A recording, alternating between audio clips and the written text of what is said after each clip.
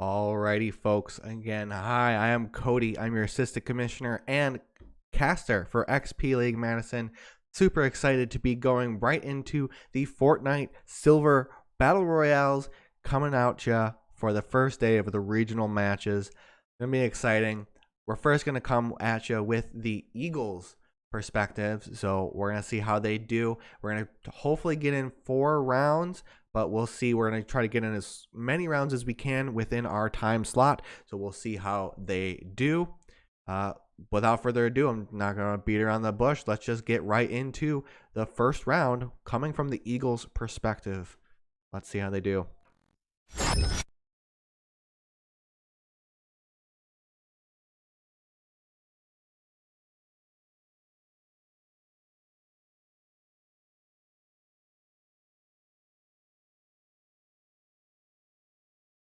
Alrighty, folks. Thank you for being so patient. We had a lot of technical issues. Fortnite seems to do that.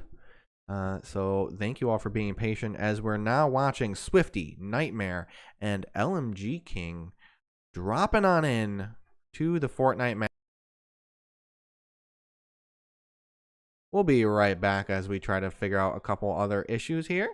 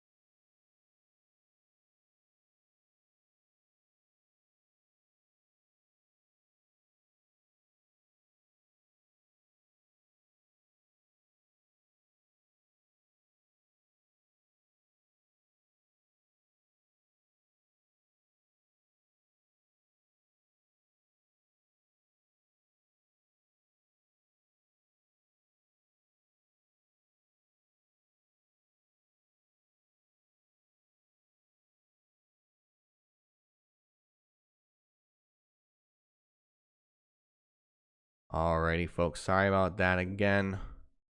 As we're setting up again, we got Swifty, LMG King, and Nightmare.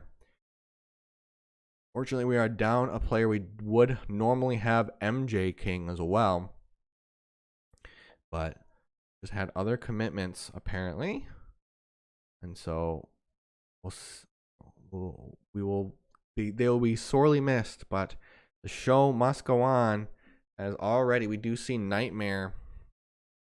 Not sure what they went down to, but did end up going down, and Swifty and LMG King kind of off on their own here. Although Swifty picking up LMG King to kind of drag him back over to get that resurrection on the Nightmare, it looks like. Gonna have to be quick about it because already Nightmare at half health. Gonna need to get resurrected quickly.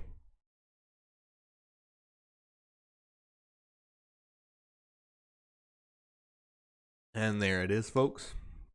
Getting that resurrection. Making sure the team is at full power. It would be a shame to see that not everyone is available, even with a downed player. You know, again, we ideally want to have that 4th slot, but just did not have it today. In the meantime, the Marvels are playing as well. So you might recognize Chili Weasel, Omar Zion, Soul Eater 934, and Case Cat. So those folks are in the midst of a game right now. Not sure. I don't believe it is the same game. It could possibly be the same game. I couldn't tell you. Well, I could tell you. I just have to look. Yes, they're playing in the same game here. So we'll have to be careful not to spoil anything, locations or anything like that, as I'll make sure they do that. But it is possible that the Marvels will see the Eagles and vice versa.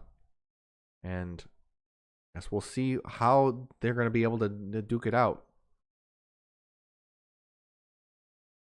We see a onslaught coming out from Nightmare with that UFO. Going to try to keep the team covered as well as just dish out a lot of damage. Does get down for it.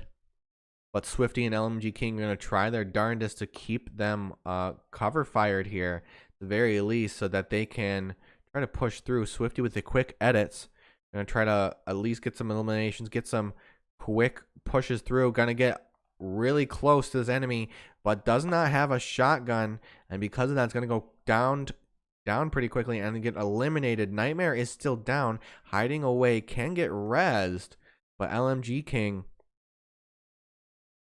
having a hard time, gonna get spotted out by that sonar or that scanner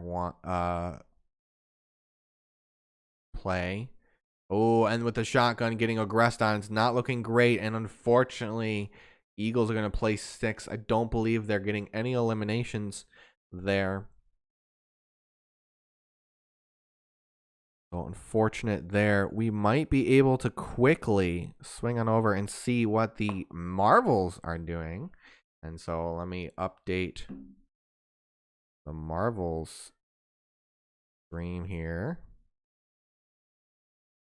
Doesn't look like we have this one quite yet. We don't have everyone's perspectives.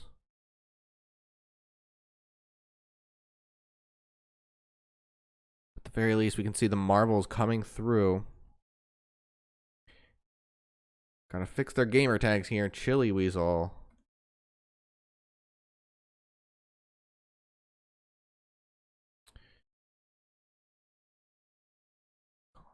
So staying alive at the very least. So we know that the Eagles placed 6th there. And so Marvels at the very least placing 5th. Depending on how well they do. Omar Zion. And Soul. You're 934. And last but certainly not least, Case Cat.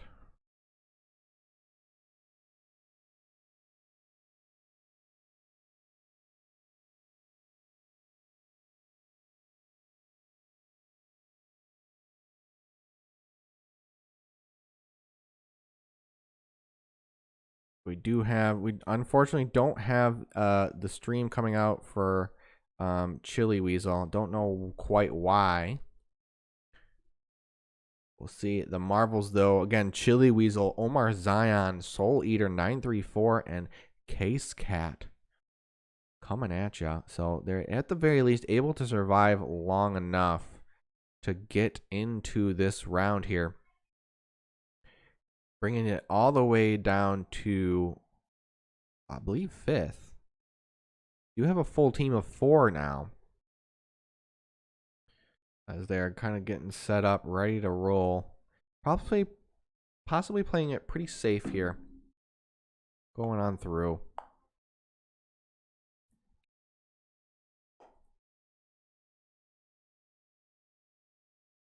And so we'll see how they do there. As they're getting through at the very least.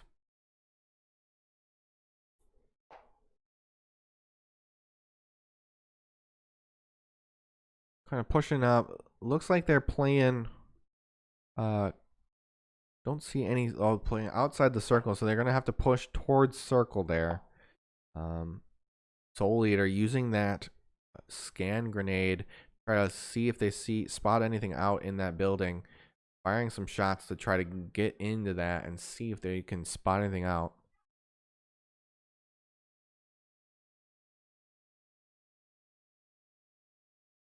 Soul Eater gonna try to push and aggress here, but the team is ready. Oh, I see. Case Cat was able to spot out the loot drop, the drop.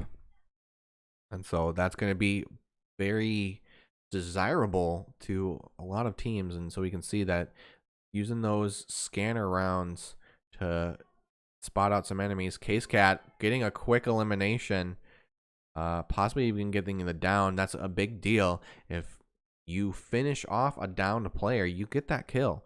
So you don't even have to do the elimination. You don't even have to do the down. You just need to get that elimination, and that's going to be a big deal. Solier pushing through, getting a quick elimination with a quick flick of that wrist. Pushing on through, but Omar Zion using that high ground to push on down. A lot of eliminations going down for the entire Marvels team. They get like, I think that was a team wipe there. All that loot spread out on the ground. What a play.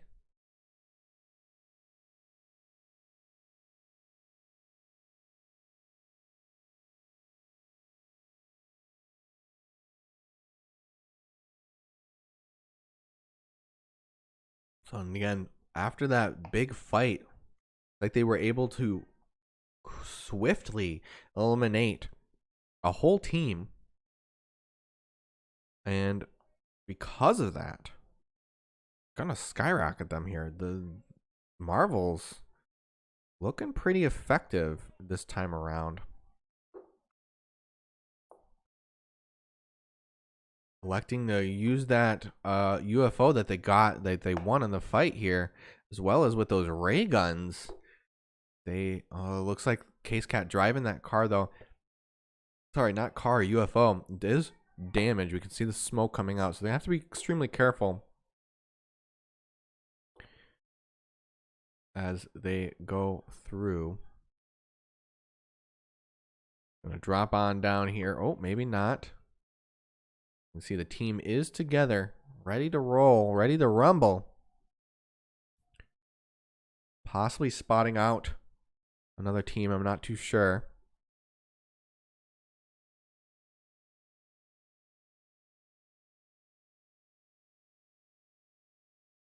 At the very least, this is quite intimidating to the opposing team as the ray guns come down. A whole team kind of coming down, spewing out ray guns, as well as just having full control of this giant UFO, as well as just coming off of a quick team wipe. Sure, the other teams are shaking in their boots.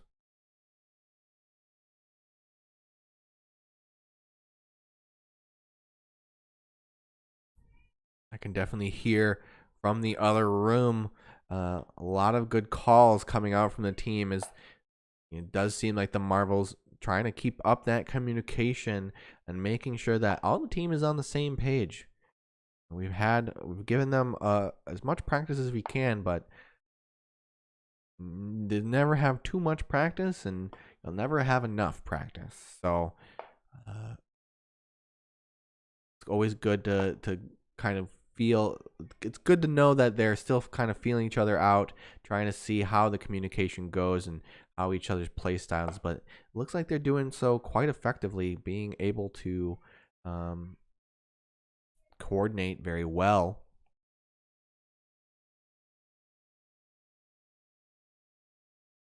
Again, using that UFO here to be extremely mobile. Gonna pick up this van, this bus. Gonna keep it with us. Keep it with not Case Cat, Chili Weasel, or no, Solier, excuse me. Gonna try to find some other enemies. Oh, it does sound like they are, at the very least, spotting out some enemies. Not too sure. Maybe they're just trying to come here for the great loot. But we do see the scanner rounds coming through.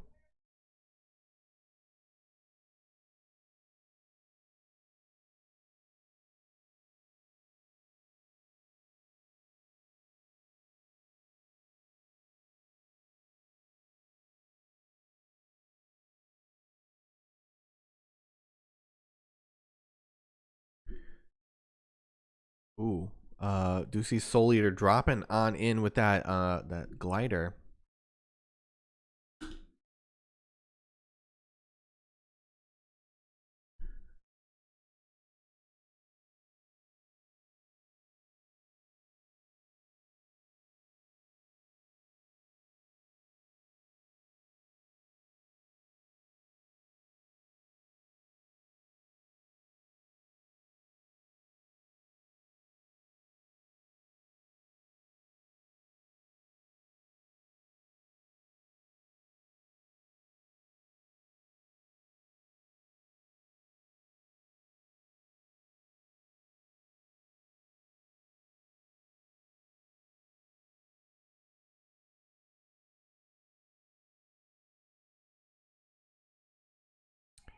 Looks like they are aggressing here as they're going through. Soul Eater coming in through the aggression. But Case Cat staying safe. Omar Zion, though, in the distance. Going to use that ray gun to push through. Soul Eater in the thick of it. Going to have to be extremely careful. But does get the elimination to down onto a player. Going to try to find another. Gets another. Soul Eater coming in strong. Omar Zion coming in to also help. Gets to get the elimination off as Soul Eater now pushing through. Gonna have to try to keep the distance with that pistol. Case Cat has the sniper to try to at least accurately come through at a distance and allow them to really keep pressure on. But Soul Eater trying to push up. So is the rest of the team here, using those tracer scanner rounds to come through. Case Cat sniping on in to try to eliminate some of that building that's keeping them so protected. Omar Zion, though, coming in on the aggression, keeping on the in close. So we have Case Cat and Soul Eater playing the safe route, keeping damage in through the range. But Omar Zion coming through does get the elimination, does get the down onto one of the players. It's going to be a big deal as now it's safe to roam just a little bit more and try to aggress even further. Case Cat giving Overwatch. It does look like Chili Weasel does go down, unfortunately, but we're going to have to see if Omar Zion, being that close player up, he's gonna end up backing up to try to get the resurrection. But in the meantime, we do see a quick fight going as it looks like Soul Eater was pushed on that edge of the circle. Is going to find it, and a victory royale coming out for the Madison Marvels. Big deal here as they do take the victory and a lot of eliminations to boot. Amazing game coming out from Chili Weasel, Omar Zion, Soul Eater, and Case Cat. Awesome job. We're going to be right back as we set up for the next round. An exciting first round, of course. Let's get ready for the next one in just a moment. Stick around. I have this cool jersey, I have this cool armrest. They made really close new friends through gaming, and this was an opportunity for them to be part of a team. Get the right down. You get to feel like we're actually in the big leagues. Good game. Good.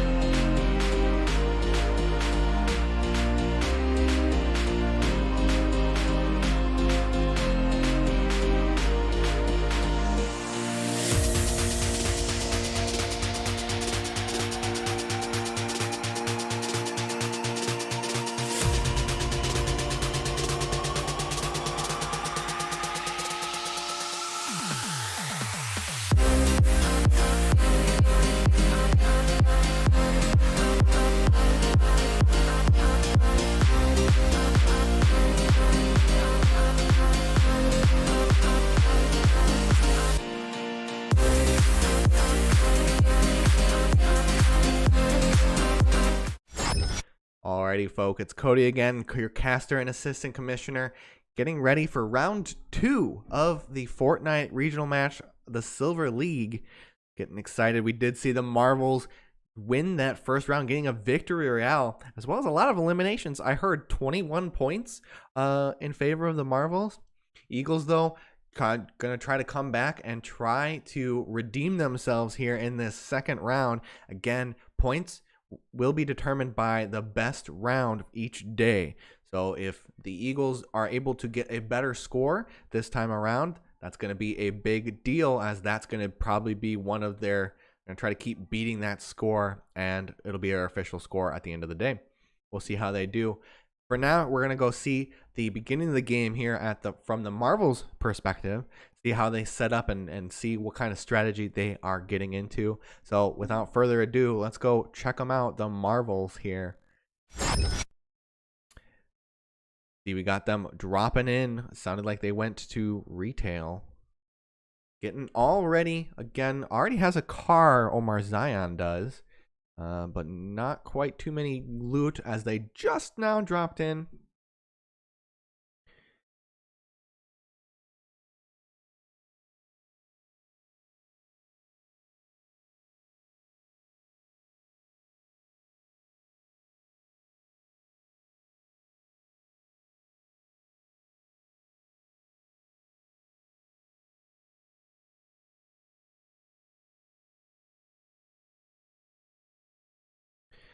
So again, we got Chili Weasel, Omar Zion, Soul Eater 934, and Case Cat. And the Eagles are also playing at the same time here. Can only get one at a time. So we'll be checking in with the Eagles and giving you an update once we can, of course. Looks like so they are coming through.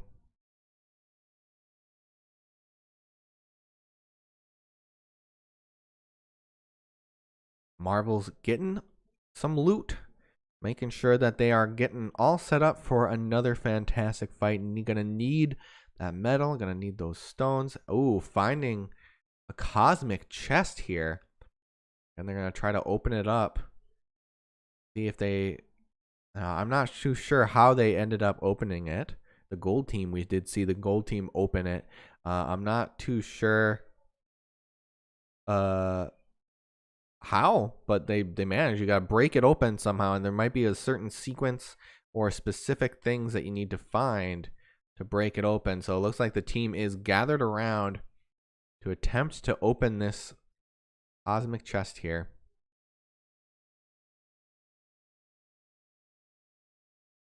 Oh, it looks like they're starting to figure it out. They got the little linkage there. I don't know if it's pulling health from them. Oh, I see. You have to be close enough to get linked with it. And it looks like a lot of blue gear coming on out of this cosmic chest. Gonna get them a huge head start. A huge head start here for that. Getting that loot, making sure that so automatically we're looking at Case Cat has 2 purple equipments there. As we know, the rarity goes white, green, blue, purple, orange, and so purple gear is desirable. Wanting to keep that up. Looks like they are getting in that truck, staying mobile, so that they might be able to try to roll on into that circle and get some good eliminations, as well as just pushing and surviving, doing the Fortnite thing, as you know.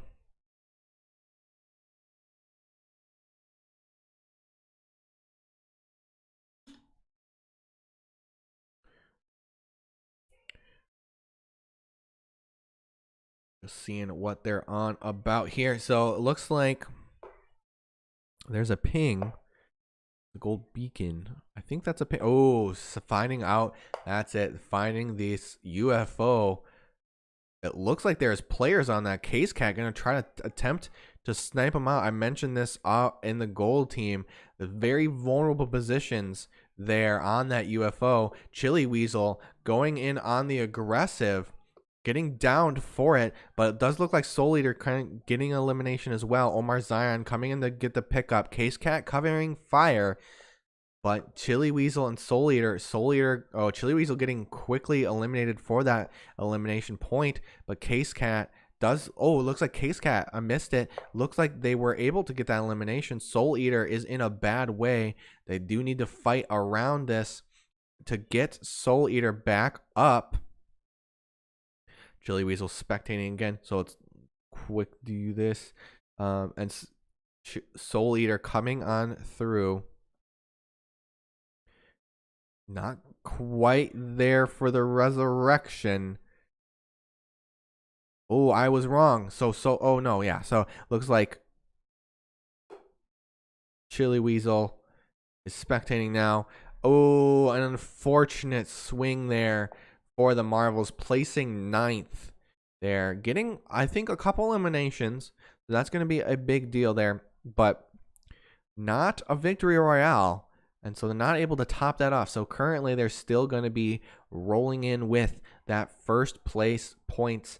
And if that's the best they do, I don't think we would be too upset, because they did extremely well that first round. And so we'll see how that goes.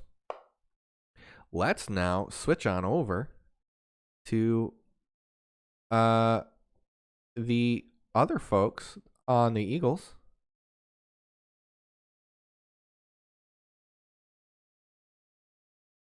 As we get ready for that. So we'll see the Eagles now are able to stay alive here. In the end,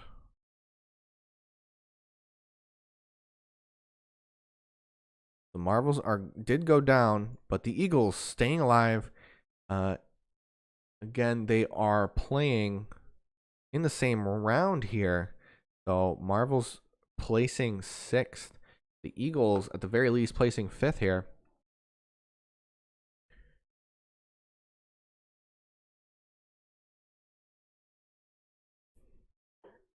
Yes, that is correct. So the Marvels and Eagles playing the same game. So we know the Marvels place 6th. So the Eagles, again, at the very least, placing 5th, which is not too bad. Is a big swing here from their first game. Looks like LMG King trying to use that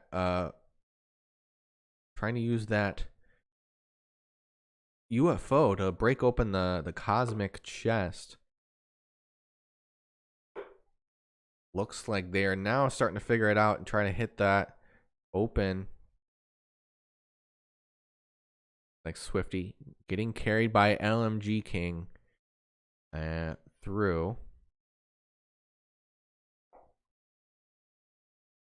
So it doesn't look like they are in the midst of any fights here, but that could always change at a moment's notice. Looking at their gear, Swifty's got one blue tier weapon. Not able to see the others. It looks like they are in UFOs themselves. Swifty getting picked up here by LMG King.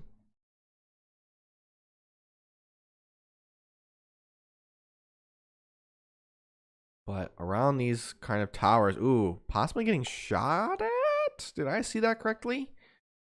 Maybe I didn't. Very least, they're staying mobile and moving on through the Fortnite map here. Doing a little bit of scouting, possibly just kind of coming in through, get some loot. Oh, Swifty unfortunately does not make it. That's again the detriment to this new season. Not used to something like that where when you get out of the UFO, where does it drop you off? And assuming that it's gonna put you on top there is in front, that's a good assumption, but just these kids have not had a great enough chance to really try out the season, and that's not much we can do as the update came yesterday. So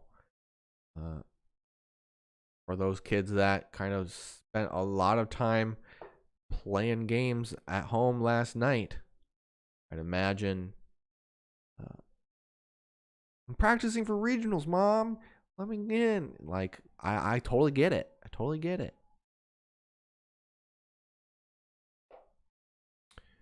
Swifty getting back in that UFO again. They're just kind of chilling about, trying to get that loot. Looking at Nightmare, for example, Nightmare only has a green tier weapon, and so that's going to be a big deal. And already LMG King getting caught out by the storm. Gonna try to get on that UFO. There we go. Getting on that UFO, able to come through and shield on back up. Nightmare on a different one. Trying to follow here. All team. I think there's 2 different UFOs that they're riding. I believe yes, 2 different UFOs. I believe. Hard to tell. No, definitely 2 different UFOs. LMG King is with Swifty. Gonna use that ray gun. I almost think that the ray gun kind of repairs the UFO. I'm not too sure. Oh, getting shot at already. Nightmare. Kind of off on a different area, while Swifty and LMG King might start getting caught out. Nightmare does have the idea though, gonna need to finds the purple weapons. Gonna be something that is extremely necessary for them, as having only green tier weapons. A green tier weapon is not too great. You want to have those higher tier weapons. And now Nightmare sitting in that UFO, gonna wait for the team to also do the loot, get a little bit of scavenging in there. We'll see what they are all about. So playing it pretty safe. I'm not sure there was too many eliminations. I wouldn't know. But at the very least, we can expect some pretty decent placement points coming out for the Eagles here. As, again, they're still in their round, not seeing too many folks. Circle's starting to get a little small, and with all of that mobility, these UFOs, gonna be a big deal. Possibly in a fight here. I'm not too sure. Oh yes, LMG King going down and getting eliminated quickly by the Austin team. Nightmare pushing up. Unfortunately, just gets rocked by a flurry of bullets. Swifty coming in through, gets the elimination quickly. Needs to find yeah, there we go. Gets the finish off to try to get that point. But now he is sorely outnumbered here, trying to use that building to his advantage to try to stay alive. Gets a 78 blue onto them, but that's a lot of damage. Not down quite yet. Does get the quick down onto that, using those builds to keep alive as the rest of the team is doing their darndest to try to stay alive. Nightmare retreating, possibly going to get resurrected, but Swifty is in a bad way, as now Swifty needs to get out and survive this fight. But are they going to be able to do it? That is the question. Swifty now retreating here, possibly going to try to get back to, oh no, on the other side. Nightmare is quite far away. Nightmare probably going to get away. Swifty just not able to get there. Is too risky for Swifty to get through, and because of that, Nightmare is going to go down. It is not the end of the world though here, as now Swifty is the last remaining, and anything that Swifty does here is just icing on the cake. Getting a quick snipe off with that railgun, it looks like. So and again, Swifty, last player alive. We all know, sorely outnumbered. It is extremely tough to come back from something like this. And, you know, it's still very worth it to try and do the fight here, because any eliminations that Swifty gets, any just surviving here, placement points, eliminations, you want to try to grind out those points as much as possible. And with one person remaining, you can't be looking to go aggressive here. You're just trying to be surviving and getting as many scavenging points as possible. Using that fire to slow on up and heal that health as much as possible. Exactly what you want to see. Playing that risk-reward strategy, kind of calculating the risks more, maybe. Gets caught with his back turned, gets quickly hit. Gonna have to retreat into the builds and off and away. Not too sure how they're gonna be able to do this, because they're retreating now into the river. Again, sorely outnumbered, but the longer they stay alive, the more possibility that other teams are gonna die, and those other teams, when they die, are going to allow for more placement. So Swifty using the river currents to push them through all the way to the end over the waterfall and get a good distance on these enemies, and continue to retreat, but in an attempt to, again, try to grind out those placement points at the very least. This is a great strategy coming out from Swifty. And we see the Storm Eye is about to close now in a minute and a half.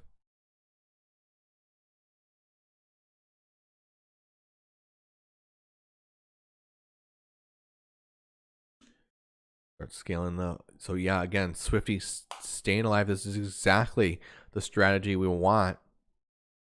As again, it was just too difficult to go into that fight and risk the possibility of getting eliminated to try to save the team. That is a well calculated risk. Sometimes you just gotta, and you know, a risk as well. The risk of going in and trying to res your team against all odds, or the risk of surviving on your own and trying to get at least second, could even come out with the clutch with first. It depends on how this gets played out. At the very least, this, either way, you got to decide which decision is going to allow the team to get the most amount of points. And as we know, placement points are a thing, as well as eliminations are a thing. So right here, playing the circle, trying to play as safe as possible. Looks like Swifty not deciding to play the eliminations. That's exactly the thing, is being outnumbered is just too tough in that way. Oh, gonna have to fight some wolves, it looks like. But or did I miss that? Just kind of running around the wolves. Yes, so definitely doesn't want to announce themselves to any other folk, because this is a small circle. We have to be in the final stages.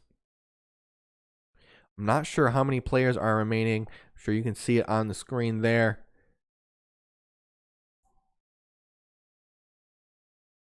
But again, Swifty playing very safe for the rest of the team. We know Nightmare and LMG King have been eliminated, unfortunately. That is the risk that had to be taken. Swifty pushing into Lazy Lake, sees the buildings. Gonna try to find as much loot as they can. Actually finds a drop box. I can't remember the drop loot drop. Gonna get a lot of good goodies there, but does get spotted out now. It's gonna have to start retreating, it looks like. Try to find a better position to max out that shield and heal on up so that Swifty is able to fight another day. Oh, maybe it wasn't shots, it was wolves. So again, another great strategy to not shoot these wolves, because the wolves are going to like try to get some damage in onto Swifty. But as soon as Swifty, oh, never mind, it wasn't just wolves. It was definitely a little bit of shooting. And so shotgun damage is going to come through. Swifty's going to use that bounce pad to retreat on away, getting a high ground position here and allow him to kind of come through. Does have decent gear to try to contest and possibly get some poke damage on through, but needs the mats right now. Gonna elect to start tearing away at these trees and rocks to make sure that once the fight does happen, that Swifty is super available and super ready to run on in and win a fight. Again, we're fully expecting that Swifty is going to be extremely outnumbered. 1 versus 2 versus 3, anything. The odds are not in Swifty's favor, but that does not mean that the odds are 0. So I want to see how Swifty handles this. And so far, Swifty has been handling it very calm and collected, keeping that retreat, keeping very safe, grinding away at those placements and staying hidden. Has the railgun even. So we know we haven't seen too much of the railgun in other games, but this gun is just getting a quick elimination with the railgun. It shoots through walls, people. It's just so effective at what it does. And Swifty gonna get a quick down onto some people for playing it safe. That's gonna be a huge reward for all of this kind of running around. I don't know if he was able to get the full elimination quite yet to get the point, but at the very least, a down is a down. And now that the team is down, they're gonna have to scramble to either resurrect their teammate or gonna have to push on Swifty. And Swifty is ready, has the gear for it, and we'll see.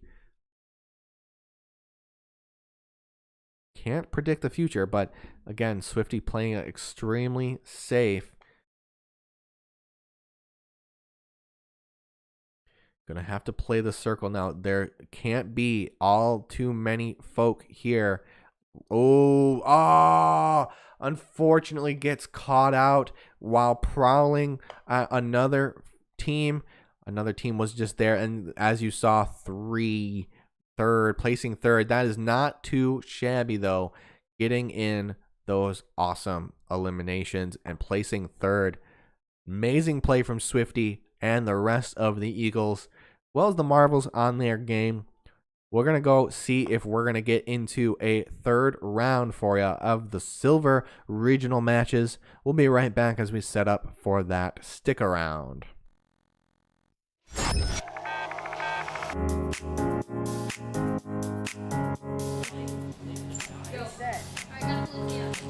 Yeah, I'm not gonna rip it. Sigma's one hit. Sigma's down. Alright. Head back up. Alright, root for telling. Get up. Esports is a multi-billion-dollar industry. We're taking that and we're delivering it to elementary and middle school kids. We're bridging the gap between conventional athletics and competitive gaming. Dead. All right. Push up with me. Push up with me. What brought me to XP League is the experience of my children. I had always hoped and wanted them to be a part of a youth athletics team. They all love competitive gaming, so why not marry their passion with what I'm hoping for them to learn and achieve, and put healthy, solid values in place in something that the kids want to do and are excited about doing.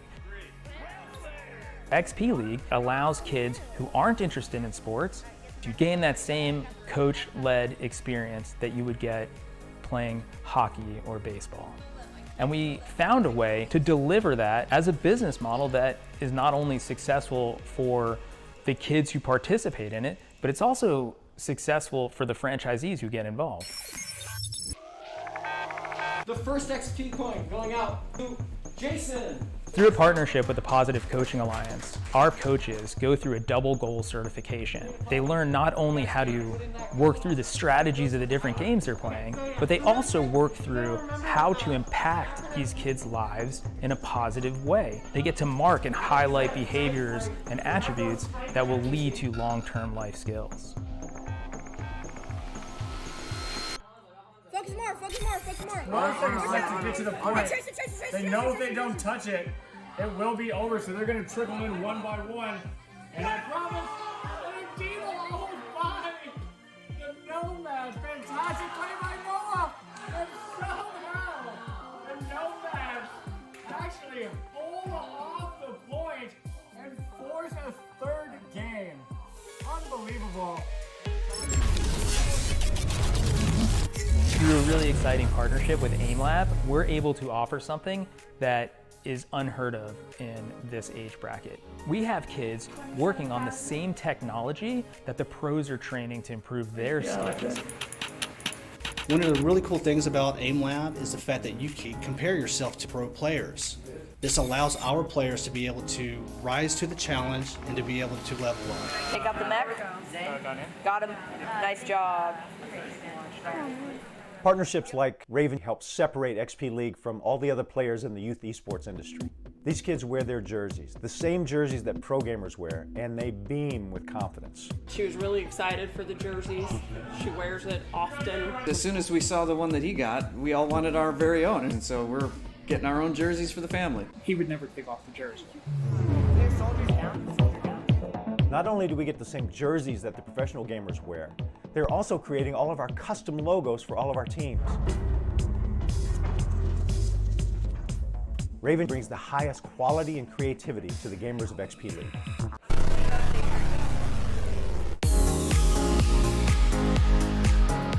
Our franchisees are called league commissioners. And the reason we call them that is because we provide them a league in a box. So each independent commissioner will have access to 20 teams that they can run over various seasons, over various games.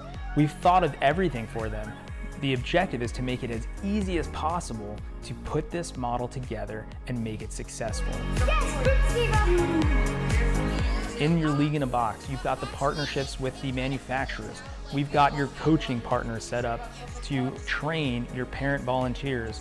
It is a low-cost model that you can roll out and be up in gaming within months. All right, welcome everyone to the... Every game awards experience points. And what we built here is an experience. Professional level equipment, the top tier partners in esports. They're also getting the experience of sportsmanship values, of working with mentors and coaches, and of being part of a team. It's all about the experience. I need you. I need you. All right. No, you stay now. You like this. Get to the world. Good game. Good.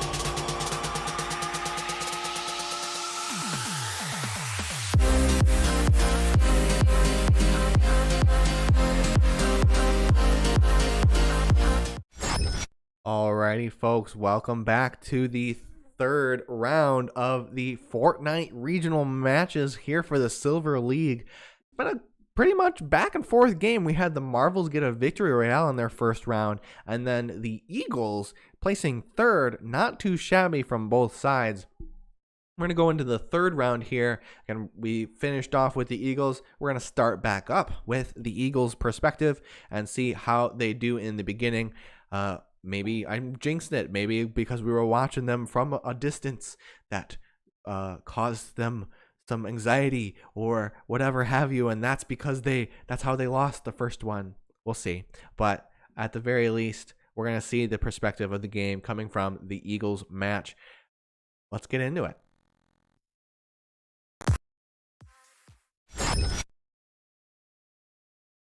As we get on set up here, we do have all the folks on the Eagles.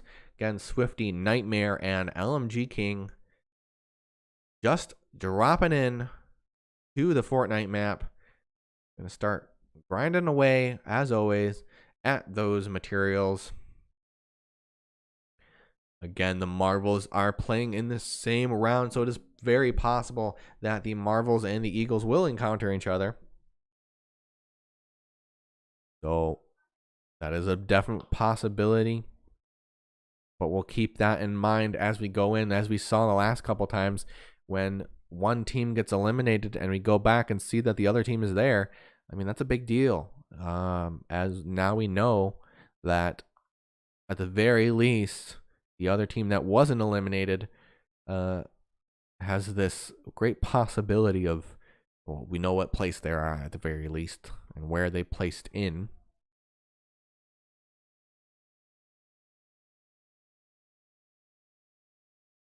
I want to thank everyone for coming out and participating and supporting all these kids on this wonderful night or wonderful day in Madison. It's been pretty warm with that summer heat here in Madison, Wisconsin. So we appreciate you guys coming on out and participating in this awesome event. Again, this is regionals. This is the end all be all for these silver folks, as silver players do not unfortunately get to go to nationals. As I mentioned in person, though, it is possible that they could become alternates for the teams depending on their performance here. So, not the end of the world for these silver folks. A reminder of the format as we're getting into the third round. Each day, the teams will take the best round, and that'll be their official scores for that day. So again, we're looking probably the Marvels, that first round where they place that Victory Royale, that might be their official score for this day. And depending on how the Eagles do, it might be their last round where they place third. We'll have to eye it out here. We can't predict the future, but it does seem like that last round was a very good round from the Eagles. Swifty playing it out very cautiously. And so we'll see if the other team is going to catch wind of that. Maybe they're going to play a little bit more passive this time around. Try to play the edges, play the circle. Not too sure.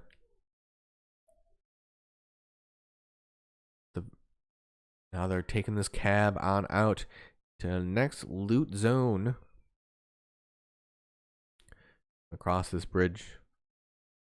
Looking at gear, we do see that Nightmare does have a purple tier weapon there. Not sure exactly what it is. You'll see like Swifty destroying that slurp truck. Did seem like they were at full shield, I believe. So that right there is a great strategy to deny other teams from using that slurp truck. Especially now that we know that UFOs can pick up those slurp trucks and just bring them on with them.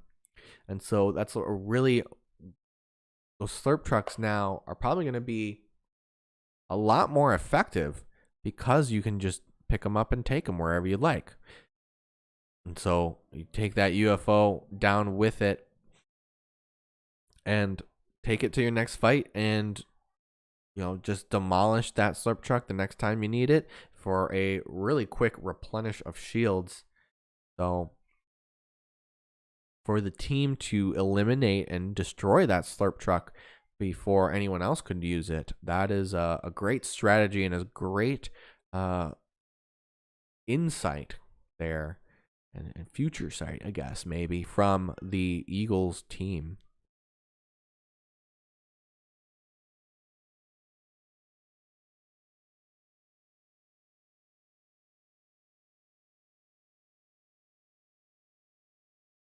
Again, looting on up, kind of moving on through, electing not to take the cab. Swifty pushing on out.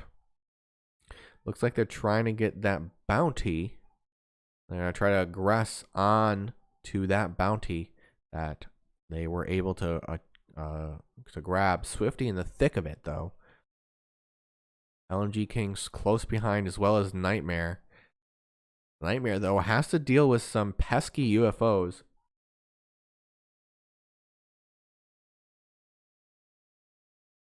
Is kind of cowering there. LMG King going into the thick of it, taking some damage because of, as a result.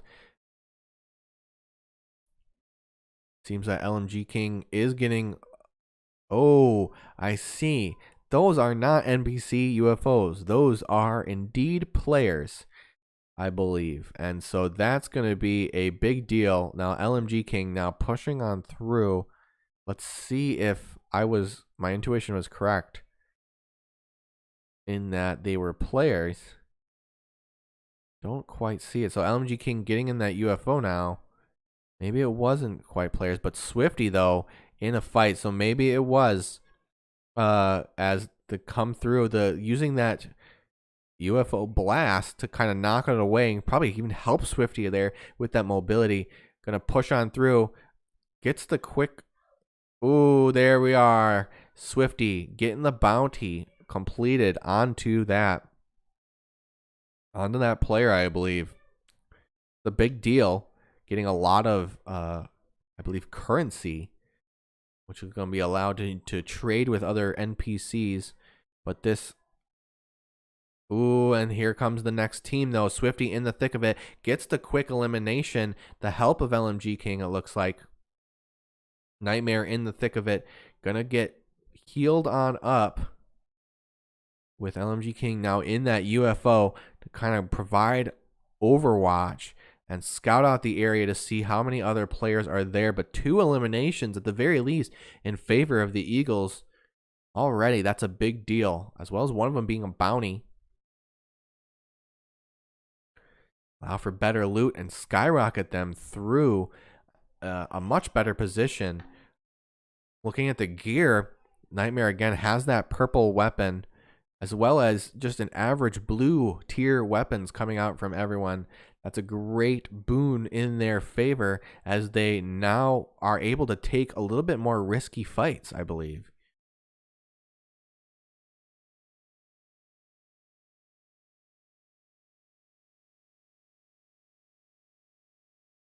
Electing to use this UFO to move on out, move on forward. Ever so close to their next objective, that circle. Staying ahead of that storm. Does look like LMG King, amidst the blue weapons, does have that new scanner grenade type weapon thing. And we saw that used to great effect in lots of different other rounds. And is able to kind of scan through buildings and through walls and kind of show where those opponents are. Swifty getting a ping off and using that high ground to scout them out. Gonna start firing bullets on in. Nightmare, as the driver, gonna elect to drop off the players so that they can get on through. Swifty immediately going to the build, as well as the rest of the team. Gonna get the quick elimination and get the quick finish off. Getting that point. Very good play coming out from the Eagles there, as they're now gonna push on through. Nightmare unfortunately going down. LMG King just now going down. Swifty in the thick of it, though. LMG King does get eliminated. I'm sensing a little deja vu here from last round of the Eagles, as now Swifty gonna elect to retreat again, but this time half health, getting sprayed upon, gonna have to retreat some more. Gonna hide in the bush and start eating some food there, some cabbage possibly. Try to heal on up and get ready for the next fight. This time though, looks like he's gonna elect to push through, I think. Not too sure. Go on in here. And we got the eliminated Nightmare and the eliminated LMG King, unfortunately. But Swifty gonna play it passive here. As we talked about, it's that risk calculation where Swifty decided, hey, I'm not going to try to make this fight. I'm not going to try to fight outnumbered. And instead, I'm going to retreat and come back with better gear, more resources. And, ooh, possibly, looks like Swifty is deciding to come back through. Possibly come back with the reboot cards. Retreats back to the bush. Doesn't seem to get spotted out yet. Is now going to start spraying down range.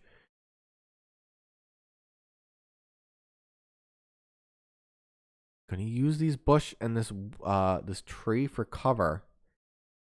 Being quite sneaky indeed. Still could possibly get the reboot cards. I'm not too sure. But now isn't a bad way. Going to elect to fight here. Has to retreat to try to heal again. But a lot of damage Swifty has taken. And now is going to need to swiftly retreat. Not wanting to get outnumbered in this fight. Gonna try to play it safe, as we saw. Again, a little bit of deja vu here going into this third round.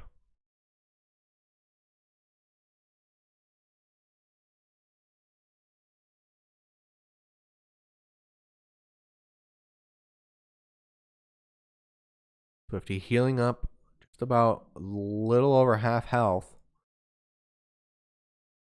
Again, as we see, gonna retreat. This is a very tense situation, I'm sure, for Swifty, as still getting shot at and assaulted, going through as he's trying to just survive and retreat best as they can. As the team just trying to come back with that.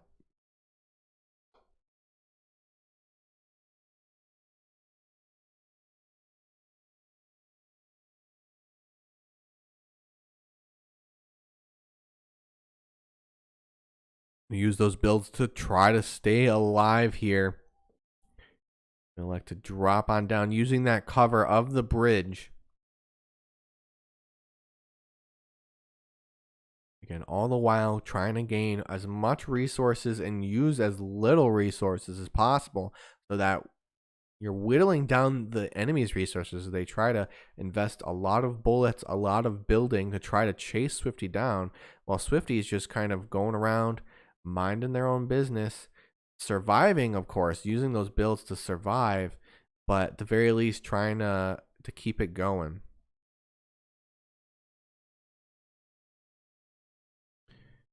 And Swifty getting spotted out, it seems, by that, but finds a taxi.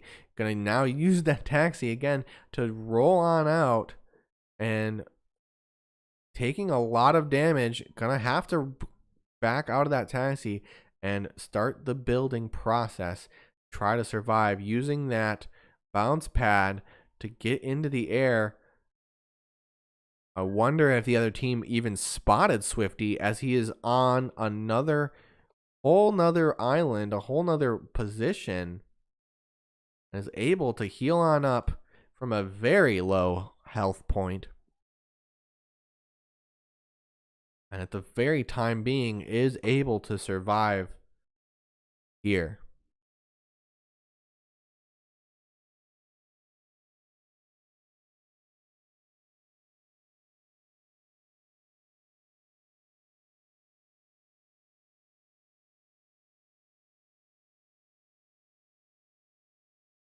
no other enemies to be seen in the area.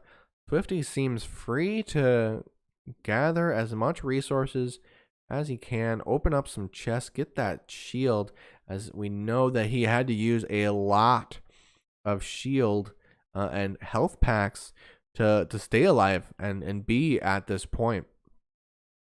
We know from last round, again, that deja vu, that this is a great strategy to kind of wait on out the timer.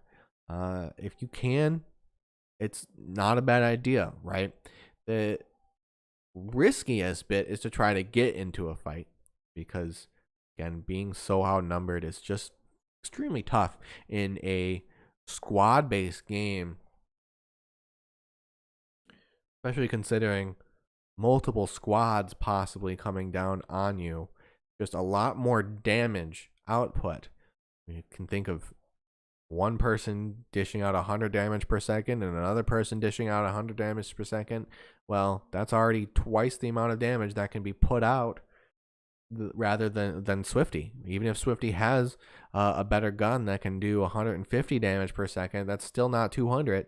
And the gear is not going to matter when you're horribly outnumbered.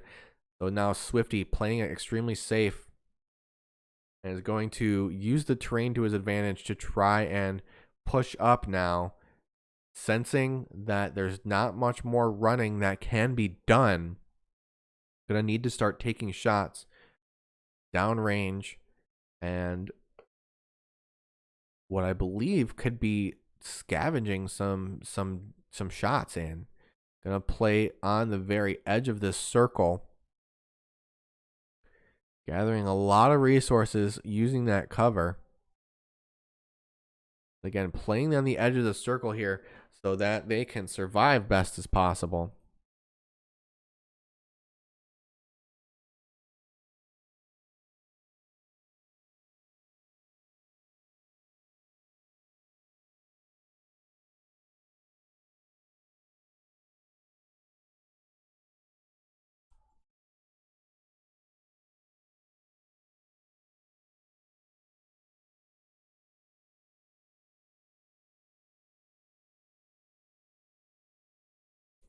And Swifty coming on through.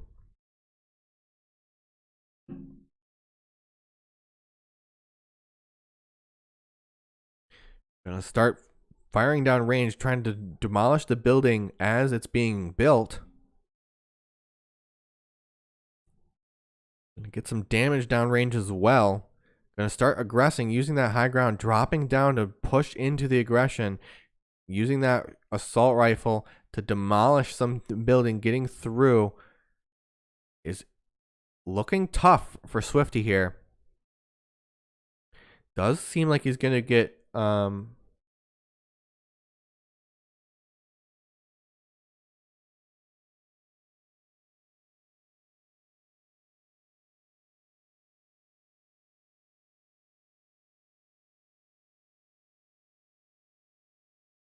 Swifty taking a lot of damage. No shield to his name. Gonna use that slurp juice, the mini, to try to come on through. Yep. Keeping up that shield is important, as it is a great buffer. It's a lot harder to heal regular health than it is shield. Those minis go quick. And Swifty getting some damage on in. Gonna need to heal now as the circle coming through and the damage through his building going on all around him, coming on through, getting a quick down and elimination, trying to be sneaky, but Swifty kept him humble, and now is going to build on top of this so he can heal again with those minis and those slurp juice, keeping that shield alive so that when he does about to drop down and fight this next person, it's going to be quite easy, as the health bars are quite different. Again, using that build, playing the circle to his advantage as he goes through, getting caught outside the circle, but still playing it very well. Half health with quite a bit of shield to his name. Going to use that bounce pad to reposition, try to get a little bit of scouting onto them, and possibly drop on in for a surprise attack. Not sure if they see it, and there's the shots coming through. Swifty getting a lot of damage in. I'm not sure. Gets the elimination, it looks like. Probably to the Storm, to someone that was eliminated. Gonna dish out lots of damage. I'm not sure how many more folk are remaining, but Swifty is definitely feeling the pressure as a lot is going on and his building's getting demolished, trying to keep the heals going. Gets the shotgun through. Very low health. Unfortunately misses a couple shots and places second, though. Not too bad at all for Swifty here and the Eagles. What a game. A lot of eliminations there. You can see there quite a decent amount coming from Swifty. Played it safe, but still managed to get quite a plethora of kills, giving them a lot of points. I would bet that so far is topping off their points there for the Eagles, a best round there. So we'll see how that goes at the end of the day, how the points wrap up. But for the now, that was an amazing match. Looking at the time, I don't know if we're going to go to a fourth round, as we got to set up now for Overwatch games coming at you. We'll double check to make sure that is the case, but in the event, we'll see how that goes, and I'll come back at it and let you know what's going on. We'll be right back with more of the regional coverage coming out from XPL Madison. See you soon.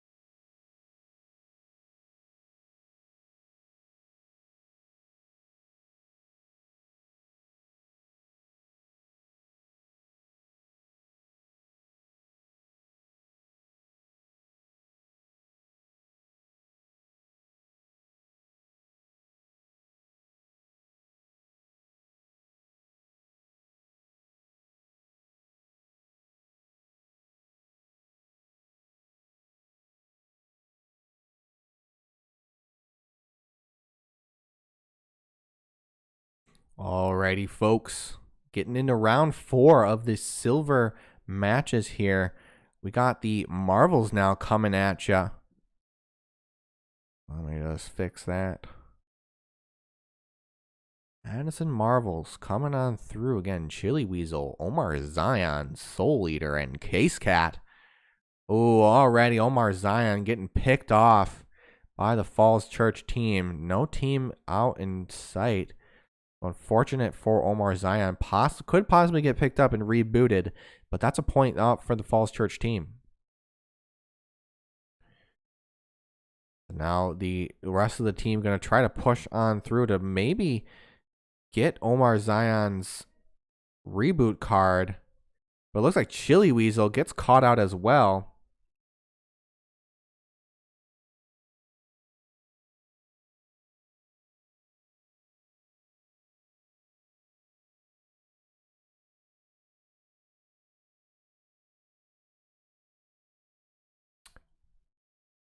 And it looks like Soul Eater, though. So Chili Weasel and Omar Zion do get eliminated pretty quickly on here.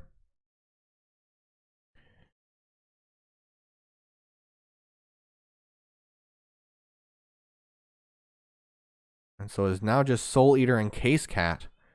But they have a whole team to deal with. It's not looking great for them.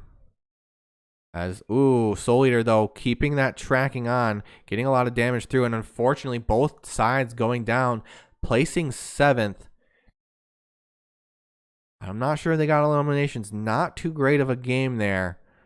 But, again, going back to how this is formatted, we know that the best score is all that matters. And so that is exactly what really, again, all that matters there. And so, because of that, the first round, I think, I can't remember what round it was, but they placed they had a victory royale. So, and a lot of points. So, kind of used all their luck, all their skill out in the first round or two, and ended up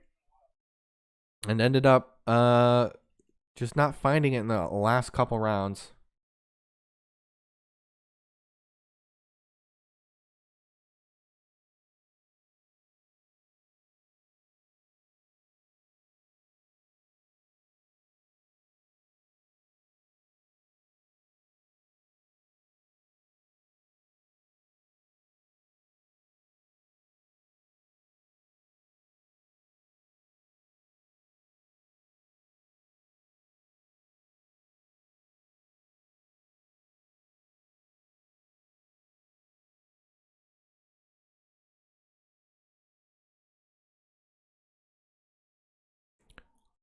So as I am kind of getting distracted here, trying to set up all this stuff, it does look like the Eagles getting quickly eliminated. Nightmare and LMG King, though, getting downed. Could get rezzed by Swifty, but again, we know Swifty tries to play it pretty safe here.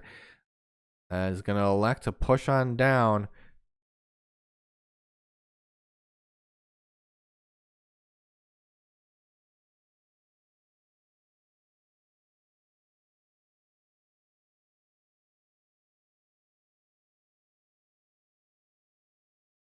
And it looks like the Eagles end up placing 5th here. Trying to fight in that good fight, but I believe a lot of chaos going on, just not fully in it, and that's going to be that. So we'll wrap it up here. I want to thank everyone for coming out for the Fortnite regional matches, the Silver League, as well as the Gold League just earlier. That's going to be it for today's matches of the Fortnite games. We're going to get right on in to the Overwatch games. We got the Madison Marvels and the Madison Eagles, just like you're familiar with, getting all set up for that. We saw last night that the Marvels did push up into their bracket for that, and we're going to be playing a lot of Franklin teams. We've got 4 Franklin teams in our region, and so going to be a lot of different teams for them. We're going to be casting the Madison Eagles on this channel. If you want to check out the Madison Marvels Overwatch team, you can head on over to the Franklin games, where both teams are going to be playing at the same time. Obviously, I can't be at 2 places at once, so the Franklin team is going to be casting that Marvels game from their perspective. So if you're interested in watching the Marvels, head on over to that channel. Otherwise, stick on here for the Eagles match coming on up. We'll be right back as we set up for that. Stick around. Won't be too long. We'll see you then.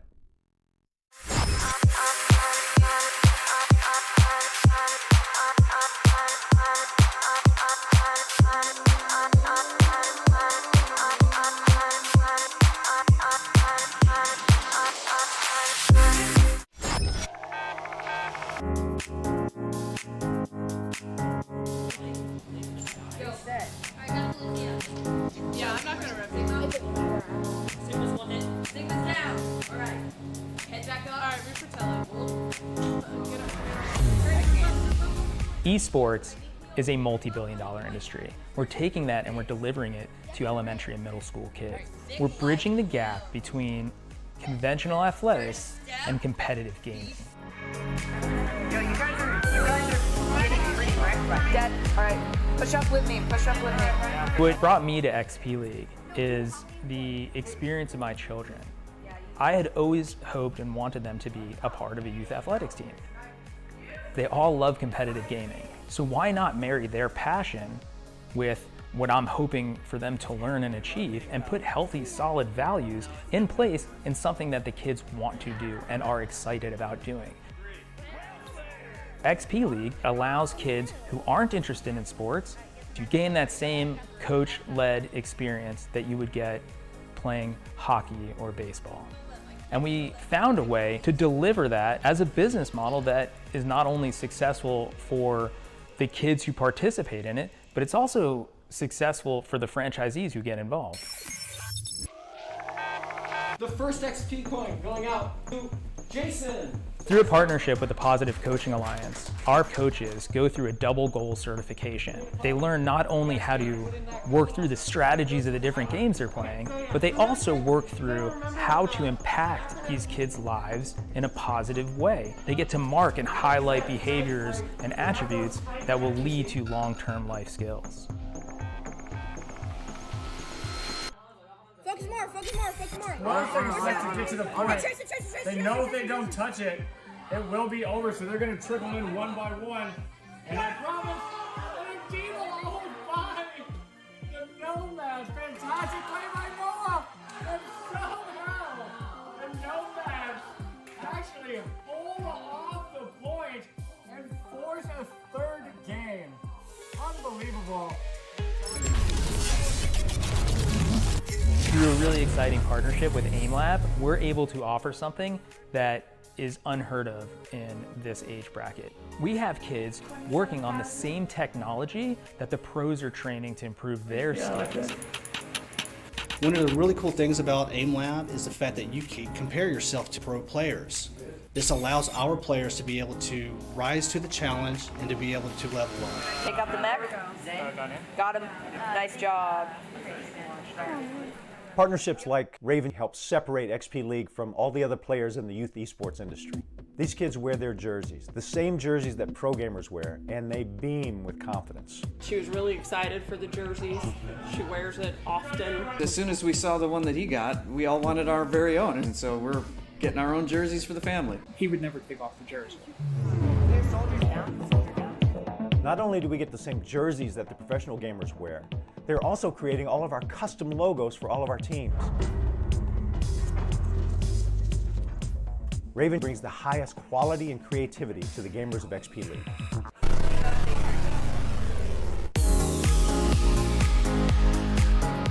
Our franchisees are called league commissioners. And the reason we call them that is because we provide them a league in a box. So each independent commissioner will have access to 20 teams that they can run over various seasons, over various games.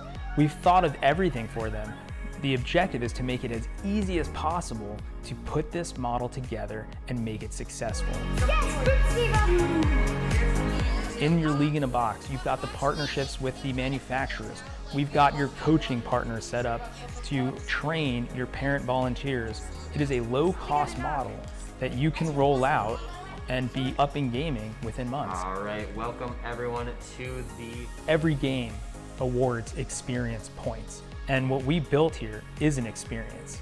Professional level equipment, the top tier partners in esports. They're also getting the experience of sportsmanship values, of working with mentors and coaches, and of being part of a team. It's all about the experience.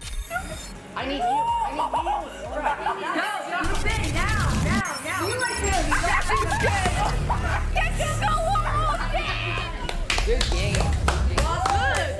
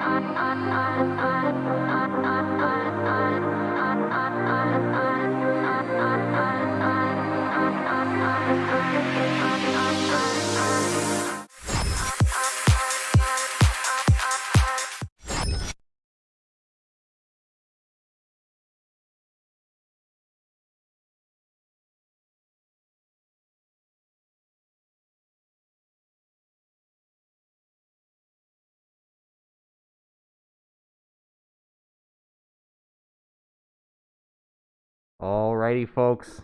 Welcome to the first round of the, well, this is the second round now of the regional coverage from XPL Madison.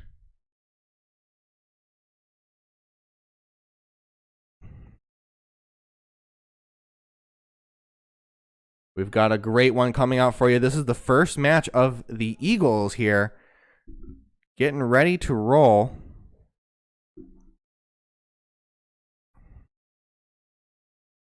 And so let's see. The Eagles did end up winning the coin flip. So they have elected to decide to play the play Busan here. And so we have a bunch of folks coming on in. We have Luigi and Captain Calamari, and Plurp and Captain Calamari,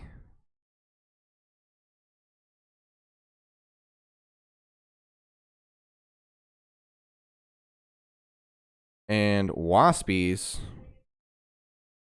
A lot of damage coming through, as well as the resurrection.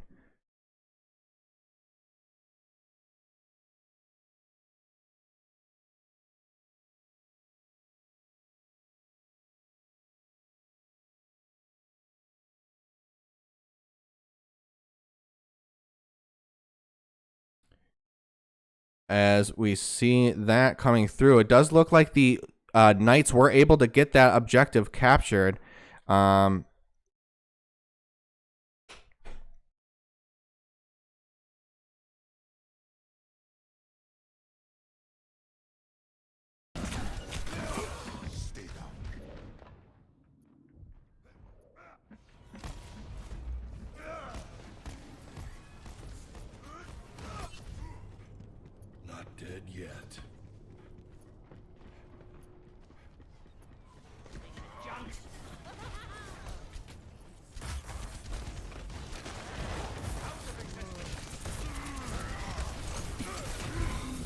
Alrighty, folks. So we're still kind of going through here. It's been a wild and crazy day, as I'm sure you are aware.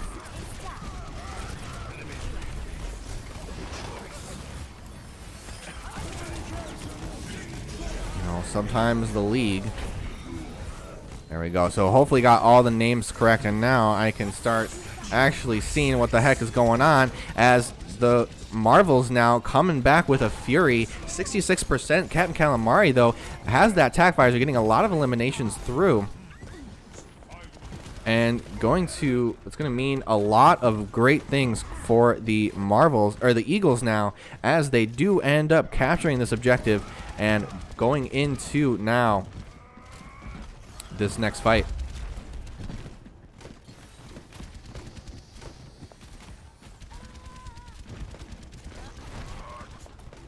If you're unfamiliar, you did not check out the Marvel stream, how we're going to be running this is best of 3 as you're used to, but maps are going to be on a pick and ban basis. So far the coin flip was won by the Eagles at the very first swing here. A huge Death Blossom coming out from the Franklin team, but a Riptire coming out to try to deny it, but 3 versus 2 is not a great number swing. And so now we have Waspies, I believe. No, Phantom. I might have gotten them mixed up. No, yeah. Yeah, it looks like I got them a little mixed up here. As you see, Phantom is playing that on a Waspies on that. So let me fix that for you. Of course, we got Waspies getting a lot of damage through.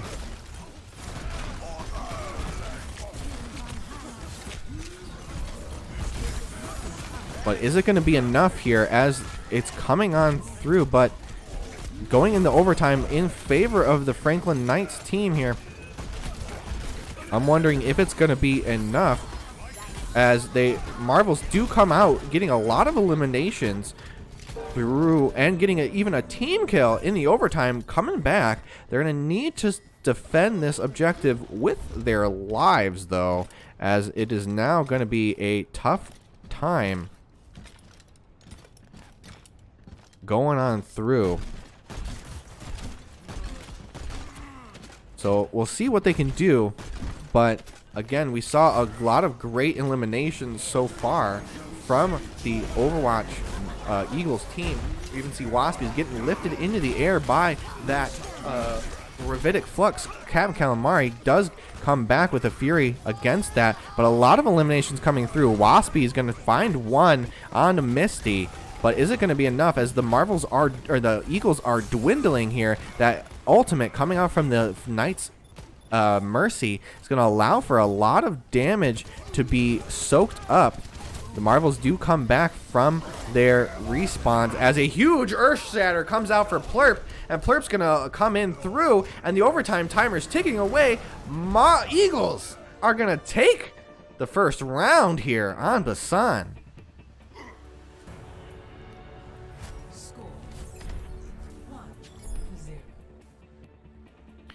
Eagles coming out strong here for that first round on Basan.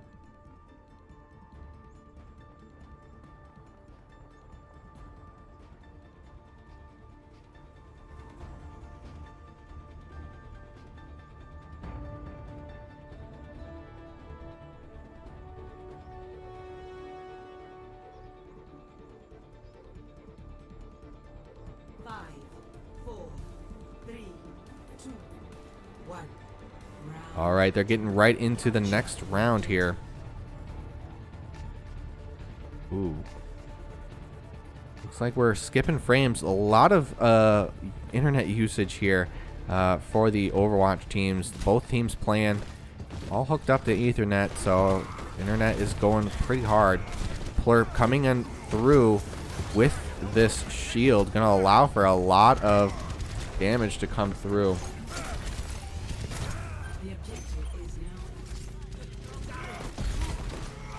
As the Waspy's getting a quick elimination onto Misty. That's a lot of damage output denied from the Knights, as now we see not dominate.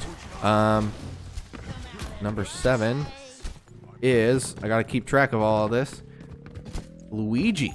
On that Luigi though, on that Winston, gonna dive that backline and get a lot of damage through from that. The big deal coming in.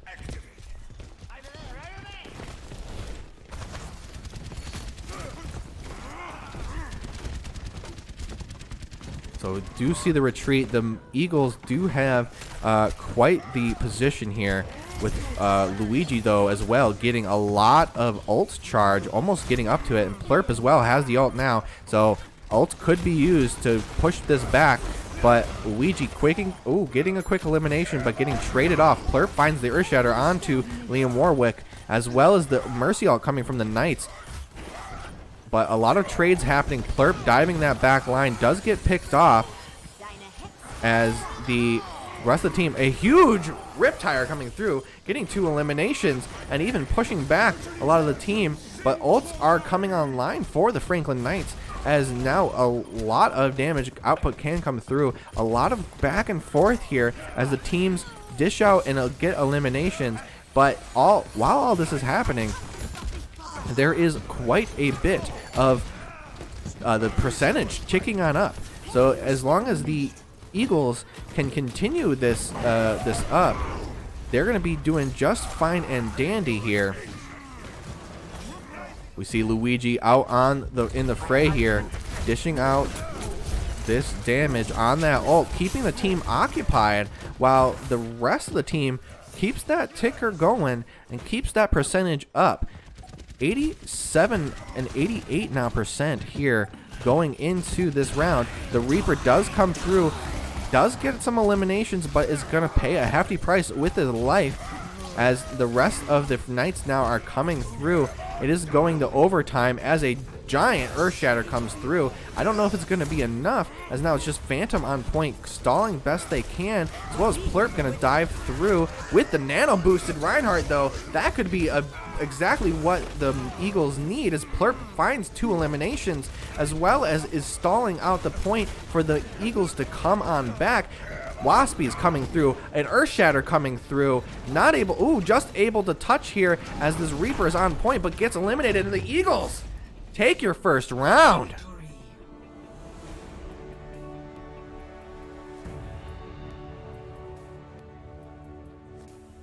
Eagles coming out extremely strong here in this first match.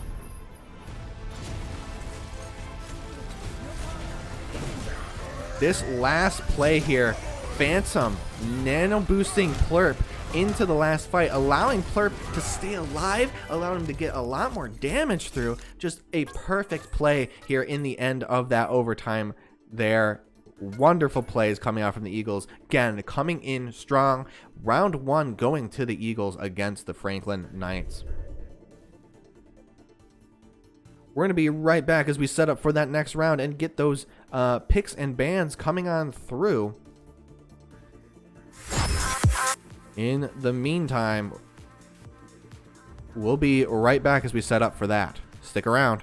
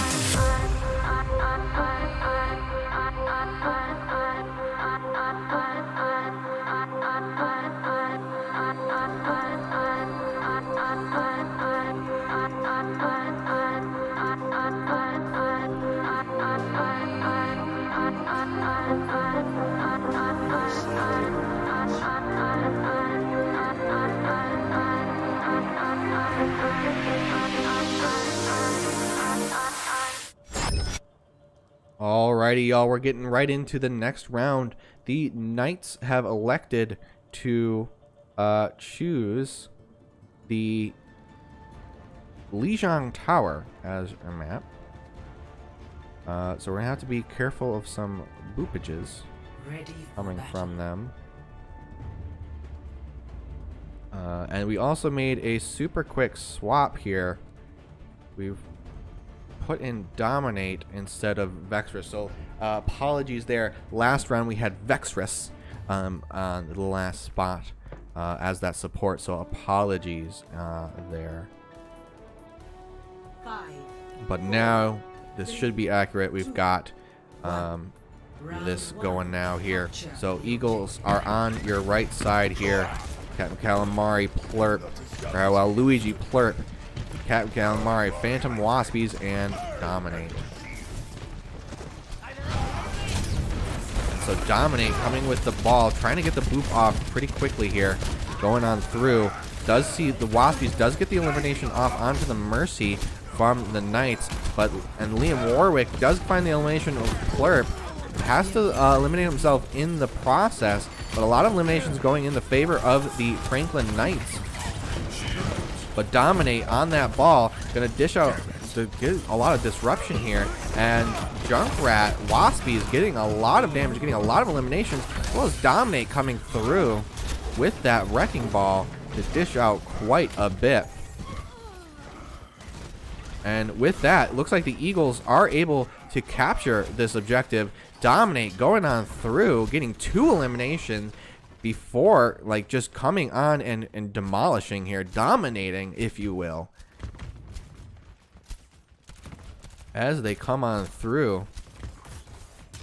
Eagles doing quite well. So Dominate on the back line does spot out the Knights coming on the other side. Gonna start diving on through, dishing out a lot of damage, getting a lot of ult charge, but the Knights are gonna be in a bad way here as they try to push through. Plurp getting nano boosted, deciding to push through, getting a lot of damage as well as a lot of eliminations through with the help of Dominate's a lot of ultimates used from the Eagles, kind of securing them that fight there. Looking at it though, Plurp and Waspies do still have ults, as well as Captain Calamari possibly getting ults soon. So, you know, looked like a lot of ults coming out from that fight, but it did seem like the Eagles were wise enough to hold on to a couple ults in the meantime. We do see Dominate coming on through, Captain Calamari initiating the fight with a wonderful tack visor coming on through, as a lot of ults being used by the Knights team, but the fire in the hole, the Riptire gonna find some eliminations. Phantom even, as that Ana, gonna come and get some eliminations too. The Eagles here, I see the red and I see Marvels. The Eagles coming on through with a lot of very strong plays coming from the entire team. 92% in their favor here as they come on through. The Knights are going to be looking to try to get this last touch, as we do see Apori though does manage to get the touch, and Liam Warwick coming in as well as with Lucky Tiger getting a lot of eliminations. Captain Calamari and Dominate have a lot to say about that as they are able to come on through and get the push. Dominate trying to keep Orange Chicken off the point in this overtime. No more players around, and the Eagles are going to pretty quickly 0 to 100 that first map on the Lijiang Tower. Really well played. Score 0 to 1.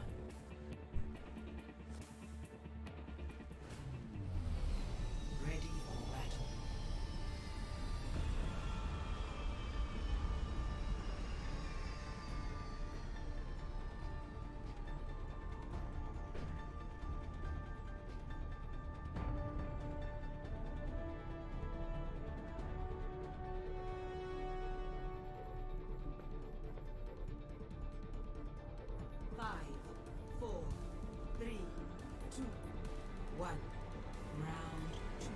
Going into it, so now if the Eagles are able to finish this off in this in the second round, we'll see what they can do here as they're pushing on in. A little bit of a fight going on here. Do you see, Luigi on that Baptiste going to get a quick elimination, as well as Plurp with a well-placed fire strike. A little bit of chaos going around, but it looks like the chaos is going in favor of the Eagles, as the Eagles are just able to split up the Franklin Knights very effectively. Apori, though, does have that mobility on that Echo character, going to allow them to retreat, and even, a back cap almost from Lucky Tiger, but quickly eliminated by Phantom with some well-placed shots, as well as the team converging on them. That means the Eagles do end up capturing this objective. Eagles going now to the high ground to try to contest the very least here. Keeping this is a great positioning coming out from both sides. We have a little splinter group with Plurp on this side, as well as Dominate and Fanta and Luigi on this side, kind of creating a different position. A lot of aggression coming out from Plurp, finding the Earth Shatter, as well as a little bit of fight. Plurp kind of taking the brunt of the blow, but staying alive with a lot of healing here as ults come out. Unfortunately, though, it does look like the Knights do come on through, as now a Riptire, though, finds one. Not going to be enough, as the Knights do end up taking that fight. I think the Eagles got a little headstrong there and got a little cocky, and because of that, the Knights were able to come back pretty strong with the use of some well-placed ults, and in that moment, the Eagles kind of going down here. But looking at ults now, got a lot of ults in favor of the Eagles, as Dominate coming on through with a well-placed 2 kills on the Gravitic Flux, as well as a lot of ults coming on through. Probably didn't even need it from Captain Calamari, but just to be sure here, Eagles coming in strong, 44 now to 35 in favor of the Eagles. It is still anyone's game, however. Looking at ult charges here, it does look like the Riptire is going to come out from Lucky Tiger. Going to try to find it. Finds 2 on the Phantom and Waspies. It's not too great as their damage and healing output. We do have backups, but Lucky Tiger does find the elimination onto Captain Calamari, which means that the Eagles are going to have to retreat. Plurp in a bad way, going to need to retreat here. Using those shields there from the 2 tanks and allow them to survive and stem the bleeding just a little bit. Plurp getting nano boosted, gonna start charging on through now. But Apori, I'm not sure I'm seeing this, but we do see the Gravitic Flux coming out from Orange Chicken. 2 eliminations in favor of the Eagles, though. But it is big Earth Shatter coming out from Apori on that Echo duplicate. Looks like now the Eagles. We talked about how the Knights were getting but some well-placed healing from Phantom. It's gonna allow Dominate to come on through and get. I was just gonna be like, that was over, folks. That was in favor of the Knights there, but no. I saw Dominate at a sliver of health, and with that, the Phantom though pumping out a lot of healing into Dominate, allowing for a lot of great stuff. But the ults now coming out for a lot of ults being used, a lot of eliminations as well. 97, 98 in favor. So if the Eagles are able to survive here, doesn't look very strong, as Dominate has to play Ring Around the Rosie and try to survive. Gonna retreat a little bit, and unfortunately gonna go down. They have one last fight though left in them. Plurp gonna try to get some Fire Strike damage in through. But the Knights coming back with a fury here, 80% to 99.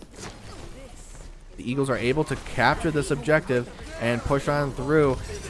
Plurp coming out with a nano boosted charge, gonna get some quick eliminations as well as the nano boost. Wow, 3 eliminations as well as the tack visor from Captain Calamari. The luck, but the Riptire is gonna find 2. Is it gonna be enough though, as now Lucky Tiger gonna try to touch, does not able to, just barely gets the touch.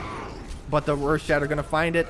No one is there. Misty, though, coming on through. The Eagles are... Ooh, the Knights coming back from respawn, and the Eagles in a bad way. Phantom's on point. Now Dominate on that ball is going to spin around this point, causing a lot of damage as Orange Chicken trying to get that eliminations through, but Dominate and Plurp are dishing out some good damage. Orange Chicken last on point, and with that, the timer's going to go down. The Eagles are going to take the game and just take the whole game.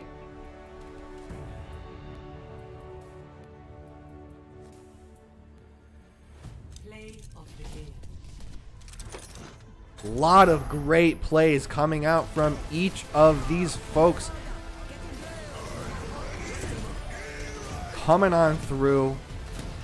Plurp, these nano boosted. So Plurp gets to play the game, but I'm going to give it to Phantom there with those really well timed nano boosts into Plurp, and Plurp just kind of takes it with it. So well played by these folks here.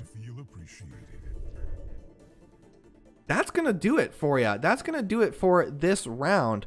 So we're going to be right back as we go into the next round and see what the results of the bracket are and go from there. So stick around for more of that. We'll be right back.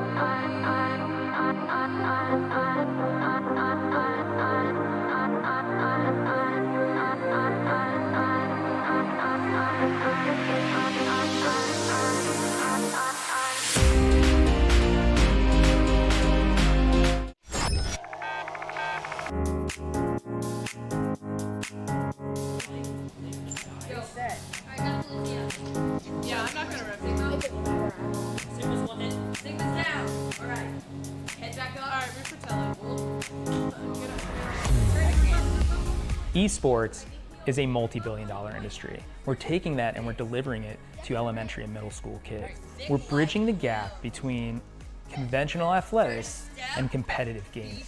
Yo, you guys are getting pretty wrecked right. Dad, all right, push up with me, push up with me. What brought me to XP League is the experience of my children. I had always hoped and wanted them to be a part of a youth athletics team. They all love competitive gaming, so why not marry their passion with what I'm hoping for them to learn and achieve and put healthy, solid values in place in something that the kids want to do and are excited about doing. XP League allows kids who aren't interested in sports to gain that same coach-led experience that you would get playing hockey or baseball. And we found a way to deliver that as a business model that is not only successful for the kids who participate in it, but it's also successful for the franchisees who get involved. The first XP coin going out to Jason. Through a partnership with the Positive Coaching Alliance, our coaches go through a double goal certification. They learn not only how to work through the strategies of the different games they're playing, but they also work through how to impact these kids' lives in a positive way. They get to mark and highlight behaviors and attributes that will lead to long-term life skills. Focus more, focus more, focus more. Most things like to get to the point.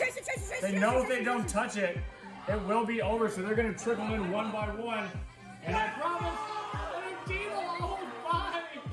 The Nomad, fantastic play by Noah.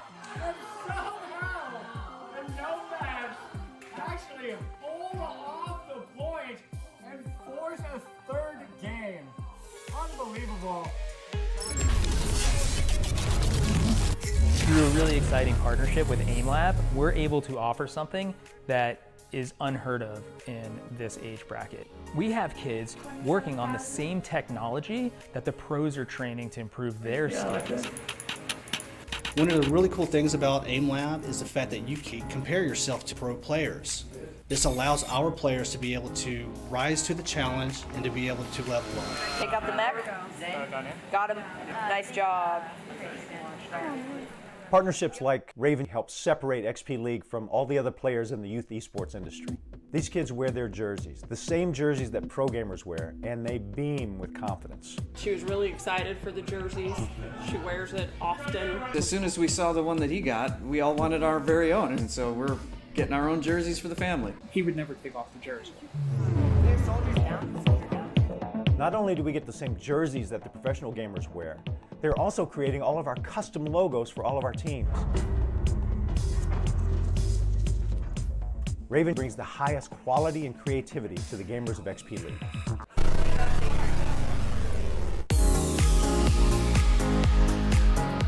Our franchisees are called league commissioners. And the reason we call them that is because we provide them a league in a box. So each independent commissioner will have access to 20 teams that they can run over various seasons, over various games. We've thought of everything for them. The objective is to make it as easy as possible to put this model together and make it successful. In your league in a box, you've got the partnerships with the manufacturers. We've got your coaching partners set up to train your parent volunteers. It is a low-cost model that you can roll out and be up in gaming within months. All right, welcome everyone to the... Every game awards experience points. And what we built here is an experience. Professional level equipment, the top tier partners in esports. They're also getting the experience of sportsmanship values, of working with mentors and coaches, and of being part of a team. It's all about the experience. I need you. I need you. All right. Go. Move in. Now. You like this. Get to the wall. Good game.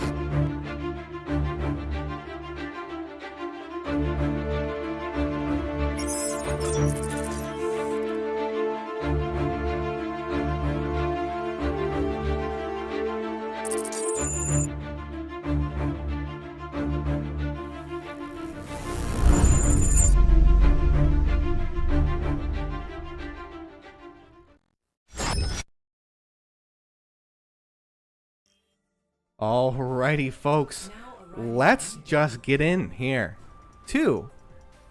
This is round 4. Marvels won their last round if you were able to catch it. And so we're in round 4 of the winner's bracket here.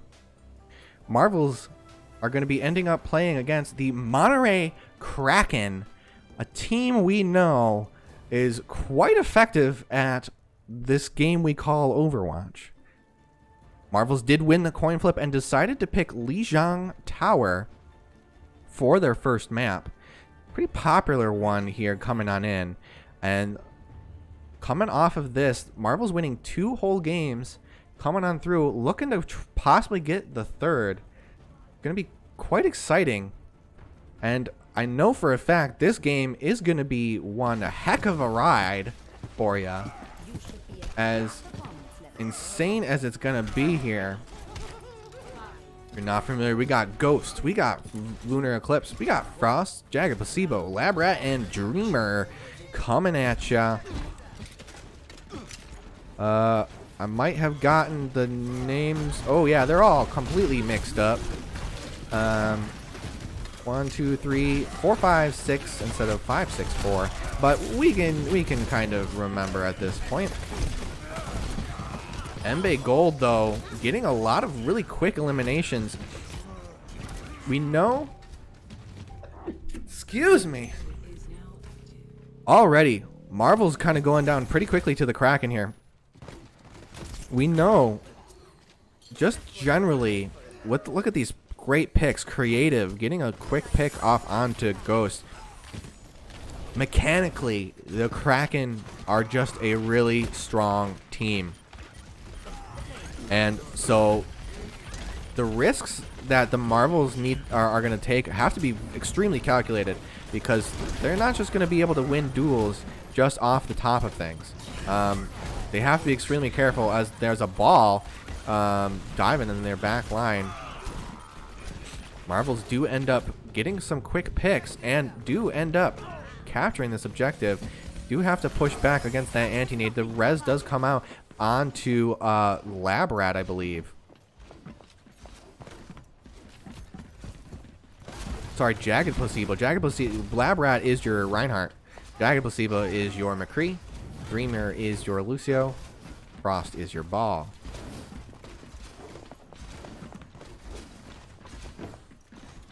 So now going into it, the Kraken are going to try to come through. Do hear the nano boost onto the Doomfist, allowing for a lot of damage to come through. That nano boosted Doomfist is quite effective. But we do see Frost, at the very least, trying to stall the point best they can. Does get the sleep dart off as the Lucio ult comes out as well to try to keep the team alive. That's, at the very least, baits that out really effectively. Following Frost as tries to survive but does get picked off by the enemy Ball. Tied on up in percentage here.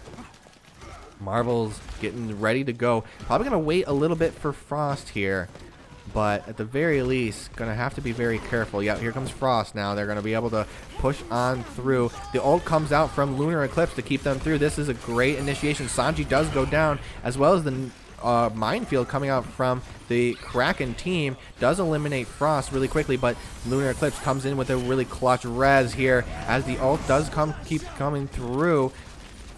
A quick stun off onto the Earth Shatter, but the Lucio ult is going to keep them alive at least for the time being. But a lot of eliminations coming through. Sanji's coming back from respawn. We do see Lab Rat though getting a couple eliminations, little all over the place, but a Riptire going to be coming through from the Kraken.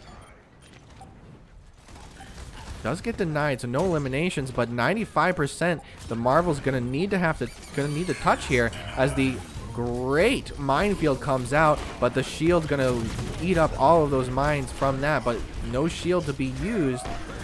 Big Earth Shatter coming out from the Lab Rat, but an anti-nade's gonna deny that, and the Marvels looking like they're going to capture this objective. Have to be extremely careful now going into this, as 99% in favor of the Kraken. It's not looking great.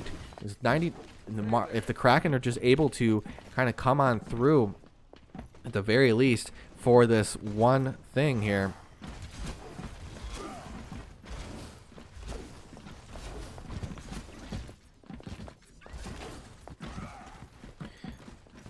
Looks like I'm going to...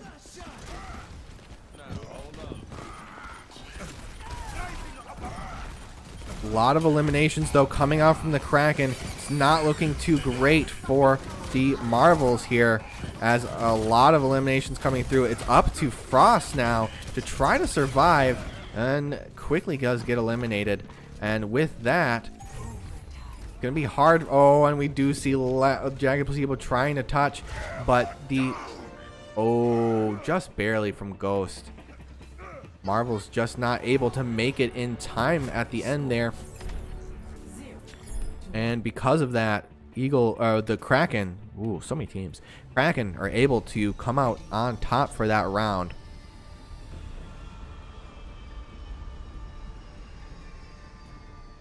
See a lot of effective usage coming out from the Kraken team. I think, again, looking individually at each player, there's just a lot of mechanical skill coming out from the Kraken team.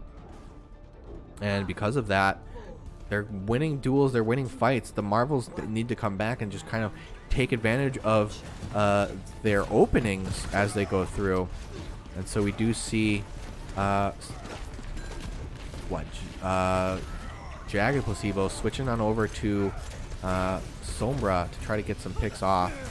You see Ghost get that quick pick onto the Lucio. Going to deny a lot of healing, but Sanji and the Ball are in the backline disrupting them quite heavily. And with that anti-nade coming out from Creative, Gonna allow for a lot of damage to come through. We see Frost on that Zarya now. Gonna allow to keep the team a little bit more alive with those bubbles. A lot of eliminations coming out, though, from Lab Rat. Allowing the team to come through. That anti-nade does hit, but is it gonna be enough there? So Marvel is taking an early lead here as they win that fight in the end.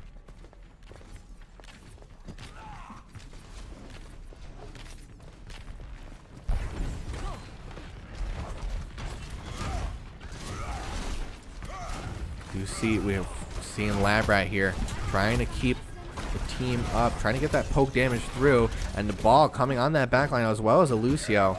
We're gonna have to be really careful.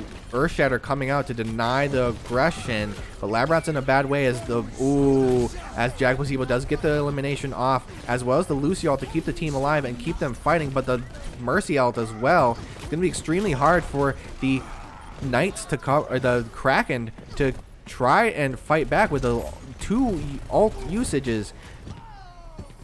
Marvel's going to have to be extremely careful here, as now they have invested quite a few ults and the Kraken did not. So next fight is going to be extremely difficult, as the Kraken now have almost all of their ults.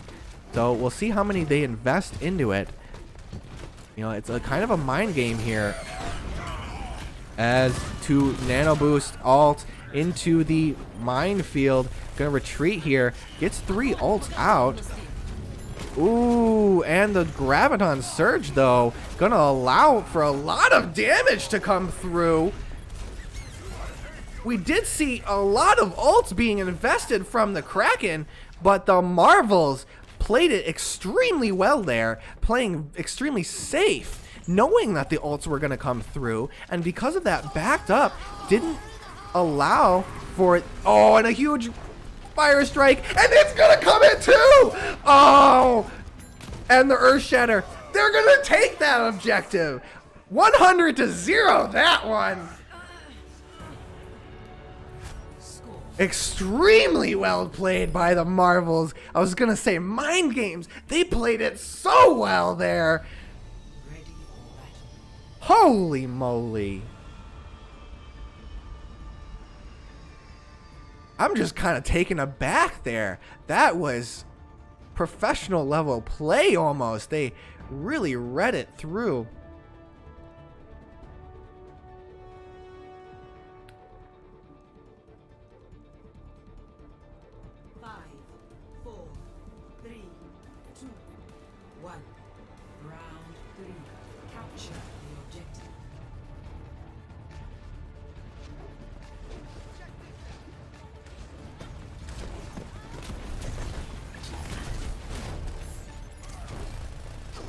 Ball is diving their back line here.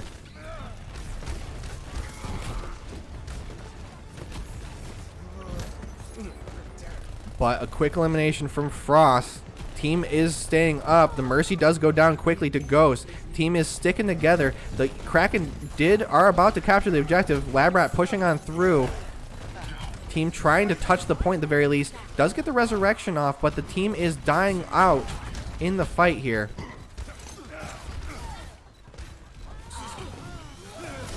Eliminations coming out. It is still anyone's game, as the Kraken are pretty low health here. So if the Marvels are able to survive at the very time being, Dreamer on the point trying to stay alive.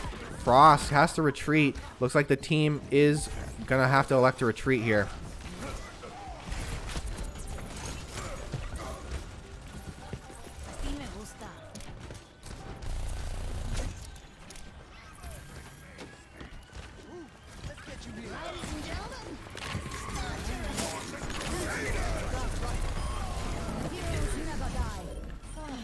Elimination quickly coming out from Frost, or no, not Frost, from Jagged Placebo. Ooh, but the Kraken are coming in strong here, getting 3 eliminations quickly. But the Graviton Surge. Ooh, lots of ults. No value coming off of that Zarya ult, unfortunately. And so the Marvels down 40% to 0. Marvel's going to need to come back. Sanji with the hack. Very well placed hack onto the Jagged from Jagged Placebo, allowing for that to go through. Marvel's going to try to push through. Lucio coming out from Dreamer as well. Ooh, 2 ults though coming to come through. That Lucio ult came in clutch, keeping the team alive at the very least. Does look like Labrat does go down pretty quickly. Lunar Eclipse trying to keep the team alive best they can, but just not able to find it. There is a fight though on the point. Just not going to look like it's going to go in favor of the Marvels there. And the Marvels just going to go down pretty quickly here.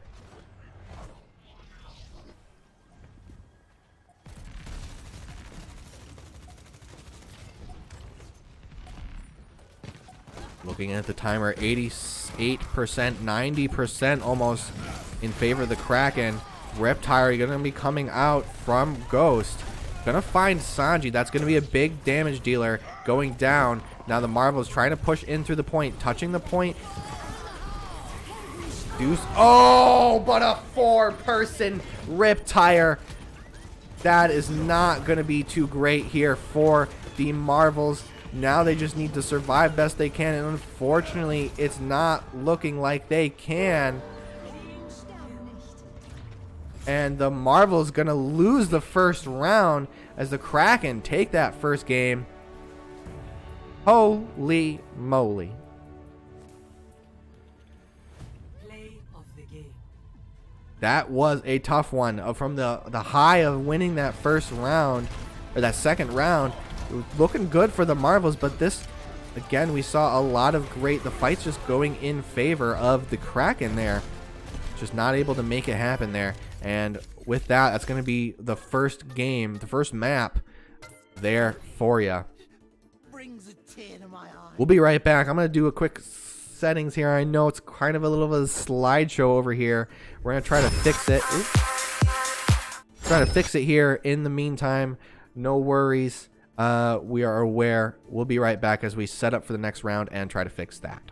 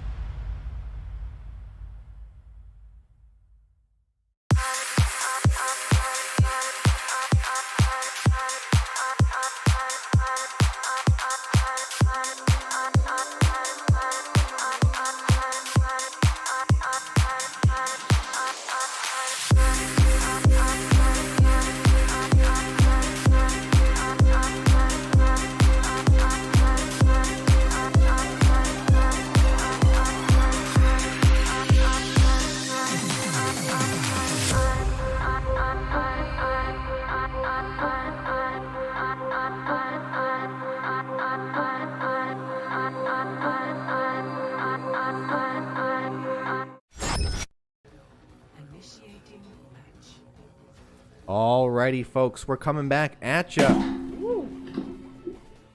Sorry about that. Coming back at ya with the map 2 of the Madison Marvels versus the Monterey Kraken. Since the Marvels did lose their first round, they've decided on the map, and they've decided on Junkertown. Ready for battle.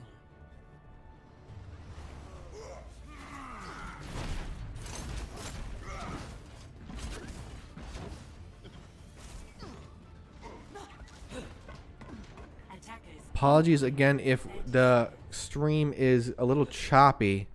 We'll have to wait until this game is over to fix it.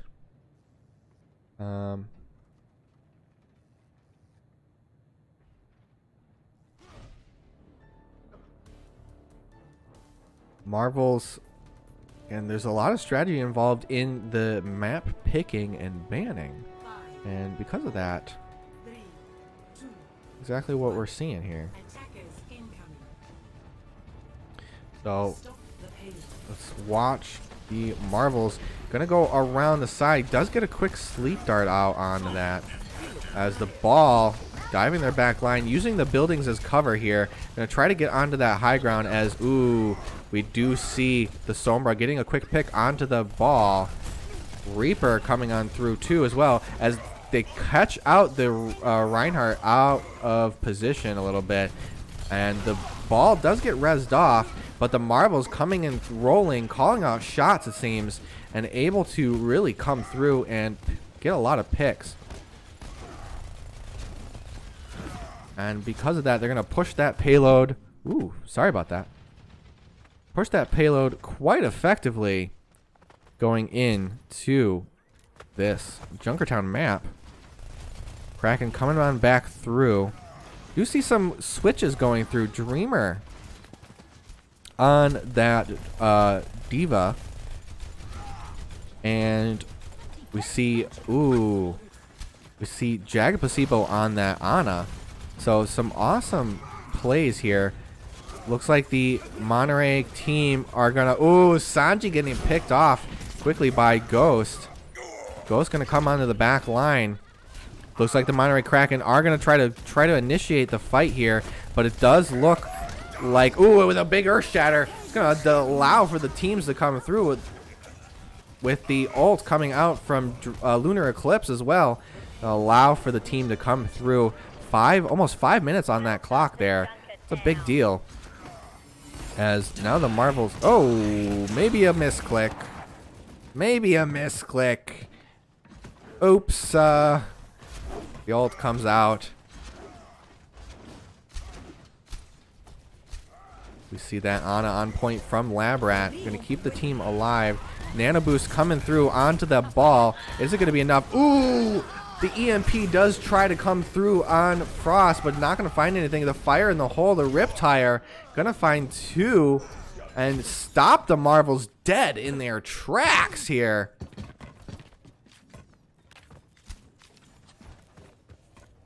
Wow, what a turn of events coming through.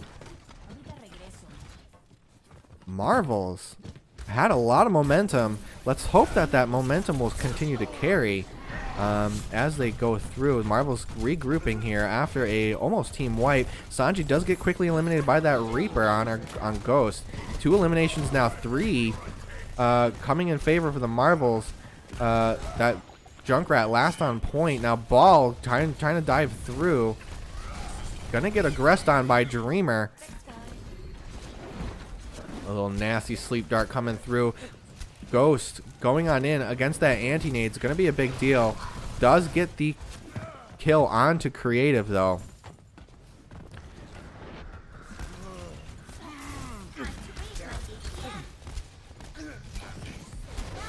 Embe Gold though, the ball coming on through. Does get the ult through, but gets eliminated pretty quickly by the team. A huge Earth Shatter from the Kraken though. But Ghost getting a lot of eliminations. The Kraken trying to touch at the very least, while the Marvels kind of spreading the team out, trying to deny the Kraken the touch here. But that ball kind of going through. Gets quickly eliminated by Ghost.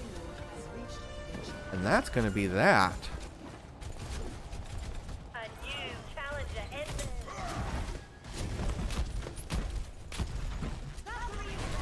So now we see Lab Rat on that Reinhardt. Holding strong, holding that front line. Dreamer, though, we've seen in the season that Dreamer has been extremely effective at playing that D.Va, and we see that kind of maybe the Kraken weren't expecting this D.Va play coming through, and immediately, ooh, a Meteor Strike coming out though from the Kraken team. Not going to find any eliminations, but getting a lot of damage nonetheless. Does look like the MB Gold 3 is in a bad way here. Does get quickly eliminated. As now the Marvel is going to push through. That high ground from the Kraken, though, could be trouble. As the ball dive in the back line. The Dreamer coming with the D.Va bomb. It's going to find Creative. Creative got nowhere to go. Just has to take it. But the Riptide, finds 4. Ooh, not looking good. 4, the Marvel's going to have to retreat. However, with that in mind, though, oops, sorry about that. With that in mind, still have about 3 minutes remaining on the clock. And Marvels definitely are making good headway on this. The Lab Rat pushing on through into that little cubby hole. We do see Frost getting the EMP off, allowing for some damage to get through. But the MB Gold, the Kraken team still coming through. Does have the minefield, a lot of eliminations through, but does find some picks. As the Kraken are going down pretty swiftly. That huge ult coming from Dreamer, keeping the team damage boosted and healthy. Gonna try to make a lot of space here as Lab Rat pushing down, gets the nano boost as well. Gonna keep the team going, and the cart is still moving in the meantime while Lab Rat is causing a ruckus in the back line, and the Marvels gonna take that round really effectively here. 3-0. So now, as this is an escort map, 2 minutes almost to their name. That's a huge amount. And so now the Monterey team has their chance now to go on the offensive. And the Marvels are going to be on the defense here, going through. So it's up to the Marvels to see how well they're going to be able to defend this point from the Kraken. I'm not so sure. Like, we saw a pretty effective attack coming from the Marvels, but I'm not sure what their plan is for defense there. Looks like they're going to be doing a little bit more of the same as they're getting ready compositionally. So we could see some pretty aggressive strats. Looking at the Kraken, though, you see a small switch. Sanji, that's been playing that Doomfist, switching on over to the Widowmaker now, and we see Ghost does get gets a little bit of a spectating here, pushing on through. Gonna get a lot of damage in at the very first. Gonna fade away though, as the Eagle or the Marvels now, the Kraken coming out of spawn. Lab Rat though coming in with a lot of great eliminations onto the team here.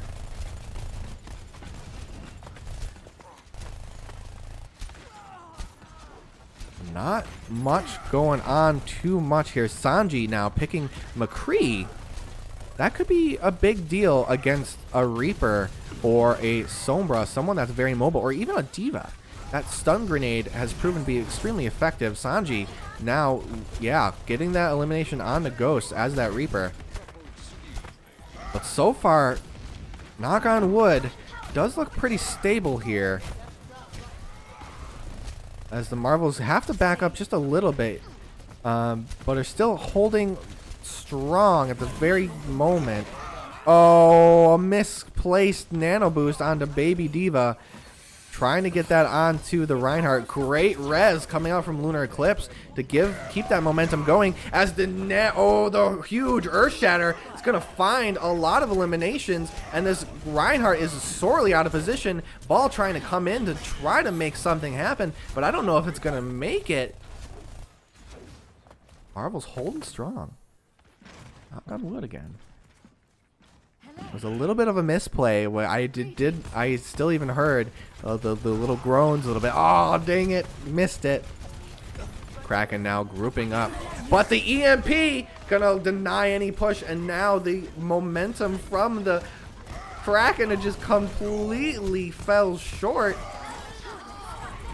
So, but a Riptire finds 2 and a 3rd. So it's just the supports on the point now. Oh, well, actually, no, Ghost. Oh, everyone's back up. The res has come back. The momentum is not lost, but the Deadeye from Sanji does manage to eat through their field. Not too great. We do see Frost, though. Frost on that Sombra. Gonna wait it out just a little bit. Ghost, though. Ooh, does find 2 eliminations. But not going to be enough as that stun from Sanji really quick to come through. The team is back in action though, but the Kraken have some ults to respond. We do see the ult coming out from Lunar Eclipse to keep that team alive and damage boosted again, keeping going. We do see Frost dodging it away, just barely going out with his life. 10-5 health to his name. Ghost getting some eliminations, pushing through. A minute remaining. The nano boost does come through on from Lab Rat as a huge Earth Shatter coming on through. Frost trying to dodge through the best they can. Diva Bomb coming through, could be big. Does find 3, stopping them in their tracks. And so now it's just Sanji and Creative left on the point, denying the resurrection and eliminating Sanji. 20 seconds remaining. Gonna have to beat Ghost. Being extremely careful here. There could be the possibility of backhand. Kraken looking to group up. They know that this is the last fight that they can get through. They have to win here, but the Marvels holding strong, going to try to come through. Earth Shatter going to try to find it. 3 go down to the Riptire though. It's just Frost and Dreamer on that point now. They're going to try to stall the best they can. The stun grenade does come out. Ghost also going down as well. No one is there to quickly touch, and the Kraken, holy moly, do come back. Do get that extra time as well. 2 minutes now on the clock for them. Marvel's very close to almost eking out that win there. Maybe the jitters got to them. But the EMP goes through. Now the Marvels are going to take that into action. Sanji goes down. Junkrat goes down. Mbae Gold does find the elimination onto Lunar Eclipse, as well as the Nano. Ooh, nice. Lots going on. I don't know what's going. But some quick plays going through. The hack onto the ball is a big deal from Frost.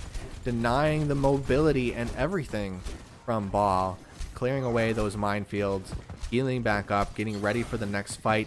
Marvel's going to have to be pretty wary here of this high ground position. Actually, they have better access to this high ground, so they're going to push on through as now Frost going on in. Lab Rat as well. The 2 different splinter groups, and now if they are able to drop, they're going to... Yes.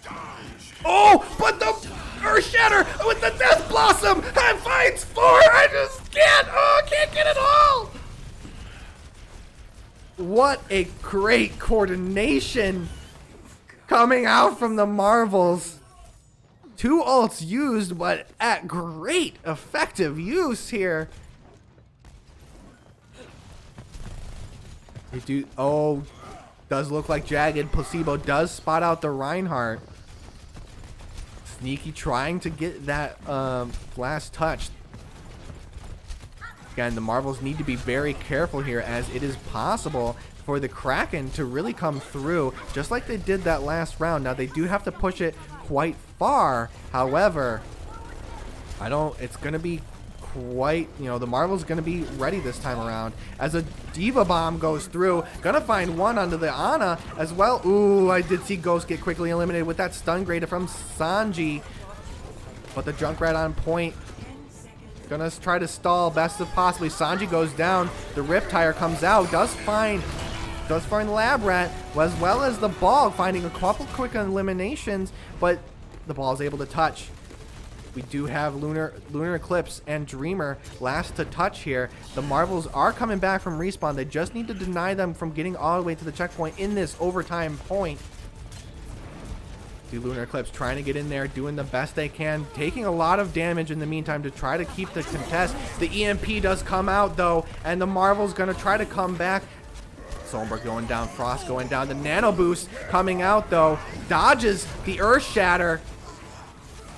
And they're gonna miss it, they're gonna C9 it! Marvels! Taking it!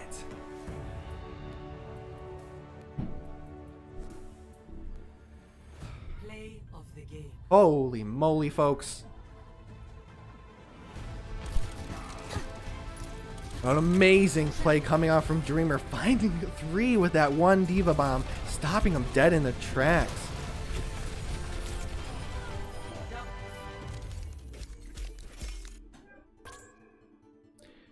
Holy moly. What a play coming out from the Marvels. We're going to get right back up and set up for the next round. The final, map 3 here, in just a minute. We'll be right back.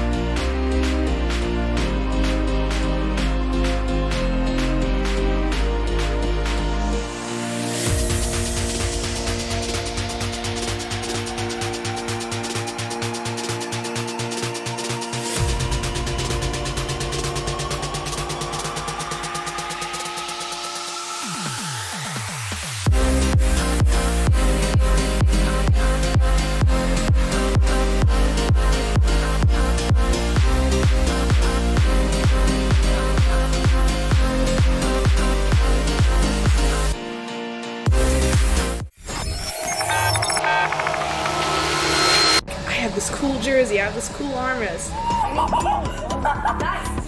They made really close new friends through gaming, and this was an opportunity for them to be part of a team. Get the right ball, you get to feel like we're actually in the big leagues. Good game. Good.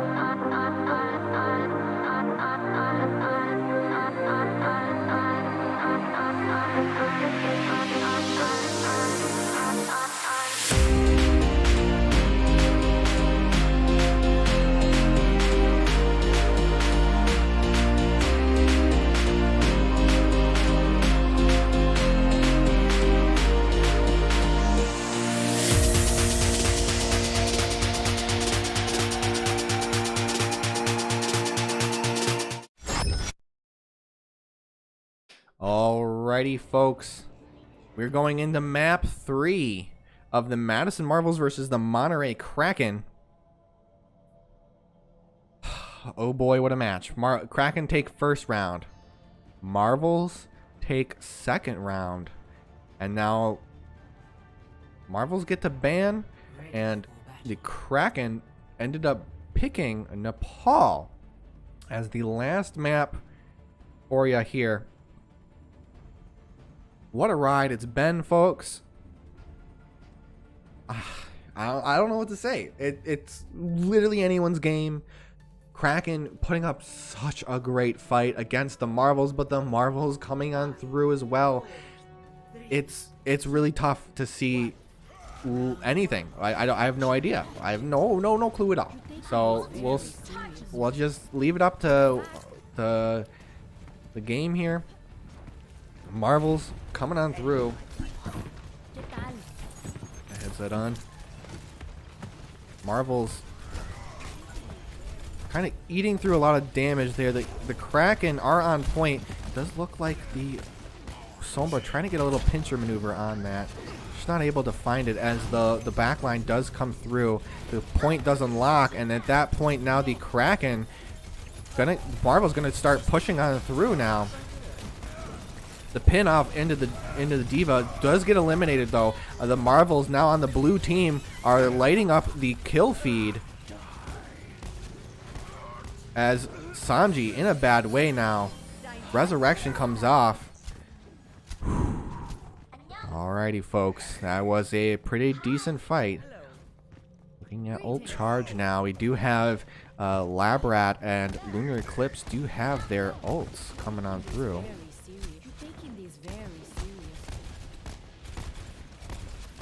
See the Sombra, that Frost on the backline, taking a duel with Baptiste here.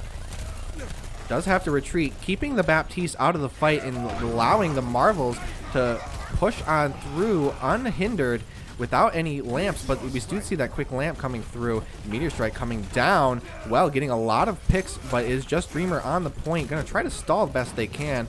Oh, unfortunate. The D-Mac dropped her into the void. That's not too great. But 39 now to 6. Ooh, but that Sanji with that Doomfist is quite effective. Ooh, I was gonna follow them out, but they didn't keep going. And so now they're gonna elect to push on over here. The Resurrection does come off to the Sombra. The Marvel's coming through. A huge Earth Shatter though. In front of the Kraken does get the ooh, but the Diva Bomb gonna come out with it. It's gonna find 2, and then the third. The ball on the back line, gonna keep Labrat, Jagged Placebo in a bad way. The ultimate from Lunar Eclipse though, keeping them alive. The ball trying to contest the point here, but that ticker does keep going, and the ball does go down to Ghost and those powerful shotguns.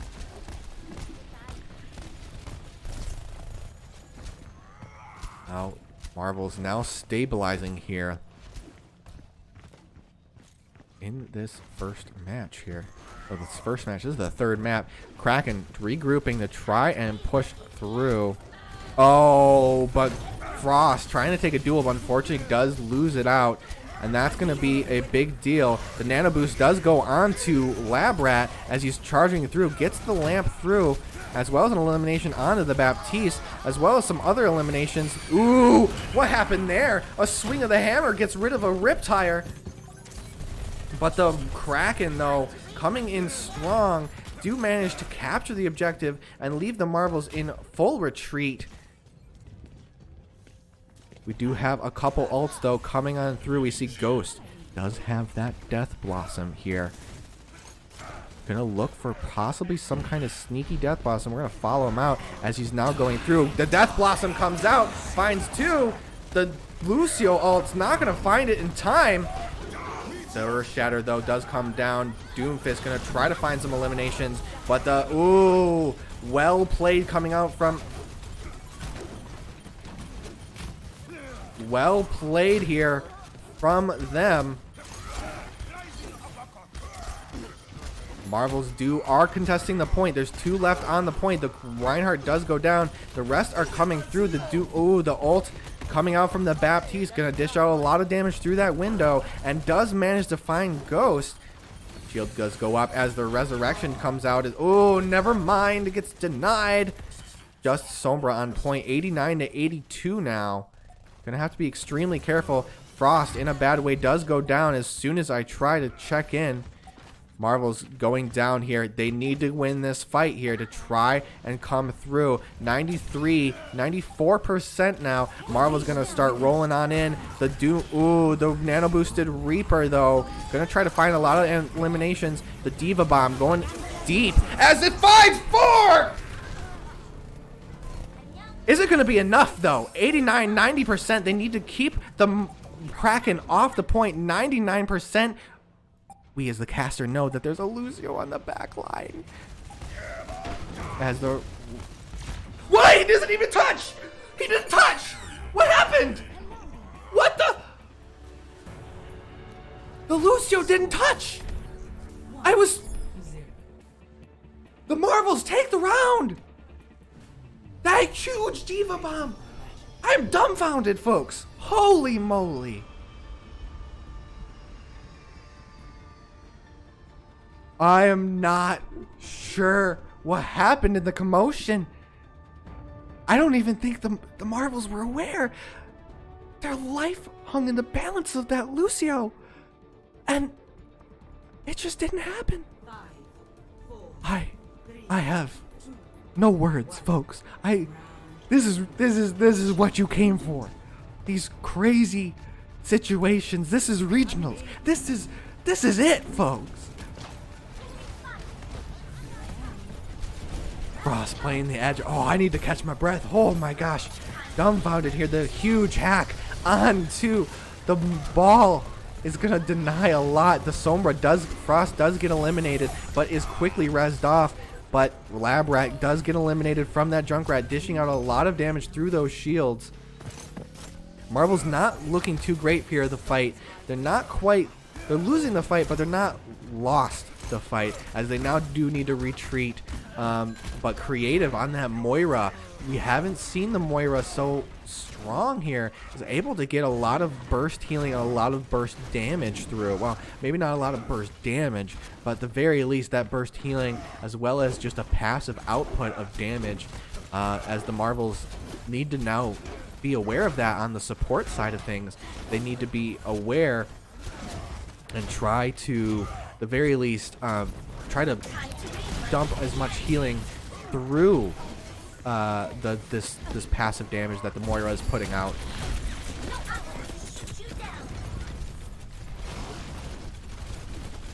Marvel's now prepping to go through the nano boosted. Reinhardt goes through, but the ults are going to come out from the Riptire. Does get picked, does get the DMAC. Couple eliminations. Labrat does find some though. Ghost pushing on through. The Remake does find the elimination on the Lucio even. Sanji's going to have to retreat. And the Marvel's going to take the objective. 61% though on for the Kraken. This is going to be tough.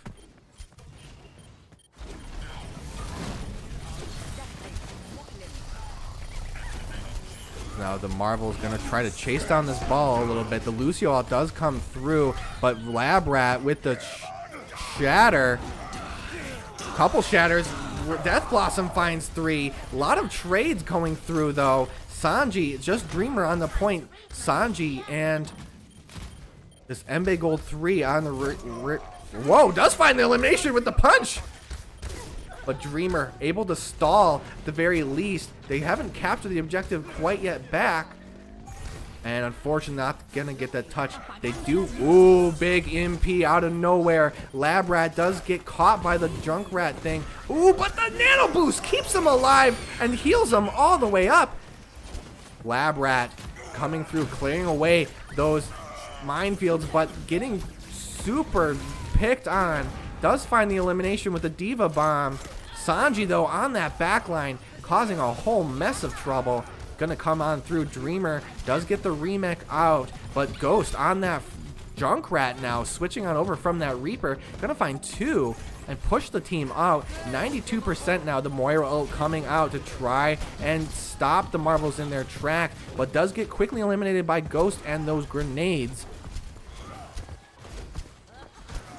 Marvels now in possession of the point. Kraken gonna look to get one more fight here. So the Marvels gonna have to be extremely careful. The Riptire is ready for the Junkrat, so we'll have to see what is going to come through. 64%. We have to keep a very close eye on these numbers as it's coming through. Sanji going to come on, get a lot of damage. A huge Earth Shatter, though, is going to find... Oh, but unfortunately... Ooh, oh, it's getting traded back and forth. The Riptire coming through from the Junkrat on the Kraken. The hack does come out onto Creative. Sanji just about to die, does get the ult Meteor Slam out. Able to touch at the very least. The Resurrection doesn't come through, but Lunar Eclipse, though, on the ultimate, 98% is contesting. Lunar Eclipse able to contest at the very least. Getting up to 99%. Marvels now need to stay alive here as Ghost now pushing through, trying to get some eliminations. Labrat as well, finding it. We are in overtime. The Marvels need to stay alive here. The Nano Boost comes out, needs to push the team off and capture the objective and go finish the overtime. It's just the Lucio gonna ult stall as best as possible, but the anti... Ooh, a miss on the Earth Shatter. Marvels are looking strong here. The Resurrection gets denied. We're still anyone's game. The huge Dreamer Diva Bomb. Is it going to be enough? The EMP does come out. Going to deny. Oh, but the elimination. A lot of eliminations. The ball. The Kraken is coming. I don't know what I'm saying, folks. There's a lot going on. Marvel's staying alive at the very least, but the Kraken also doing the same. It is still anyone's game. The Marvels do get a couple eliminations on the back of Ghost. Do boop them off. They need to capture. They're in overtime. They're not able to do it! And the Marvels take the game! And they win against the Monterey Kraken! Play of the game.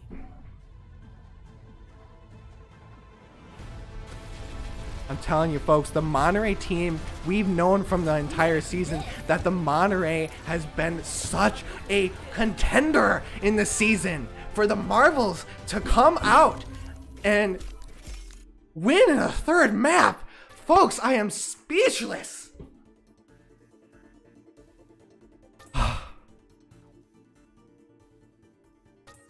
That's not all, folks. We got the Eagles coming up too against another Monterey team. Folks, I don't know if my heart can take it. I don't know if my heart can take it. The Eagles coming up next against the Monterey Whales. We're going to get set up and get going right up into that. Stick around, folks, for more awesome Overwatch gameplay. Ooh, I got to take a breather. We'll be right back.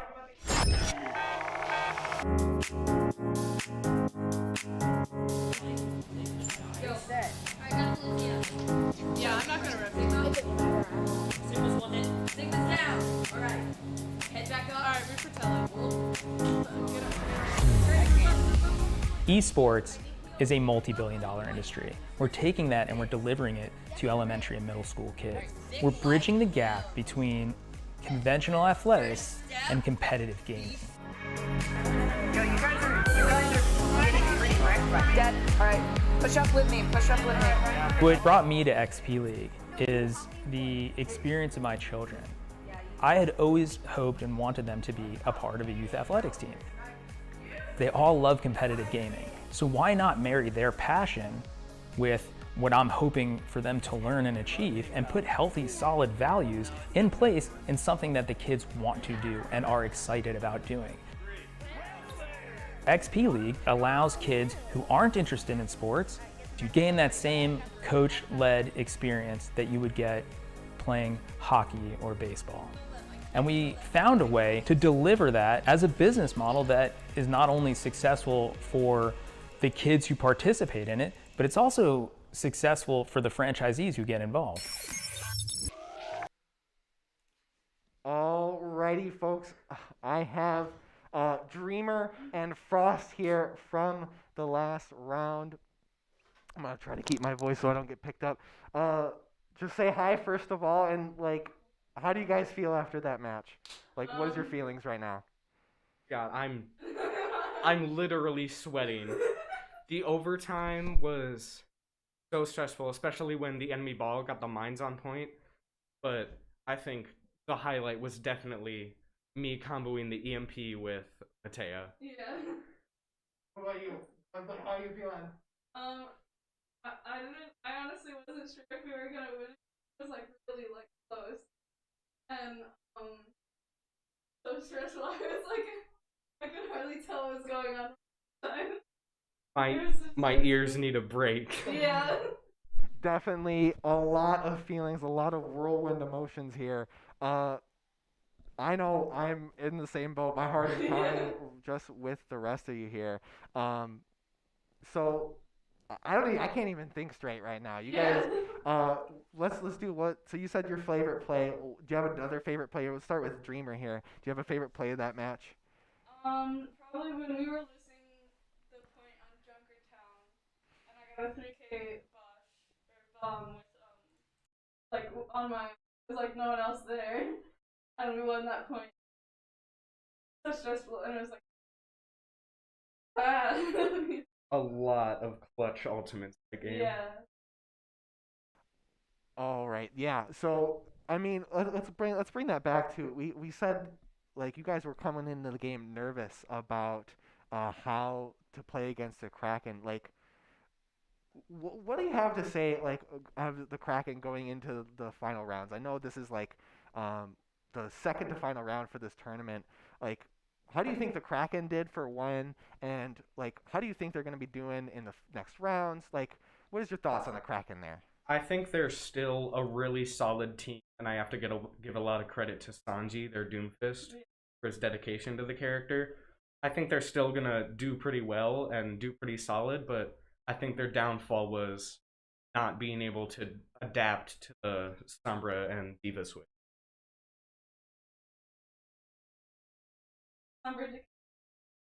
Sombra or not?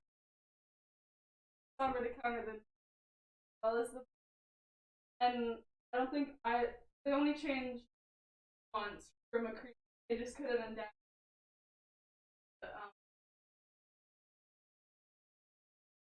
That was the only they had. Oh, they're a really strong and good team. They're really good.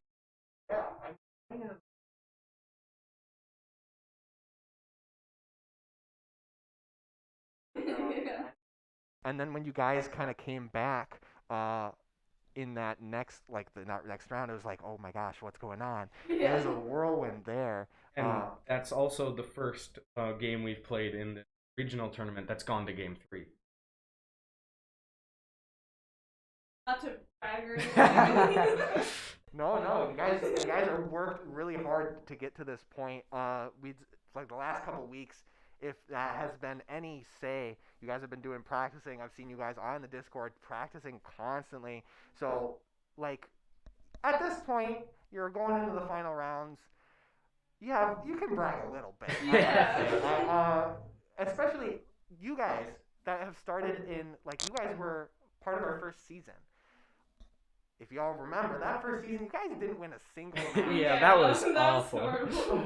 What is the feelings now, looking back at that first season and looking at now where you guys are currently undefeated, and going into the final round of this tournament? What are the thoughts there?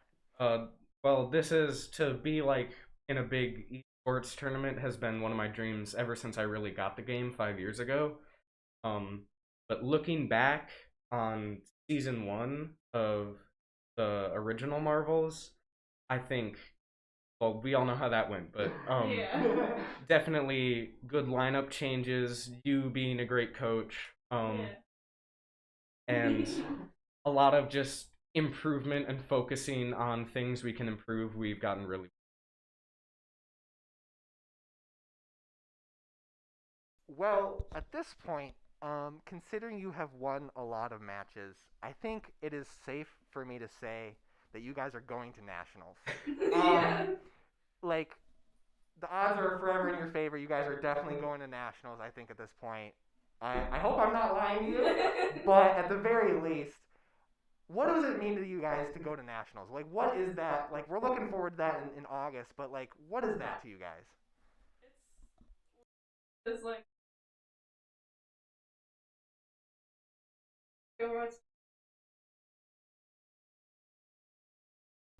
we wanted to get better, but it wasn't like we were just playing to have fun, and now it's like, well, now I'm going to like against a bunch of really cool and like really difficult people, and it's just really weird. I think a lot of it's happening really fast.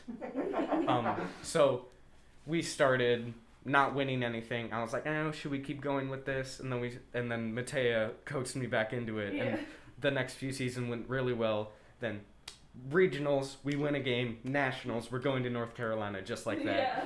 So it's very jarring. All right, I think that's all I got for you guys. I wish you guys the best of luck going into the final rounds. Actually, I got one more question. What do you think about the possibility of playing against the Eagles?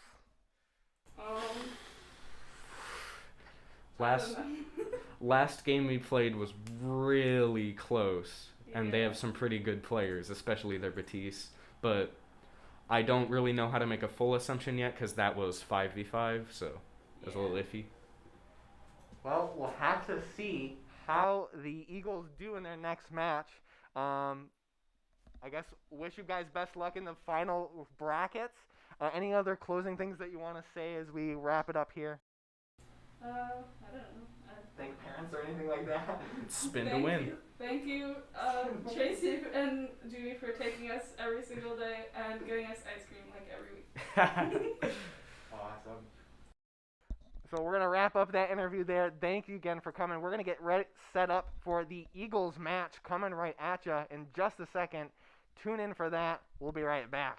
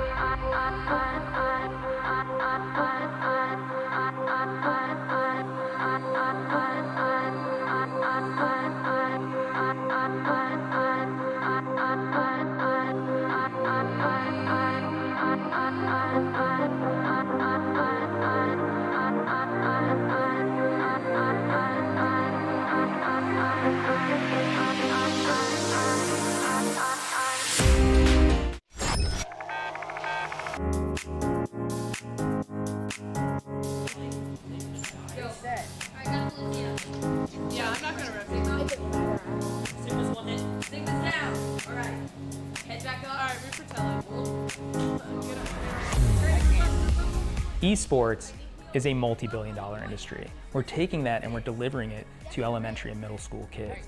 We're bridging the gap between conventional athletics and competitive gaming.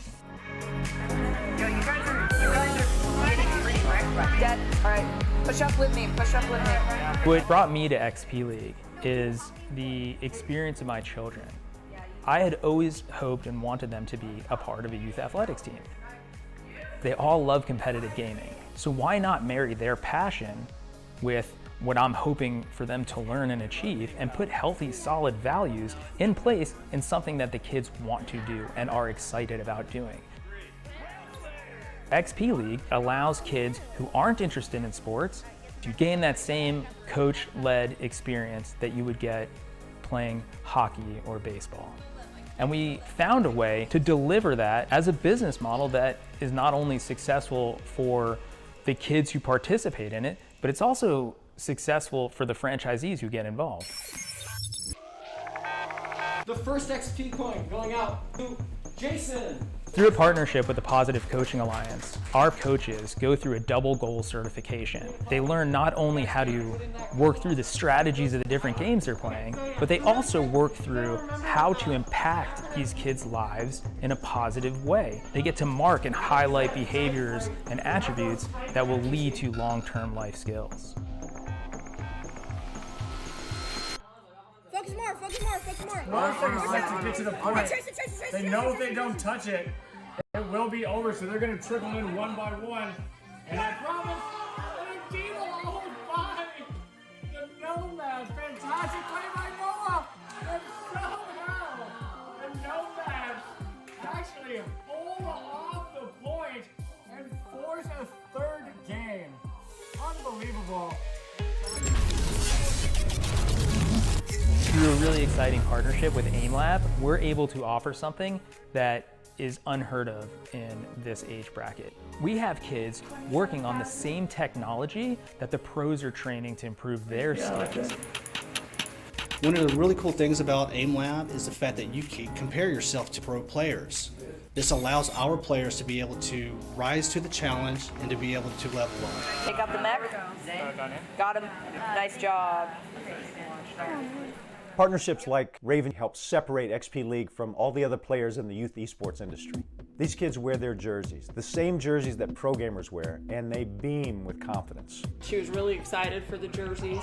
She wears it often. As soon as we saw the one that he got, we all wanted our very own, and so we're getting our own jerseys for the family. He would never take off the jersey.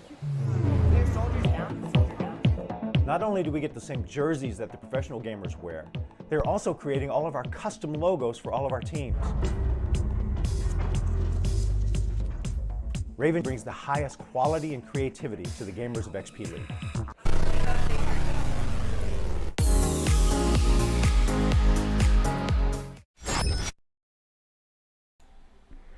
Alrighty, folks.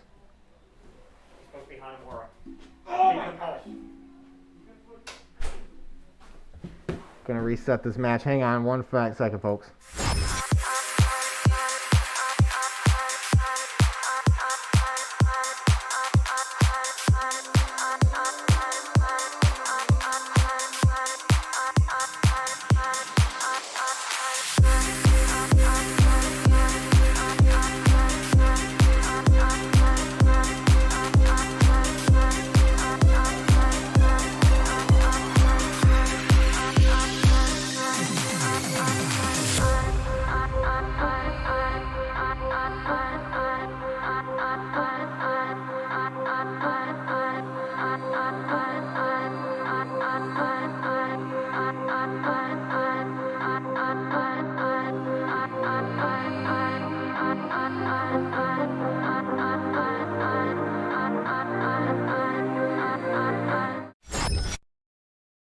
LOL, oops. Sorry about that, folks. I got the map wrong in the commotion. My heart has been still beating, and the nerves and the adrenaline has been going, and because of that, I do seem to have forgotten to switch the map. So Eagles did win the coin flip here, and are gonna choose to play on Hanamura. And this is our roster coming at you here. Luigi, Plurp, Captain Calamari, Phantom, Waspies, and Vexrus playing against the Monterey Whales here. Eagles on defense first. Going to be an exciting one for you coming off the back of that Marvels game. The Eagles, though, I think are just as strong. Same with the Monterey Whales. Both Monterey teams have been pretty darn strong, as we've seen in this season.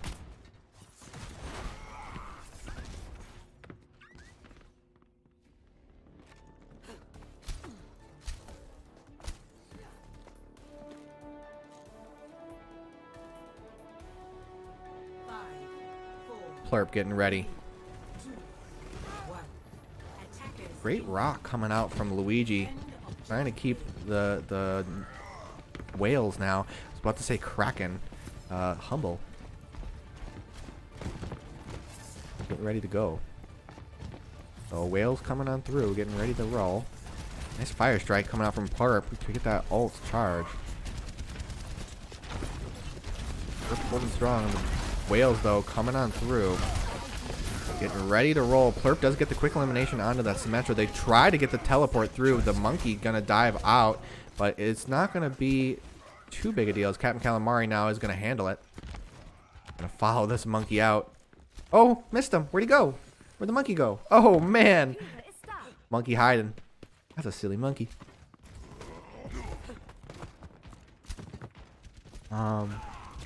But the monkey does have to retreat at the very least. Doesn't get the elimination, but that's alright. Plurp though, holding strong. Now actually has ults ready. Only one with ults. We do have the Reinhardt on the MB Whales. Does almost have ult, but Plurp ready to use it whenever. As, ooh, unfortunate miss. Seems like the Whales were able to read that through. So that advantage kind of going down in the wayside. The elimination on the Melon Man, though, from Luigi is going to be a big deal. Monkey trying to dish out a lot of damage. Cleaves through a lot with that Tesla cannon. But we do see Waspies, though, getting that elimination really quickly off. And Plurp and Luigi pushing, keeping the front line strong against the Whales here.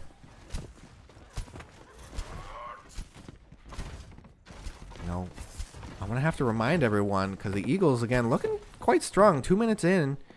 Pause. We have a teammate down. We got a quick pause. So we're going to do a quick pause, I guess, from as the Monterey requested.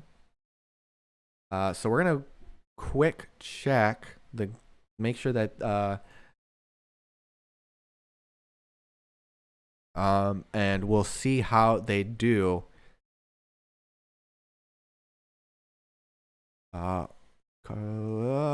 Music. So oh, this isn't correct. This is the Eagles. Eagles are playing against the Whales here. So let me fix that for you. So while we're waiting here, we're waiting for the unpause to go through. It looks like they're having a little bit of technical issues there. So hopefully they can resolve that.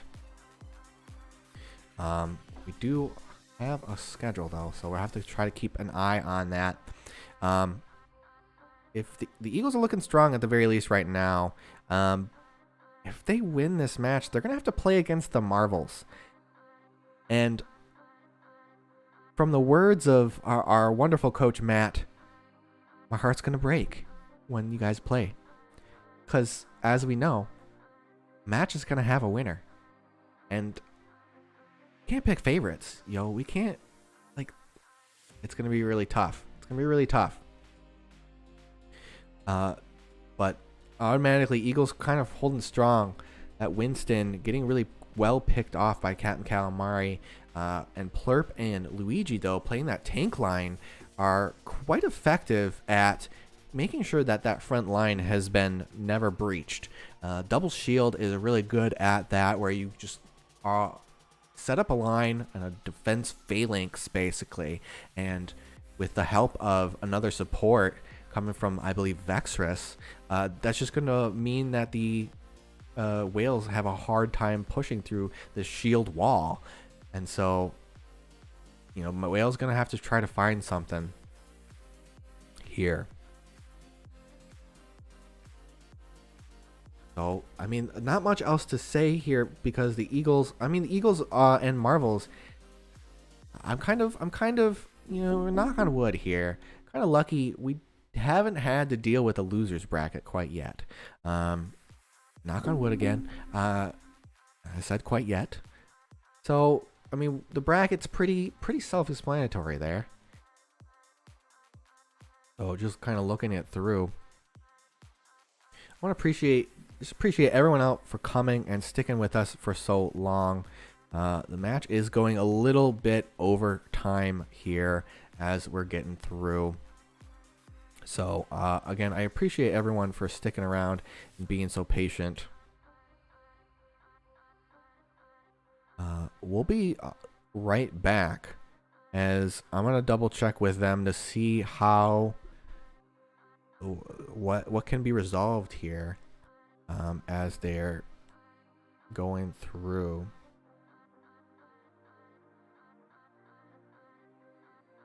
So looks like there might have to be a swap coming through. Not too sure.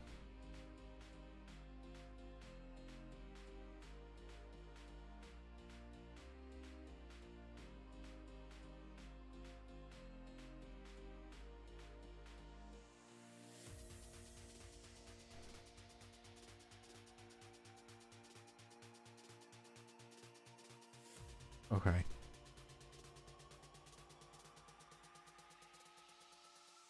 Just having a conversation with them, so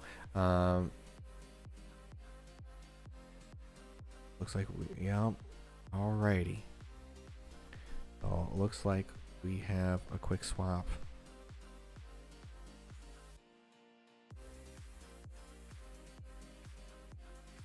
I'm being all caps yelled at here. And I gotta figure out we can do the swap. So it looks like they're gonna try to swap in a player here, because they have some players coming from home and that internet is just not strong enough, and they want to make sure that they have the effective. Oh, okay. Coming back from that, it looks like if I can go in here,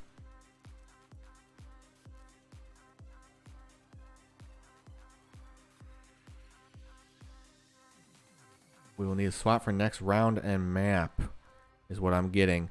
So Sanji is queued up into the next round.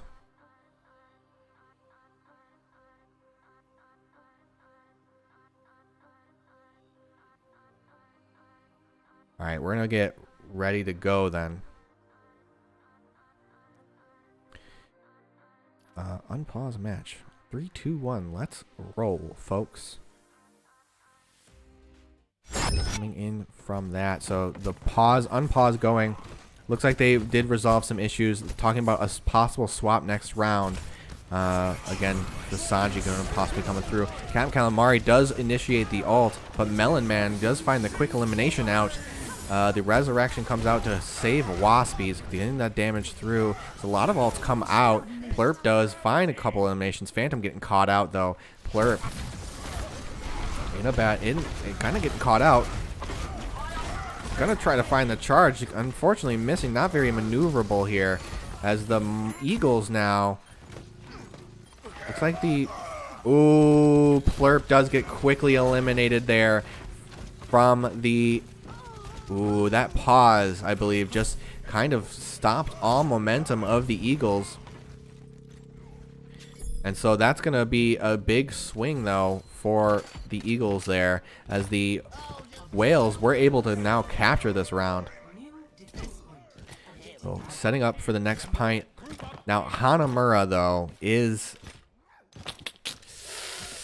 This is a toughie. Hanamura really does have quite a bit of home team advantage, defender's advantage. Ooh, Riptire coming through, gonna go around, gonna find one onto the Lucio, but does get picked off in response. Oh, getting picked off by those really well placed damage dealers there. Plurp does get nano boosted to come through and get a lot of eliminations, as well as Captain Calamari now dishing a lot of damage on that Winston. Players from the Whales are coming back a little bit from respawn, but with that nano boost onto Plurp, well placed for Phantom, gonna allow for the team to have to regroup and re-go. So looking at alts here now. The Mbe Whales do have 3 alts in their favor.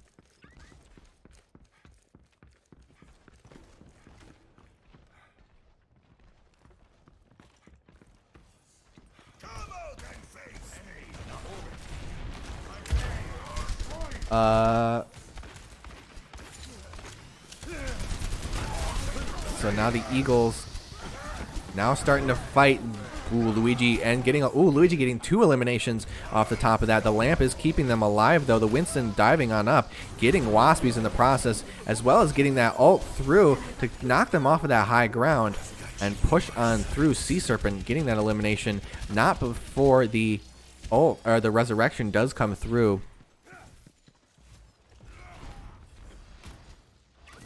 We'll see how that goes there.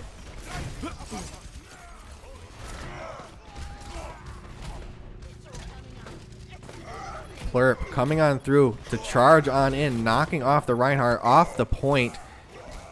There we go. Eagles. Not the Marvels. Eagles. Coming on through. Waspies. Getting a lot of damage through a lot of the team. Keeping strong. Minute and a half remaining in this match.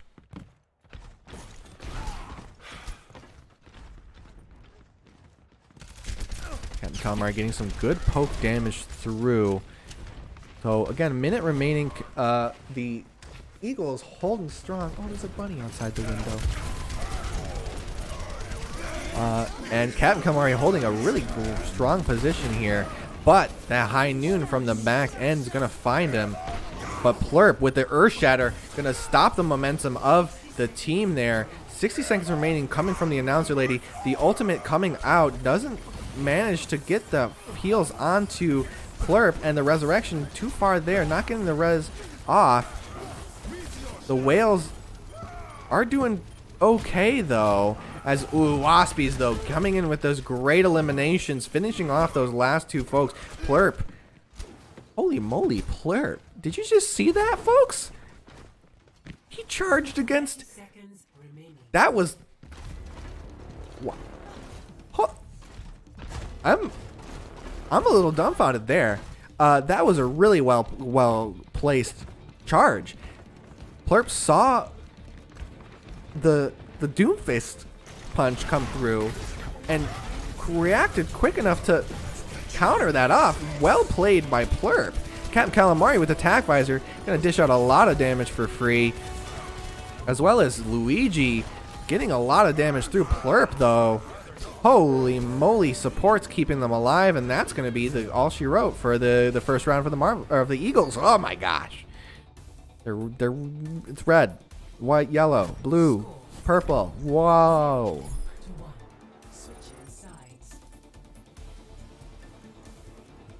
Now the Eagles are going to be on your defense now as they come through. So. Oh, no, sorry. Eagles were on defense. Now they're on offense. Man, what a whirlwind today is. Now, Eagles going to be on that offense. Now, the offense is the hard part.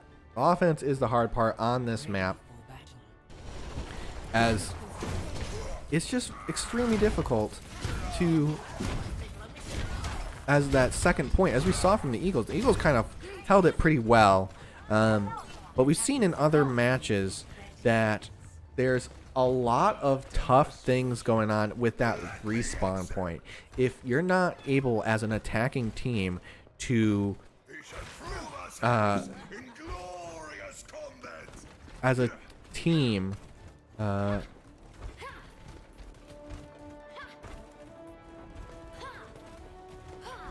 if you're not able as attacking team to finish off the defending team before that respawn, like finish them off in one fell swoop, it's just that respawn is just going to get you.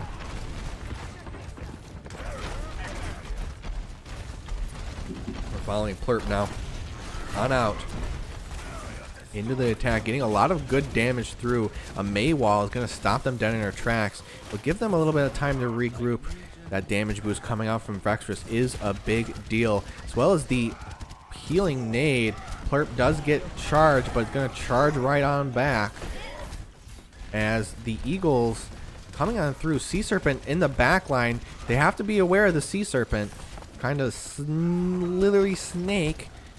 And Plurp does manage to find it all the way through. Captain Calamari getting freezed, but is it going to be enough? Plurp getting cut off just a slight bit as they're now on the point. But Vextress keeping that pocket alive, keeping them going. Plurp holding strong. The Whales, though, coming back from respawns. But the resurrection on the Captain Calamari. Hopefully the Eagles are going to be having, the nano boost on the Plurp. I was just going to say, hopefully they're going to have ults here to finish this off. And the Eagles coming on through, holding their own. Ooh, but the Whales are coming back, trying to stay alive as much as possible. They're able to use these ults and just abilities in general to stay alive very effectively. And with that, though, that stall is going to be all she wrote for the Whales, and that's the last member, and it doesn't look like anyone's going to be able to touch in the end. So the Eagles are going to capture this objective with 2 minutes remaining on the clock. They're going to get bounced on up to 5 whole minutes. And now let's see what the Eagles are going to be able to do going into this. If they're able to capture the first checkpoint, as we see on our little handy dandy indicator, there's a little gold triangle. If the Eagles are able to, with a huge ultimate, finding 2, able to get that first checkpoint, and with this it's gonna look pretty easy as that 3 eliminations from Luigi. The Death Blossom does come out, but only finds Waspies. The Blizzard coming through, I might have spoke too soon. Plurp keeping healed up. That big healing grenade keeping them alive. This is exactly where it comes down. If they're not able to finish them off in all one fell swoop, it's going to be tough for the Eagles to come through. But the Plurp with the nano boost is going to be a big deal. But the Earth Shatter is going to counteract that in a big way. Captain Calamari going to come through. Waspies with a Riptire going to finish off one. Plurp swinging the hammer away, getting some damage through. Baptiste's last on point, as well as with... I'm not sure what's happening here, folks. The Eagles are going to take that game and take map 1.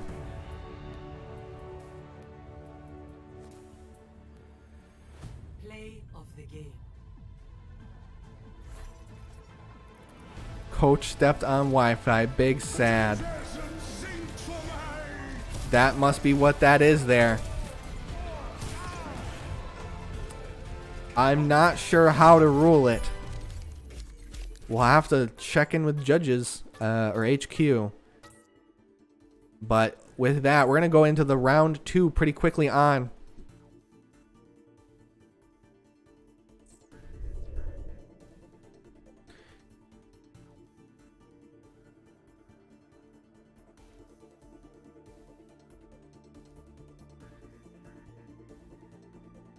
We'll be right back as we set up for that, and it might be a little bit because we got to talk to some folks and make sure that all is well here.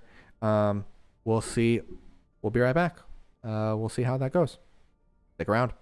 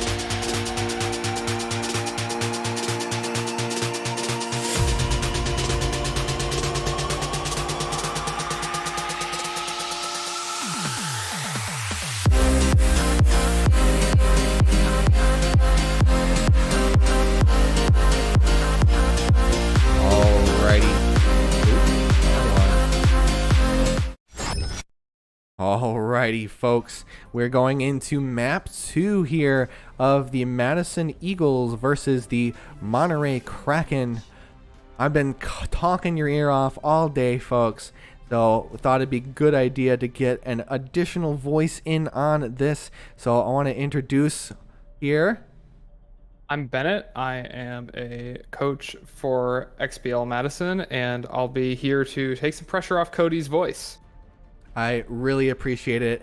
Like I was saying to Bennett here, I'm kind of hopped up on adrenaline after some of these matches. It's been a pleasure to watch these kids go on out and play their darn hearts out.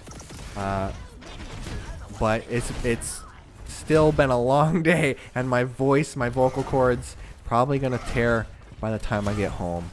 Gotta be here for tomorrow. So I really appreciate Bennett coming on out. You've always been an awesome caster for us, and I'm expecting this to be an awesome game. Yeah, and this is the second of this best of 3 here in Madison. All they need to do is take a couple of maps on control here, and that will be that. But you're gonna see the Kraken first to point here with this fast Wrecking Ball composition. Madison, the Reinhardt Sigma a little slower, but the Wrecking Ball taking a whole lot of damage. At the same time, gonna have to be a little bit careful against this Madison team. The point is being dominated here by the Krakens. Now, I was just about to say, the Kraken do have the point here. That's not going to mean too much here if the Eagles are able to hold that high ground. But with that being said, the Eagles are kind of breaking in that a lot of eliminations are being done by the Whales as they kind of go through. So the Eagles are going to need to regroup here so that they can get ready for this next fight and come back stronger against the Whales. Yeah, and the Eagles Sigma here just doing some poke, getting some of that ult charge. Really saw a lot in that last map of that Sigma being incredibly useful for the Eagles. And I'm expecting to see that again, especially with these tight corridors. Those hyperspheres able to do a ton of damage. And what's this? We've got the Eagles flanking around to high ground, a sneaky play. But it looks like the Whales, they're somewhat aware of it, but they do lose their Echo early on. Madison going to be up 1 in this fight as it begins. But now they're just going to be raining down some damage from high ground. There they go. They're jumping in. Now the big rock coming out. And now Plurp's Nanode going into the backline on this Reinhardt. Those hammer swings going to be so devastating to the Whales. The high noon coming out, but it's only going to find one. Not going to be enough to turn this fight unless somehow the Whales, they're coming back into this one. And suddenly it's looking a little closer for Madison. The Wrecking Ball here to stall this one out. Get a few more percentage points. But the Wrecking Ball will fall eventually, and now it seems like only a matter of time. Oh, the beat, though. They're going to be trying to turn this one, and the Sigma does go down. The Shatter from Plurp not going to find enough, and somehow, against the odds, the Whales, they're going to maintain control at this point. 70% now to 0. It is not looking too great for the Eagles, as now the Monterey team do have full command over this point. 80%. The Eagles did manage to get about 2/3 of the way to that objective, but that is not a full objective, and because of that, that timer, that percentage for the Whales is going to be ticking away, and so it's going into the 90 percentile here. Oh, a big gravitic flux though, going to catch 4 up in it there. A lot of damage going to be dealt to the Whales here, and now the Eagles, they're going to need to be careful here. Plurp nano boosted, going to be dealing a lot of damage. They're coming in real close. The supports fall first for the Whales. Calamari though, with 3 eliminations off the back of that tack visor. A lot it's going to swing into the favor of the Eagles. 99% though is a feat to overcome for the Eagles. This is map 2, so the Eagles are still going to be able, even if they lose this round, to possibly come back. But again, 99 to coming back from a 0% is going to be pretty tough for them going into it. Yeah, they cannot afford to lose a single fight. They need to hold this perfectly, but the Junkrat spam with the Mercy damage boost could be exactly the thing they need to do it. Melon Man on the Doomfist, fairly damaged, but Plurp gets pinned, taking a lot of damage. They're going to need some healing, not going to find it in time. The Doomfist takes down the Eagles Reinhardt, and now they're going to be scrappy on this point. The Junkrat damage is really their only hope here. The Brigitte does go down on the side of the Whales, and the Resurrection coming back in on the Ana, giving Madison their full healing abilities once again, but the Sigma's going to need to do so much here. Now it's the Reinhardt back.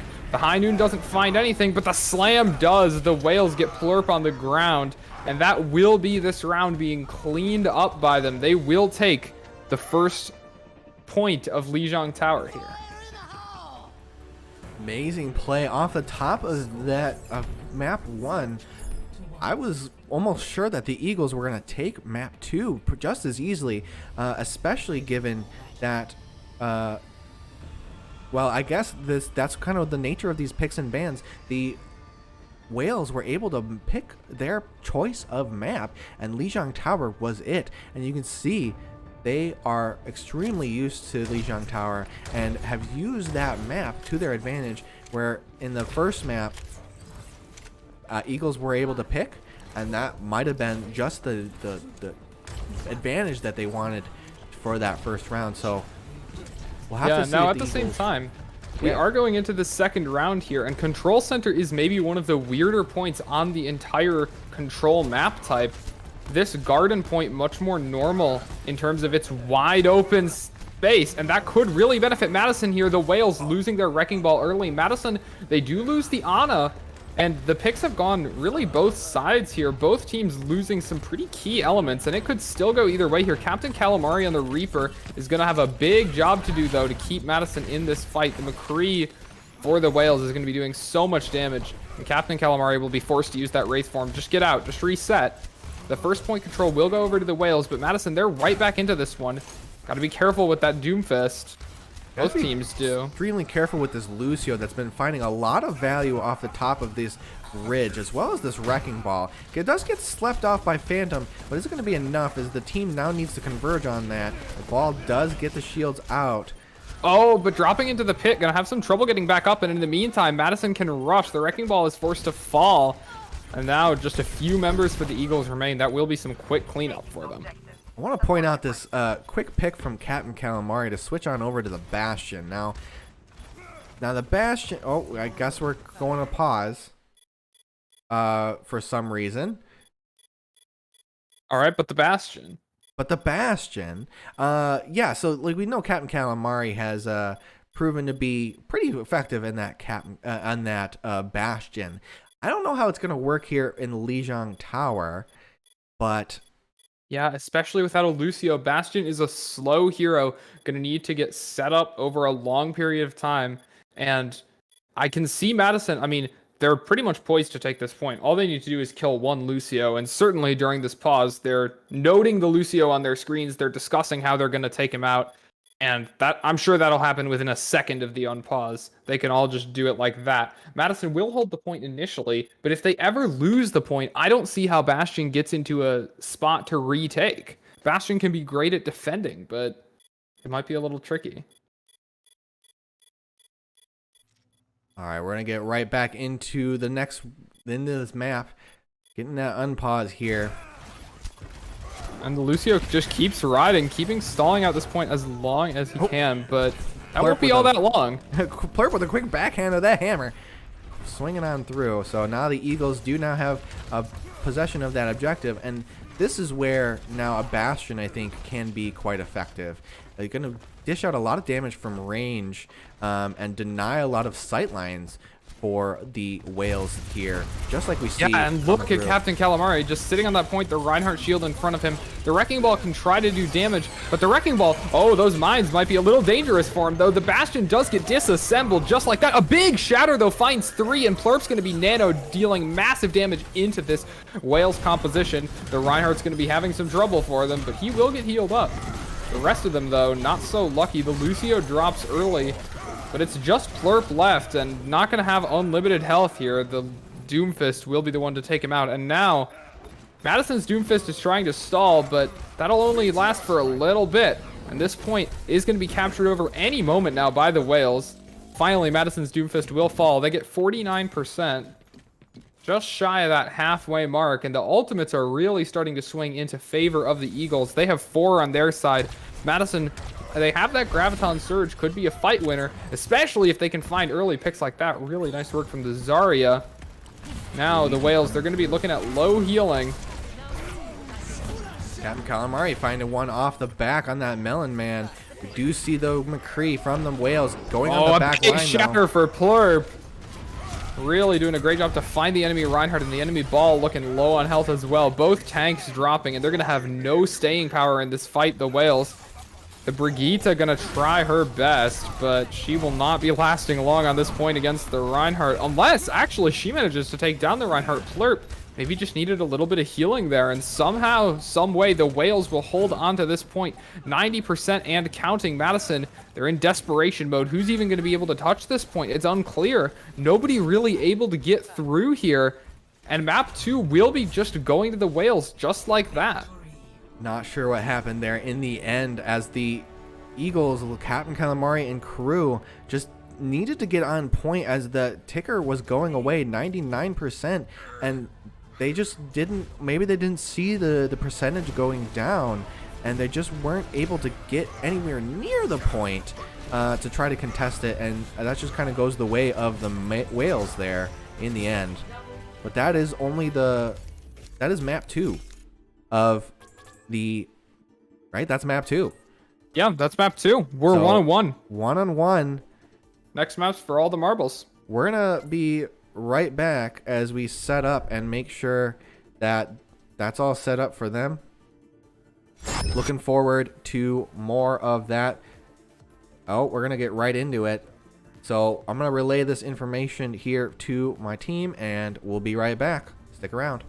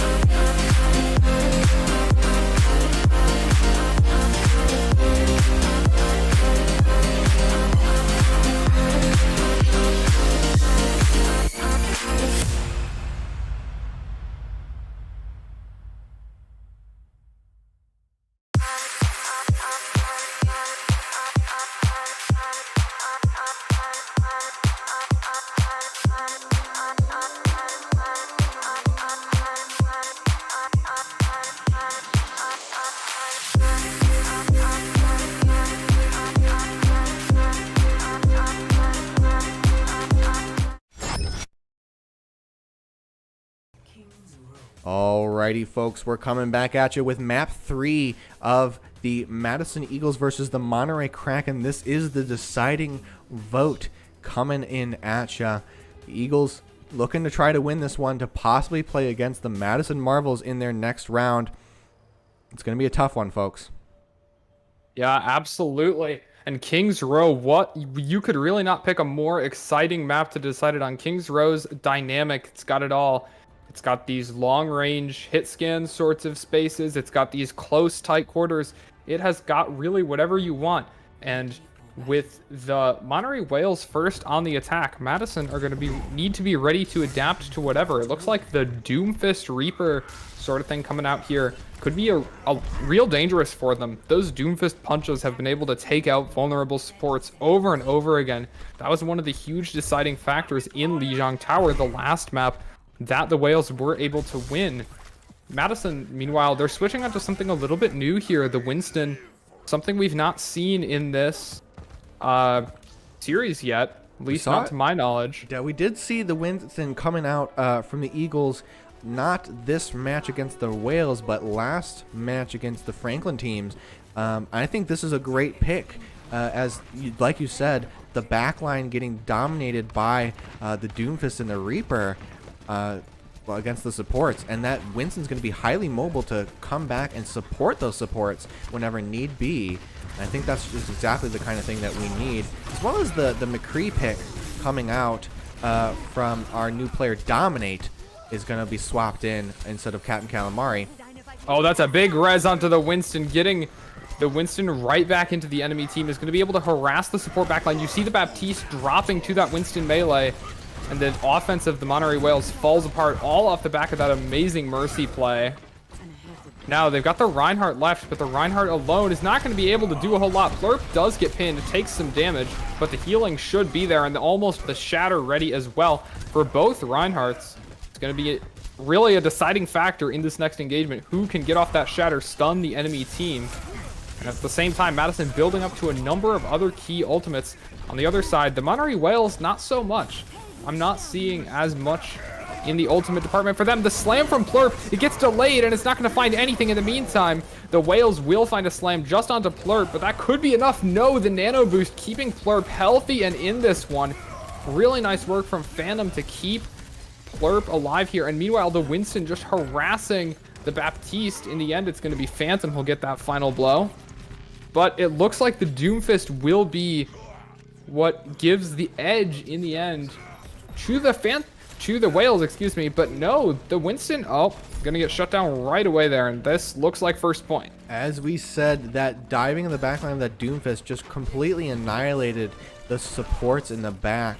And the Winston Luigi did try to come back to support, but just was not able to. The supports really got cut off in that fight, and because of that, it's going to mean that the Eagles just don't have the support that they need. We saw that Plurp was able to stay alive very effectively in a lot of those fights because of the massive amounts of healing coming from the supports. But as soon as that Doomfist dives that backline, dives those supports, that's all she wrote. Yeah, and the Death Blossom now going to be a big risk as that just does come online for this Reaper. The McCree is going to be able to counter very effectively the Doomfist. That flashbang stun is enough, but the McCree flashbang is not going to be available right now as the McCree separated from the team. Madison, they all find themselves separate. Their resurrection onto the Reinhardt is going to give them an opportunity here. But with only one, it's going to be challenging. That's a big tire chasing down two players from the Whales, but still Plurp alone going to have a hard time with this one. Charging in, but not finding anything. They will manage to stall this one out, but using so many key ultimates to do so. The Earth Shatter and the Riptire both come out. And on the other side, you can see the Meteor Strike, the Death Blossom, the Graviton Surge, and the Amplification Matrix all going to be ready for the Whales. That is a lot of firepower, and Madison have no real answer to this one. We just need to hope for a miracle high noon from the McCree. I definitely think that this well played, as a big gravity swell. Big meteor strike. Meteor strike to top it off. Nano boost onto the Winston, but I don't know if it's going to be enough as a lot of the Eagles team do go down. We do see Luigi build the primal rage, stall, but it's not going to be popped. And with that, the supports trying to survive best they can as they're getting slowly picked off. Phantom finding a pretty good duel here against Doomfist.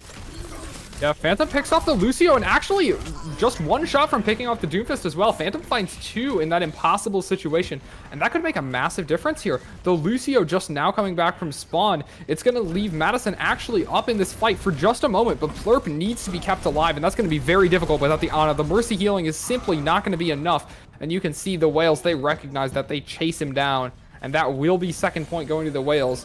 That resurrection is good from the Mercy, but Plurp in a dangerous position. Gonna have to run away. Winston at the same time. Very dangerous for both of Madison's tanks right now to play against this Doomfist, but they will be able to take him down, and Plurp's there with the hammer just pushing forward. The tire committed as well will break that immortality field, and Madison trying to establish a commanding hold at the very start of this third point. It's tough to see it. Again, I'm just seeing it over and over again. The Eagles getting split up pretty effectively by the Whales backline. That Melon Oh, that's a big shatter. Finds 3, very little capitalization. The ults come out to counteract that a little bit, but the nano boost on the Plurp gonna try to find some. The High Noon does find the Lucio. Plurp pushing through with the Mercy ult to back him up. Gonna keep going with the nano boost health and defense, and it's going to allow for the team to roll on through and get a plethora of eliminations out onto the Whales team. 2.5 minutes just about remaining, though, as the fight goes in the favor of the Eagles. I'd like to note, Plurp used that shatter at the start of that fight, and if you look, you can see already has built another one just based on those hammer swings from the nano boosted Reinhardt. So effective at dealing damage. And that is exactly what they were able to do. Another shatter will find a couple of members. The immortality field is forced in response, and Plurp is going to be able to just get right in the back with that hammer. And a Riptire to secure thing. Player Riptire coming on out. Holy moly, that's going to be the momentum that the Eagles are going to need going into these last 2 minutes. Pushing it the cart all the way back to the first checkpoint. Now, they do have to be careful because of this respawn position. The Whales are going to be coming through and using ults now as they come through. The Death Blossom as well. Plurp finds the pin, though. That's very nice to take out the Reaper. Running away from the Doomfist as well. Melon Man going to have to use the Meteor Strike just to escape the wrath of the Eagles' tanks. And actually going to put himself in a somewhat dangerous position. We'll have to retreat to the cart. And now the ultimate cycling is really good. Madison, they find the Earth Shatter. Once again, the nano going on to Plurp. That Reinhardt hammer is going to be absolutely brutal in here. The Shatter does find Plurp here, but it's going to be okay. That nano boost defense keeping him alive as he's able to stand up and keep the hammer going. Really building that ult once again so quickly. Seems like a win condition for the Eagles is to have that Earth Shatter. And it's been really good from Plurp, but also really good from Phantom to be able to keep Plurp alive.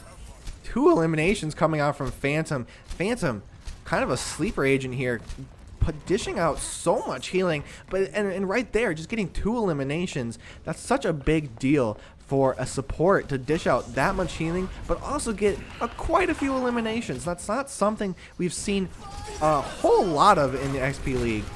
Oh, the window could be dangerous for them. This tire needs to be massive for Madison. Make this fight really easy for them, and that's exactly what it will be. It finds 3. Both supports go down.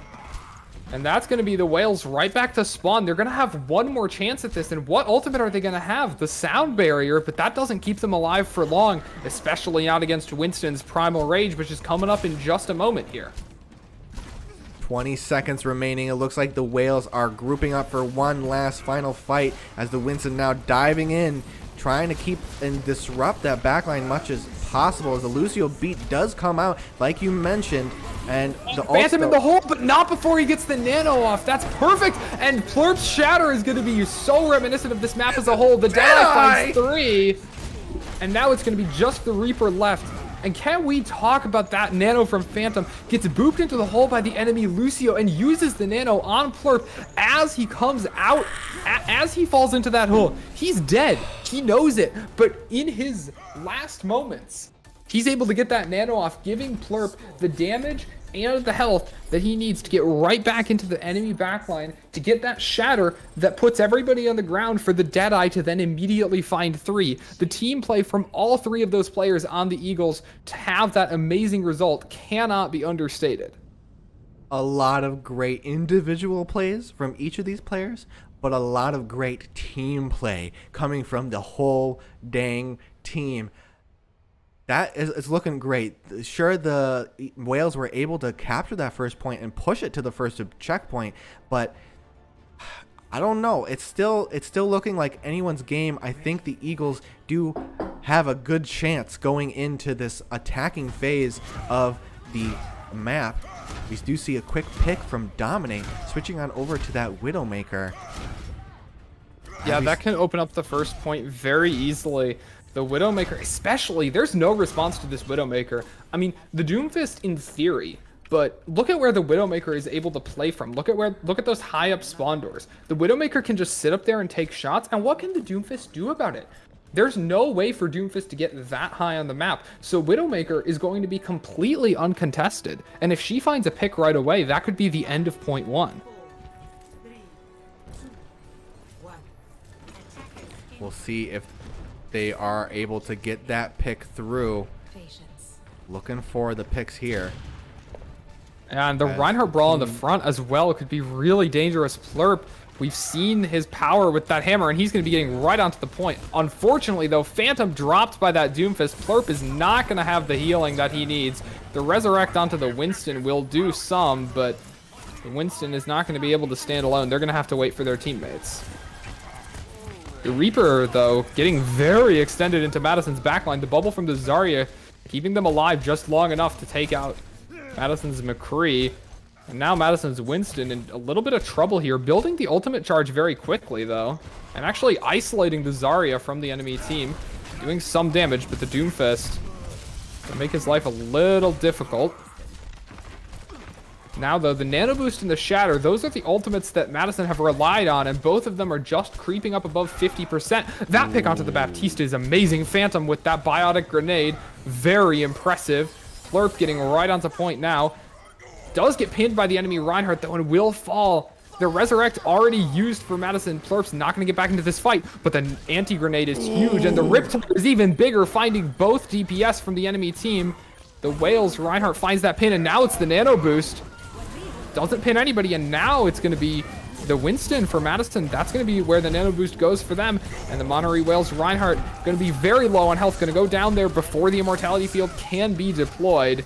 And this should be first point going the way of Madison. They just need to take out this one Doomfist, and that will not be hard at all. The Reaper on high ground will be able to stall for a moment, but it's just going to be that, as the Reaper going to be forced to go back to the spawn room.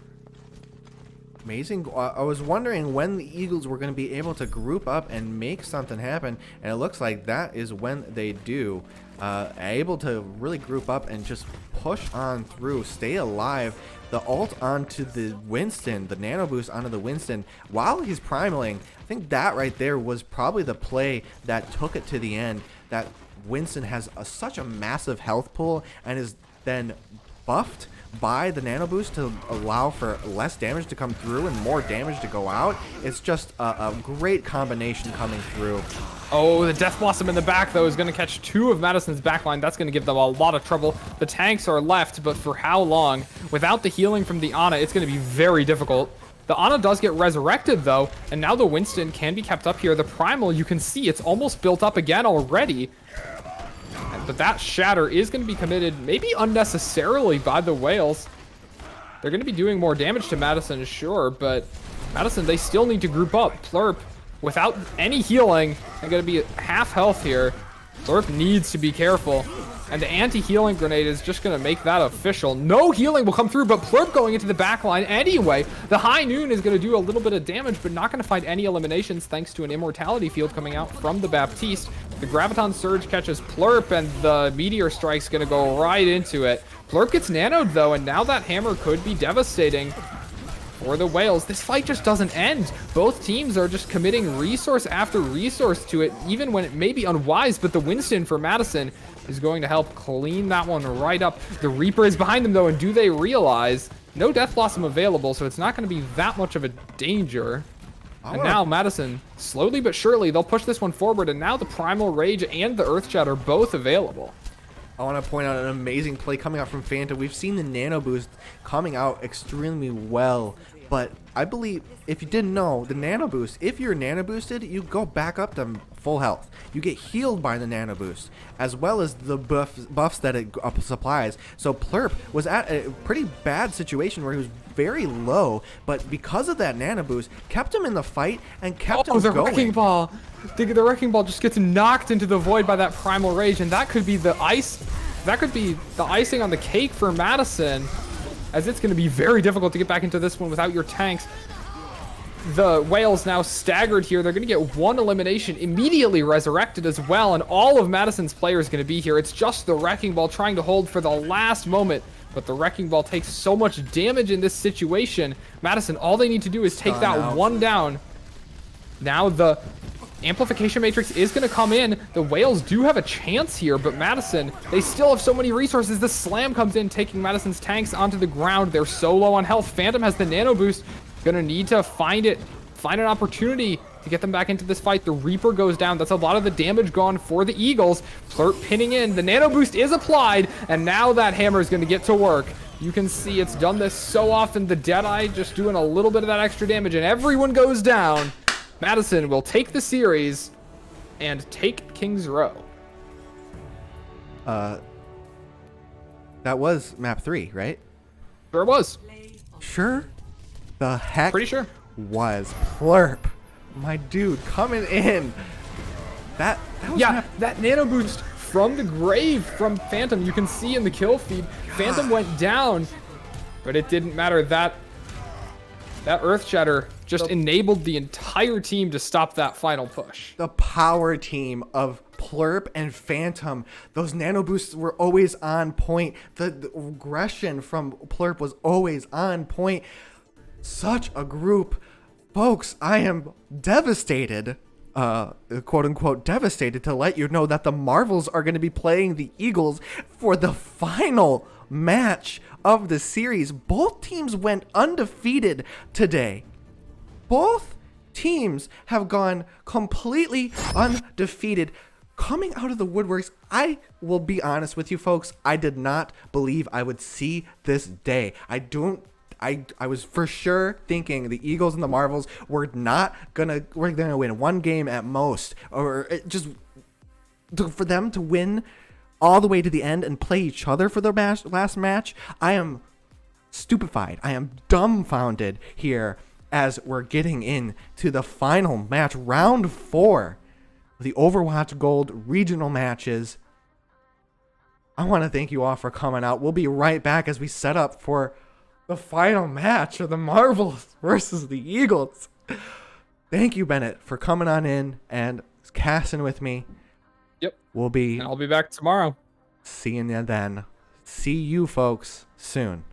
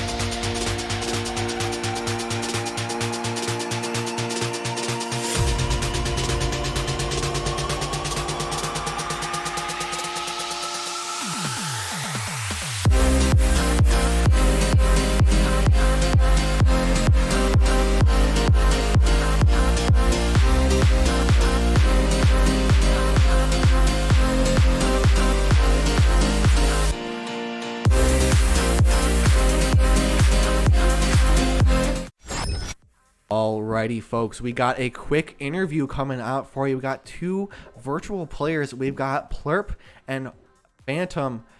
How was that game today? Like, just what are your thoughts after that game, guys? Oh, you can go first, Phantom. I don't know, bro. It was a lot of fun. I don't know. Lots of good stuff happened. Well, Not gonna lie. I loved the teamwork, the cooperation. We put up a good fight. They put up a good fight, and in the end, we won. And I hope that that we can win our next games too. Yeah, everyone did great. You know, yeah. Yep. That's I agree. You guys did so great. The reason I wanted to get you guys in here particularly because I definitely saw you two in that round as such a power team. Can we talk about the martyrdom of that nano boost as Phantom falling down into the pit, gets the nano boost off anyways, and leads you to the team fight? What were you guys kind of saying to each other? Because it seemed like you guys were like in each other's brains. Like, how did that work between the two of you? Well, I just saw that. I think it was when Plurk was low. I normally only nano people when they're low and they need it, and so I'm pretty sure he was low in that part. So I nanoed him because he was up in there fighting everyone. So I just I don't know. I just saw that he was low, so I nanoed him. Usually, we usually do that before. Or was he low there? Like, Hold on, let me go check. Oh God.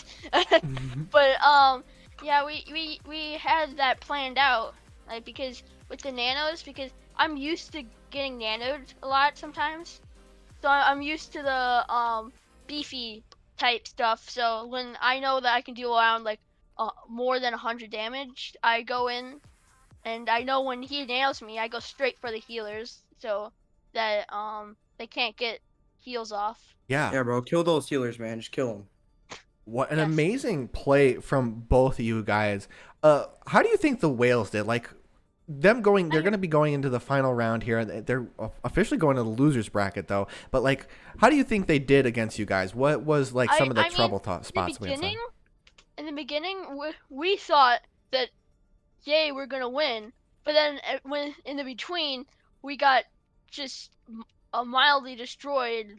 In like we did our best effort, but we weren't cooperating as much as we did, right, Phantom? Yeah, would you agree, Phantom? Yeah, I think that every single time they said to pause, they were just trying to get a team plan. Me and Plurp were thinking that every single time they would pause, it was just because they wanted to get a team plan established. But the little thing that they didn't that they didn't think about is that we're gonna do the same. And that's why we destroyed them. All right. Okay. Last thing. So, how does it feel now to be undefeated going into this regional match? You guys, at this point, to kind of add on to that, it's pretty safe to say you guys are going to nationals. So, let's go. What are your thoughts on that? What are you feeling? We're gonna win. That's all I feel, bro. No, for me, I feel rejoiced because usually in stuff like in video games and stuff, I never really get to have like these cool championship duos type things. So I'm actually very excited for once that I get to do this. I'm very happy. Yeah, it's going to be an awesome event out in August. Guys are going to be coming to like a whole convention center. It's going to be great. Wait, is it in North Carolina? It's in North Carolina. It is. I live there. Ooh. So Plurp coming on in had to move out to North Carolina for halfway through the season. It's going to be it's destined to be. So great job. Now the last question I have for you. How do you feel about playing the Marvels as your last match?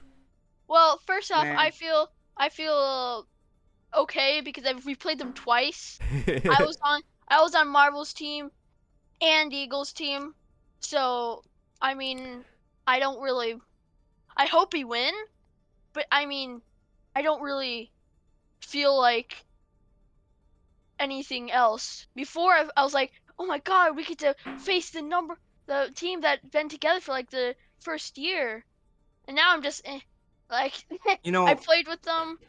It's just Yeah, your turn. I think that they're a very good team. I think I've played with them twice, and I know Plurp has played with them like what, twice, 3 times, 4 times, I don't Yeah. know. But they're definitely a very good team, and I've played with them before, and well, I think we're still gonna roll them. Not gonna lie. You'll always say that. A little You're always casual smack talk. I get it. I think that's great. Honestly, for you guys, because you guys practice together. You guys have the same practice. We're in the same room. We're always chatting it up. You got the same coaches. Like, I really like what you said there, Plurp, about it just being another day, right? You just kind of casually playing together. You guys kind of know each other. Does that kind of psych you out a little bit? Like, oh, they know I'm gonna play Reinhardt, so I better play blah blah blah. Does that worry you at all, or you just kind of think it's kind of cool? No, I don't really play any other character really. I just play him. Mhm. So I know for a fact they're always gonna know that we're gonna have a Reinhardt. Awesome. From the moment we play, from the moment we win or lose, they're always gonna know that someone or me is gonna be playing Reinhardt because I main him. Awesome. Like so many other people. They probably know that I'm gonna play Ana because I always play Ana. But the thing is that if they were watching that game, they were seeing when sometimes people would push me, right? Because like I'm the support. They're thinking probably like we got to kill the support because if the support can't support, then the other players are gonna die, right? Yep. And so I've been working on my sleep darts. So every single time somebody comes up to me, I'm gonna sleep dart them. All right. Well, I'm looking forward to seeing you guys play them out. Oh, yeah. Yeah. So if they do watching this, I hope if we play them, when we do play them, I hope they don't just, if we do Nano, I hope they don't just go bully like. Yeah, why does everyone bully? What does everyone? We'll have to see. We'll have to see, guys. So we'll see you then in that next round.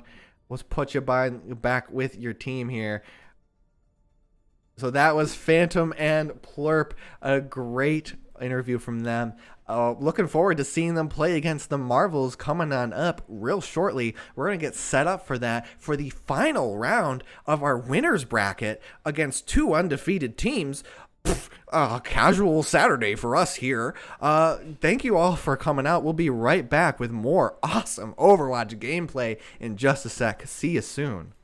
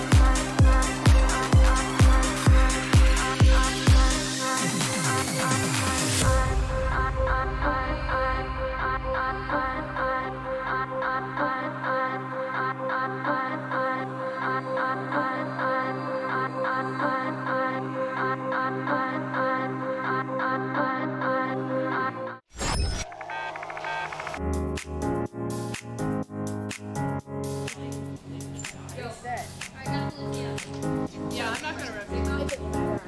Sigma's one hit. Sigma's down. Alright. Head back up. Alright, we're Esports is a multi-billion-dollar industry. We're taking that and we're delivering it to elementary and middle school kids. We're bridging the gap between conventional athletics and competitive gaming. Yo, you guys are getting pretty wrecked right now. Dad, alright, push up with me, push up with me. What brought me to XP League is the experience of my children. I had always hoped and wanted them to be a part of a youth athletics team. They all love competitive gaming, so why not marry their passion with what I'm hoping for them to learn and achieve and put healthy, solid values in place in something that the kids want to do and are excited about doing. XP League allows kids who aren't interested in sports to gain that same coach-led experience that you would get playing hockey or baseball. And we found a way to deliver that as a business model that is not only successful for the kids who participate in it, but it's also successful for the franchisees who get involved. The first XP coin going out to Jason. Through a partnership with the Positive Coaching Alliance, our coaches go through a double goal certification. They learn not only how to work through the strategies of the different games they're playing, but they also work through how to impact these kids' lives in a positive way. They get to mark and highlight behaviors and attributes that will lead to long-term life skills. Focus more, focus more, focus more. Most things like to get to the point. They know if they don't touch it, it will be over, so they're going to trickle in one by one. And I promise, they beat the whole 5. The Nomad, fantastic play by Noah. And somehow, the Nomad actually hold off the point and force a third game. Unbelievable. Through a really exciting partnership with AimLab, we're able to offer something that is unheard of in this age bracket. We have kids working on the same technology that the pros are training to improve their skills. One of the really cool things about AimLab is the fact that you can compare yourself to pro players. This allows our players to be able to rise to the challenge and to be able to level up. Take out the mech. Got him. Nice job. Partnerships like Raven help separate XP League from all the other players in the youth esports industry. These kids wear their jerseys, the same jerseys that pro gamers wear, and they beam with confidence. She was really excited for the jerseys. She wears it often. As soon as we saw the one that he got, we all wanted our very own, and so we're getting our own jerseys for the family. He would never take off the jersey. Not only do we get the same jerseys that the professional gamers wear, they're also creating all of our custom logos for all of our teams. Raven brings the highest quality and creativity to the gamers of XP League.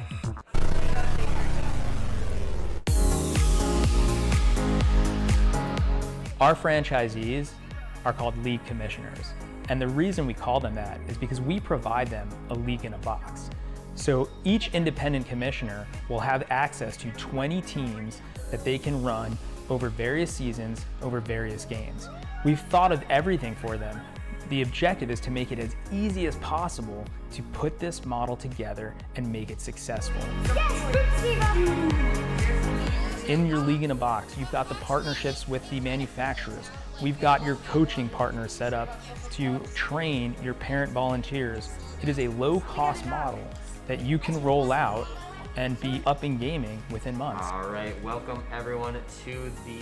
Every game awards experience points. And what we built here is an experience. Professional level equipment, the top tier partners in esports. They're also getting the experience of sportsmanship values, of working with mentors and coaches, and of being part of a team. It's all about the experience.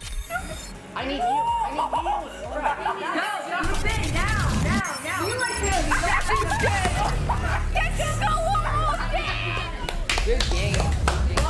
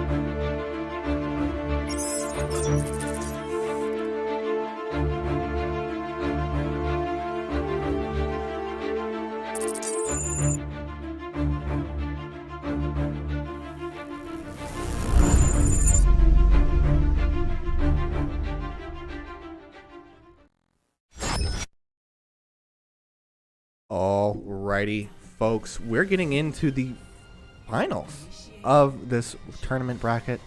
We're getting a jump on tomorrow, as this is the last match. We have the Madison Marvels playing against the Madison Eagles in this last match. Man, what a day it has been. It is going to be extremely hard to vote for either of these teams because both teams playing extremely effectively. The Eagles did win the coin flip, and so they're going to pick the Busan map. We had a couple different swaps as well. We got Charmander coming on in, and we got Tiny Beast 12 coming on in as well. I want to make sure I get that right. So it looks like I swapped Tiny Beast and Phantom. So I'll make sure I get that correct for you, folks.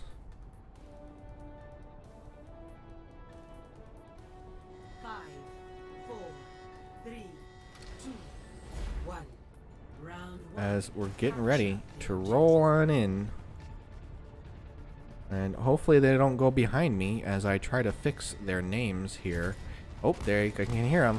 They're coming on through as they go behind. So we got the Marvels on your left and the Eagles on your right. Luigi pushing on through.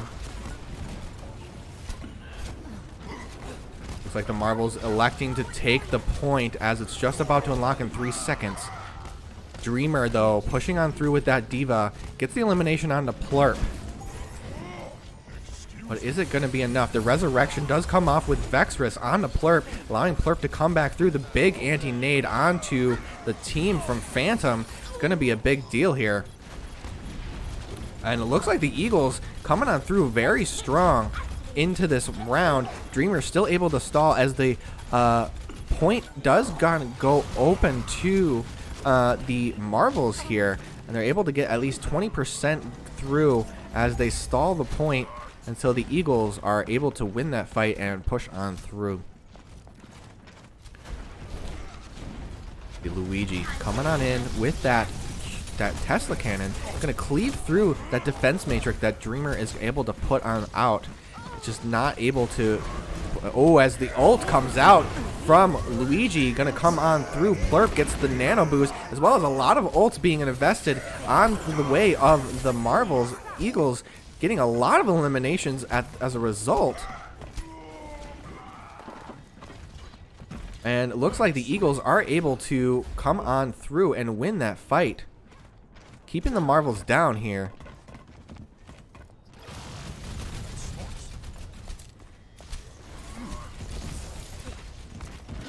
As the Dreamer Diva Bomb does come through, the bubble tries to catch it, but unfortunately Luigi gets caught on out. Plurp coming on through with the a huge, holy moly, this combination is insane. A team wipe in favor of the Eagles. That Earthshatter coming out from Plurp, as well as the amazing Dragon Strike from Tiny Beast coming on through.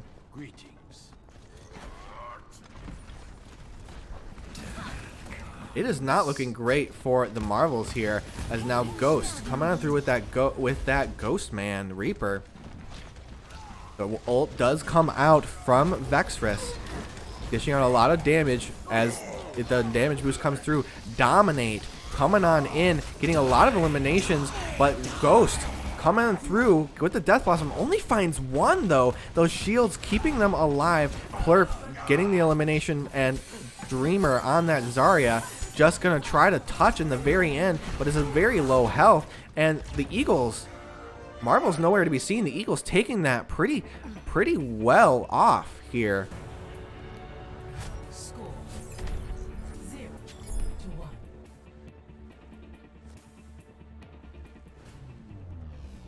Ready for battle. And the Eagles have decided this map, so that could be where their advantageous is going through. Again, I think both these teams are pretty neck and neck skill wise, and so it's all comes down to that strategy. Can the teams kind of get inside each other's heads so that they can pick maps that will just make it really difficult for the other team to play on? And I think Busan is a really great pick coming out from the Eagles. We know that the Marvels play a lot of console players, so it's really extremely hard to get those wide open areas, and Basan has those.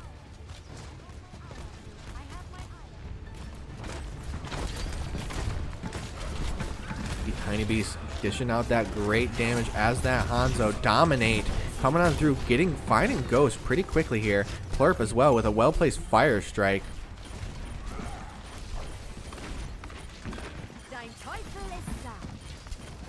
Eagles coming through, staying strong. The resurrection does come off, but a lot of trades coming out.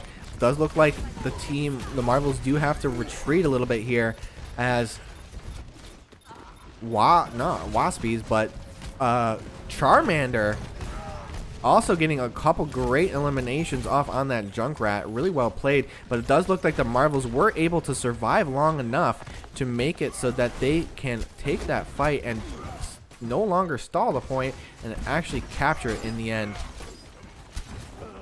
The Lab Rat pushing on through, getting as a huge Earth Shatter coming out, finding 2 on both supports. No healing output remaining for the Eagles, as now they're gonna push through. Luigi though on that, gonna have to retreat here. Eagles gonna have to regroup to find their way. Dominate has an ult, and so gonna try to sneak around just a little bit here. Gonna have to be careful. Does get spotted out, it seems, by the Marvels team. But the nano boosted Winston Primal Rage is gonna come through, as well as the High Noon finds 2 just off the back of that in the midst of the chaos. A very well comboed ults from the Eagles. The resurrection comes out from Vextress to finish it off there, and the Eagles, well, very cleanly winning that fight.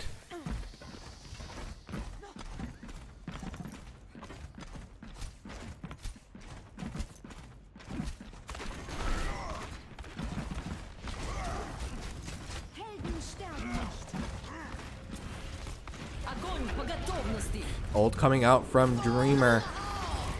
Gonna start swinging it through. The ult does come out from Charmander to try to finish it off, as Lunar Eclipse finding 2 eliminations off the back of that.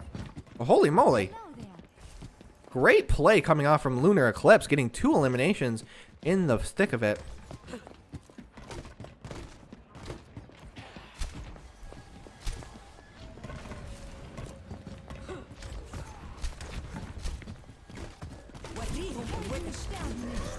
Ult's coming out though. Does look like Labrat tries to get the ult through, but the shield from Luigi is going to allow for that to get eaten up. The Marvels do have points, so the Eagles going to need to try to get on this point the best they can. But a huge Death Blossom from the back round is going to get those damage dealers and back line in general. The resurrection does come out. The Eagles need to touch now, as a 99% Luigi is able to get on, as well as with Dominate. But the elimination quickly on from Reaper. Tries to get the Deadeye through, but not able to find it. Oh, the touch from Tiny Beast though is going to be, could it be enough? The nano boosted Plurp with a Earth Shatter is going to come through, finding a couple eliminations, but Lab Rat swinging on in as well. Going to get some damage on through with those hammers, and that's going to go in favor of the Marvels. A back and forth game for ya.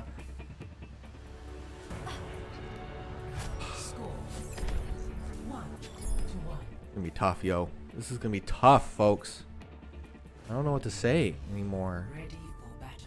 Marvel's coming in strong, but so the Eagles making a great first impression on this map, taking the point, and now the Marvel's coming back and tying it up now. I don't know what I think I'm going crazy from this day, folks. It's been a whirlwind, as I've said. Eagles getting ready to push on through into the drum of Basan.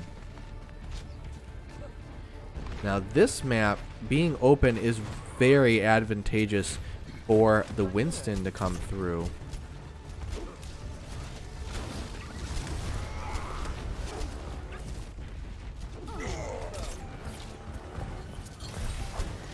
So a lot of traded blows here. See the Ghost on the back line trying to get something, but does go down. Do see Charmander, though, coming on in, getting that elimination trade for trade. But the Resurrection on the Dominate from Vexrus is going to mean that the Eagles are going to be able to swing in their favor. But Labrat's got a lot to say about that and is going to get a couple eliminations at the back of that. Trading still blows in this fight. The Marvels are able to capture the objective here going into it. But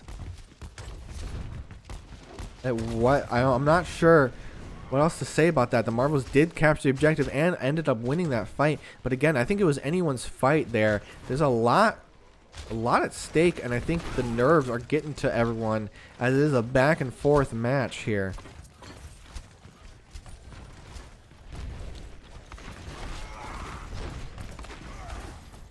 Goes to show how, and the Primal Rage does come out, as well as the Nano Boost onto Luigi. Gonna dish out a lot of stuff, but Labrat, though, does have it here. A lot of different fights coming on out. The Deadeye coming through.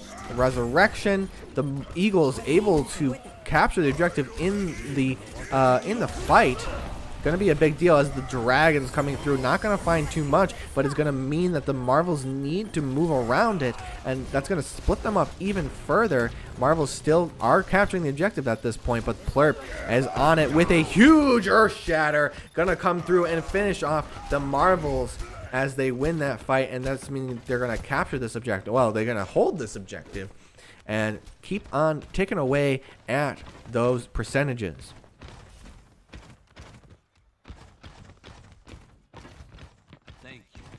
You have my thanks. Check out Charmander here. Does have the Riptire ready. He's going to use it in and going to try to find...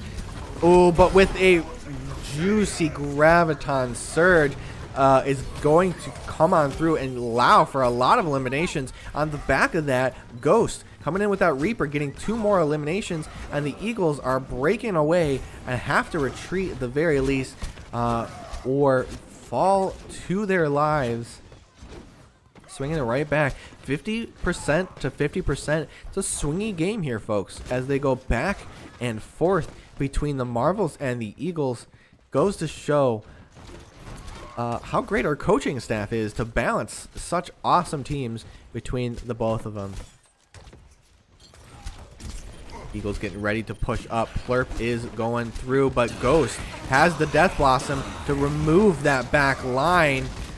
And because of that, get 4 eliminations. You did see that the Eagles were ramping up to come on in and use those ultimates. Phantom and Luigi very close to having their ultimates. But off the back of that, the Marvels were kind of ready. Ghost going in that back line with that Death Blossom. Gonna rotate through and allow that denial, gonna stall the point. But here come the ults now that we were talking about from the Eagles. The Nano Boost and the Sleep, though, onto Plurp really denies a lot. We talked about how great that Plurp was with the Nano Boost and how it heals and keeps him alive. But that anti-nade, well placed, coming from Jagged Placebo, gonna demean that it's not as effective as it once was. But in that way, the Eagles, Plurp is still alive in the very least, using that shield to stay alive. We have an Ana v Ana battle here. Jagged Placebo versus Phantom. Looks like Phantom is in a really great way. Gets the punch off. Plurp is on the point, but the Death Blossom comes through. And the Marvel's gonna take it. Wow, what a whirlwind.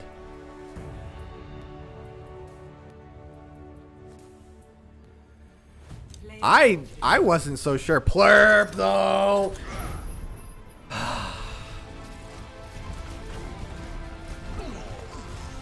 Already coming on through. Look at that. Look at that. Gets an elimination off the back of that Fire Strike, as well as, look, quintuple kill. That is insane. Crazy, folks. Crazy. Epic. Excellent. And I like that 12k even healing coming out from Lunar Eclipse. Well placed. We'll be right back as we set up for the next round here of the map. We're going to do some picks and bans and see how it goes. We'll be right back.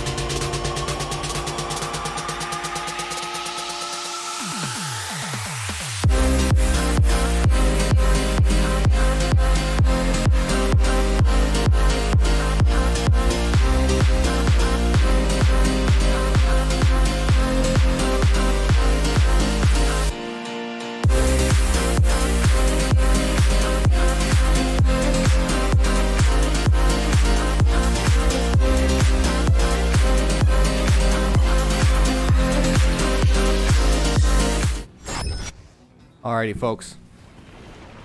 We're getting into this map.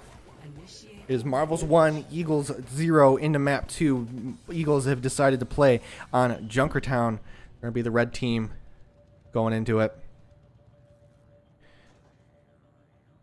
I want to thank everyone for sticking around for this long, long day. We are definitely 40 minutes over time. And, you know, a little poor planning on the HQ's part, maybe a little bit. But I want to thank you all for coming on in and sticking around with us. HQ is working their booties off to make sure this runs smoothly, and sometimes that just kind of takes a little bit of time trying to cram all these games in, so no worries there. But thank you all for coming on and sticking around with us for this wild ride that is this Overwatch games.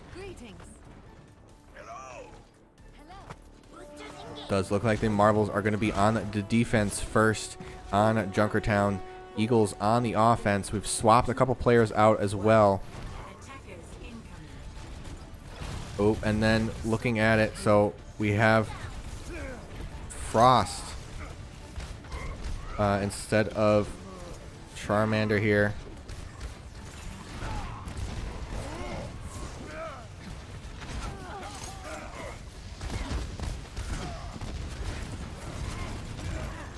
Marvel's coming in strong, though.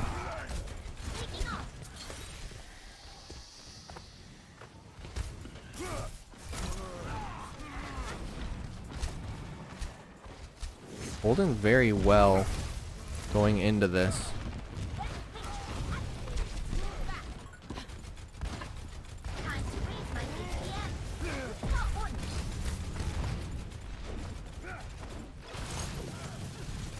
A lot of stabilization here. Oh, and there's the 2 picks that the Eagles needed to try and push through, and that's going to cause them to come on through. The resurrection does go out, but we do have Luigi diving that back line, causing a lot of kerfuffle.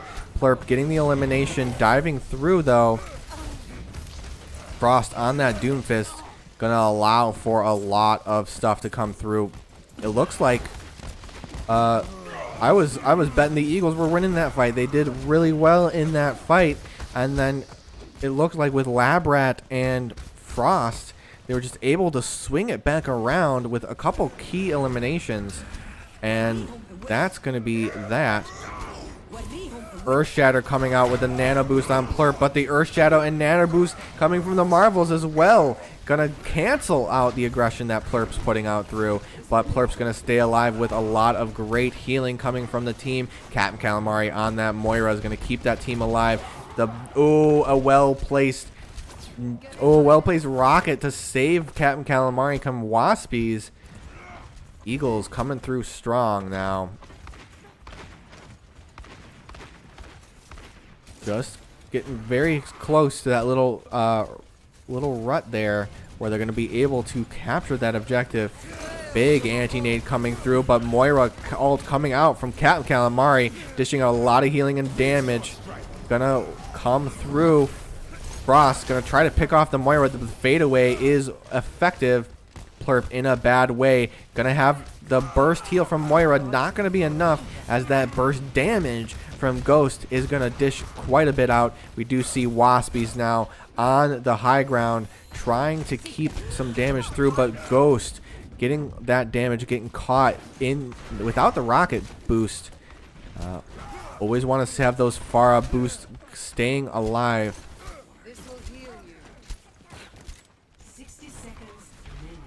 60 seconds remaining, a minute left.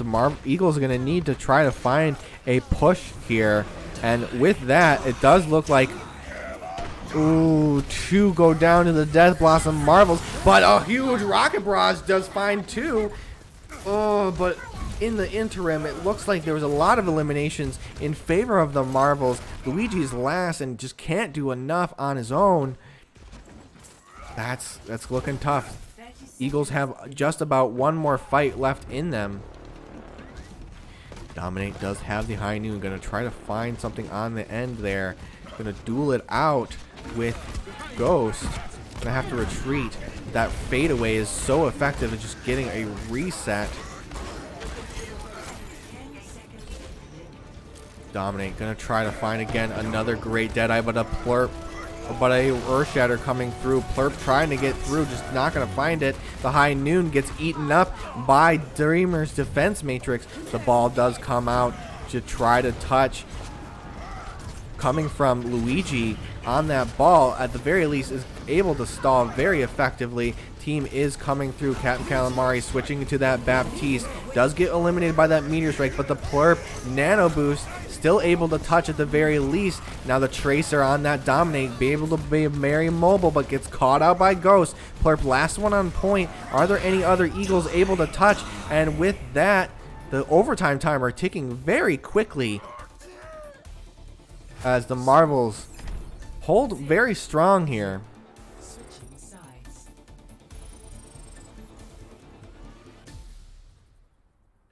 You see, that is the end of where the escort payload goes. 63 meters is the map to beat. Marvel's now gonna be able to push through here. Now, I wouldn't put it past him. Captain Calamari has a mean Bastion, and if they play it right, it might be just possible for the Eagles to come on through and full stop them. See that golden box there where that escort payload's going to end up.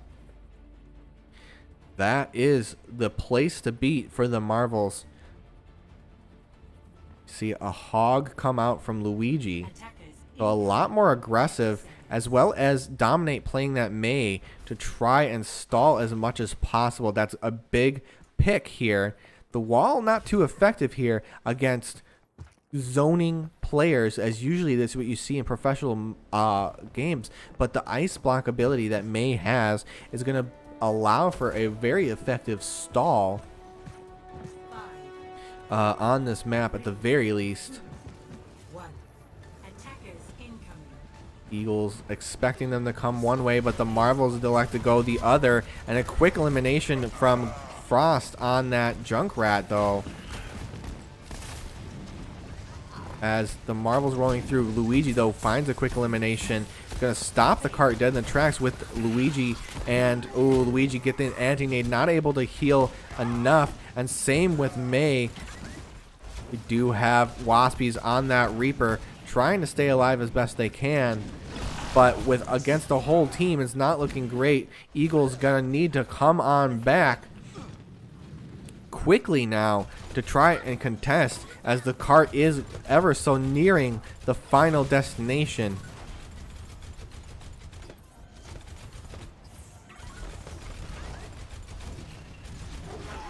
Looking, ult's not quite there yet. No ult's really being used. This is a really quick fight. Plurp on the point, gonna try to defend as best they can, but getting caught out a little bit as the Marvels now converge upon them. We do see Waspies getting that quick elimination off onto the support. They'll deny the resurrection. Gonna use that ice block to stall the very least, and now Waspies on that soldier's gonna able to touch on through. Captain Calamari on that. Ooh, and a huge blizzard gonna find through. Oh, but Plurp trying to touch at the very end. That rip tire, I was for sure thinking that that blizzard was gonna get all the way through. Play of the game.